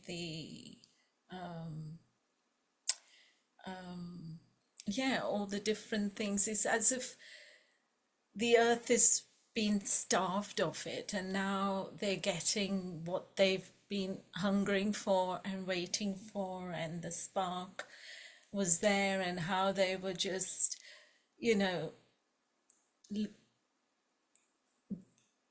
what's the word? They were just taking it all in, weren't they? And you being a teacher and all that, it was just Nice. It was very, very awe-inspiring as well. It elevated our spirits. But I loved what you did with Andy and thing, the 4 pillars of, what was it? 4 pillars of Sound. sound. Oh my God, that was amazing.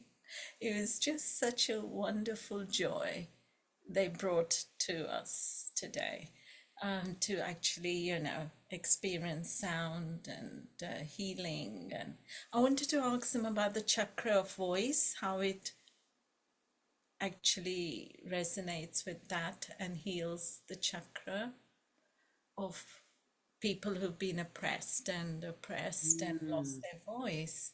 So that in itself, when people are traumatized and they do lose their voice, their mental state. And I love the way Professor Madan related that nasal thing to the brain, the pituitary gland, and how it actually affects your mental health.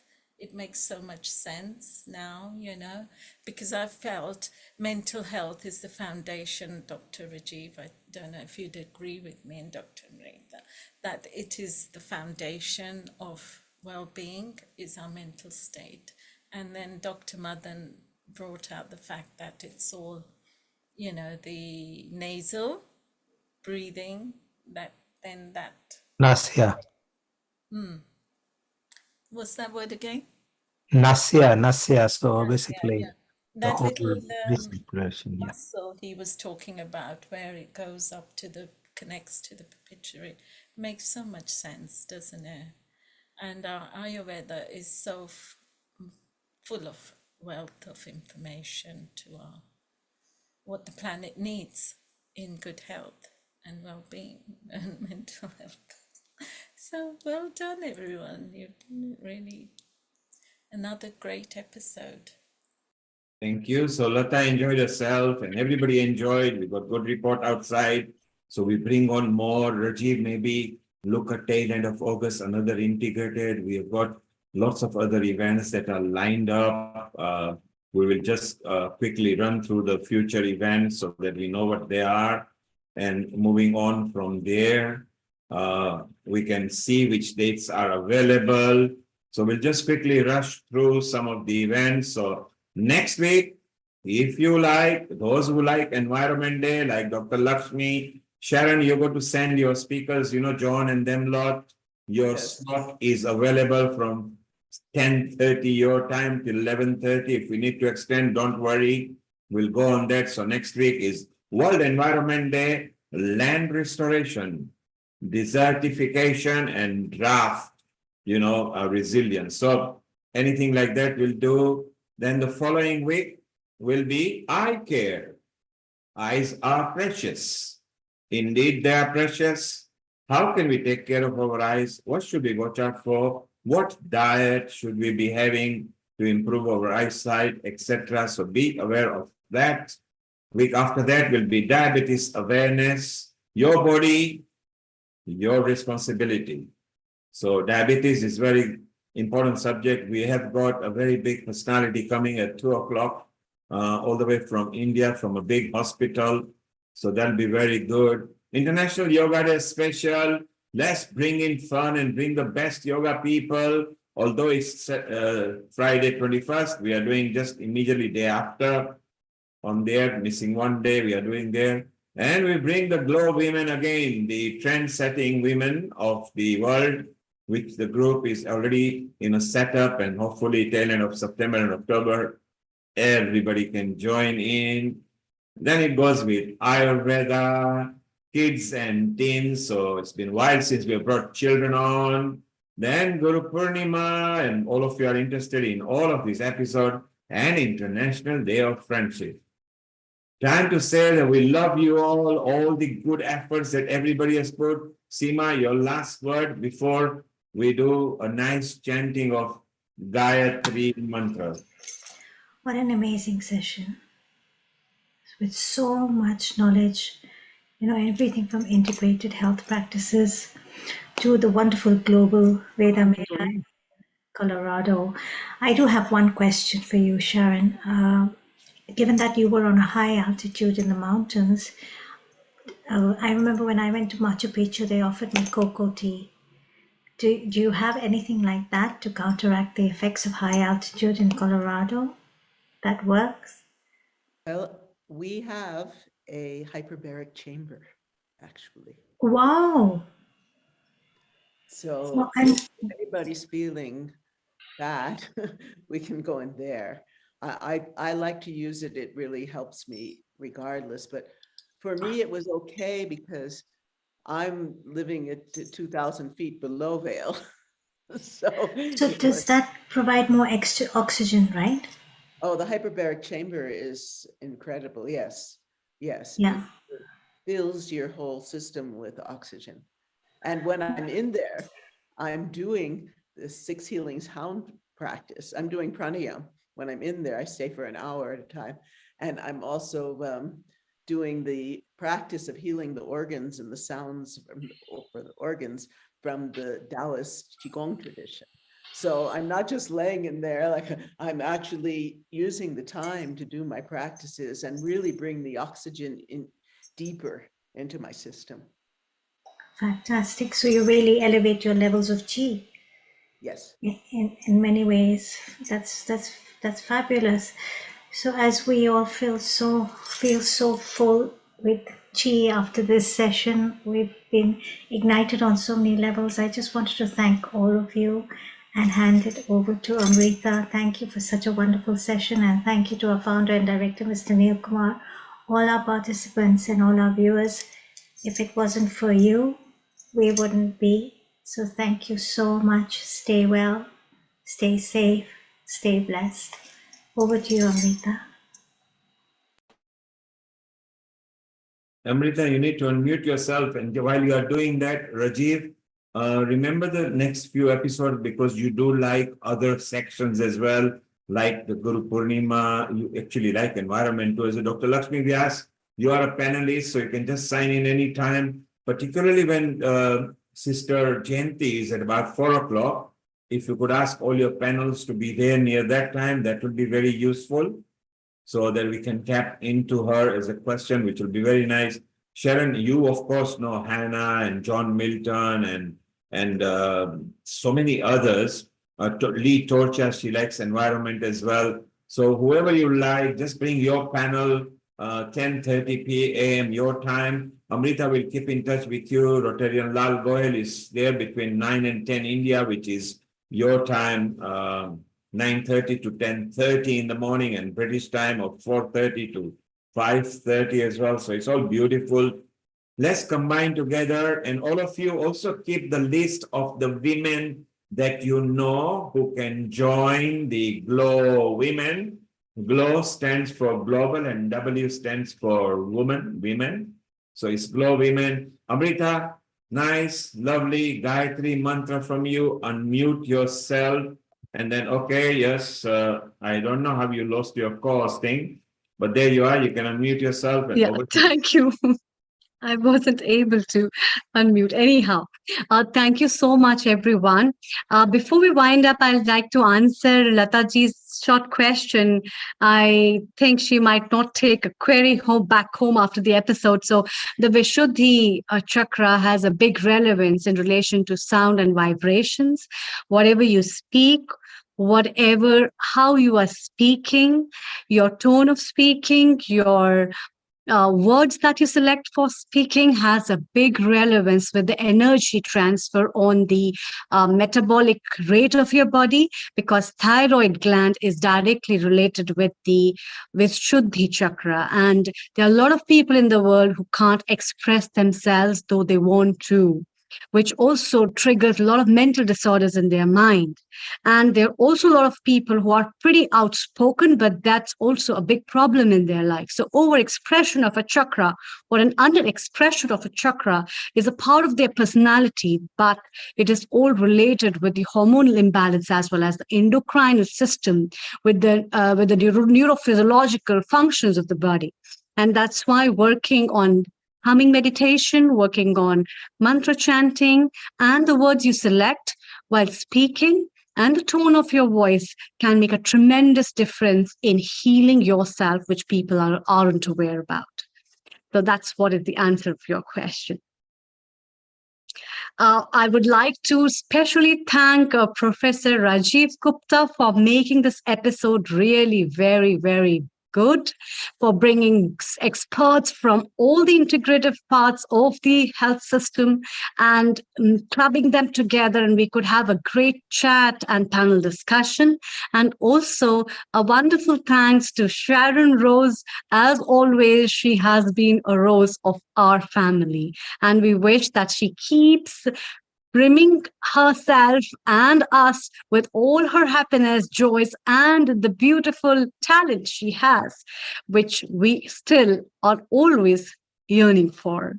Thank you at last, all the viewers, for your support and your love, for making this episode as well a wonderful memory for the past. We'll be bringing you another episode the next Sunday on World Environment Day. So watch out with all of us what we have to talk with our experts on environment and sustainability. Let's wind up today's episode with Gayatri Batra. Thanks for being a great co-host, Amrita. Thank you, Rajiv ji. Om Bhur Swaha Tatsaviturvarenyam Bhargo Devasya Dhimahi Hiyo Yona Prachodayam. Om Bhurbhuva Swaha Tatsaviturvarenyam Bhargo Devasya Dhimahi Hiyo Yona Prachodayam. Om Bhurbhuva Swaha Tatsaviturvarenyam Bhargo Devasya Dhimahi Dhiyo Yona Prachodayam. Om Shanti Shanti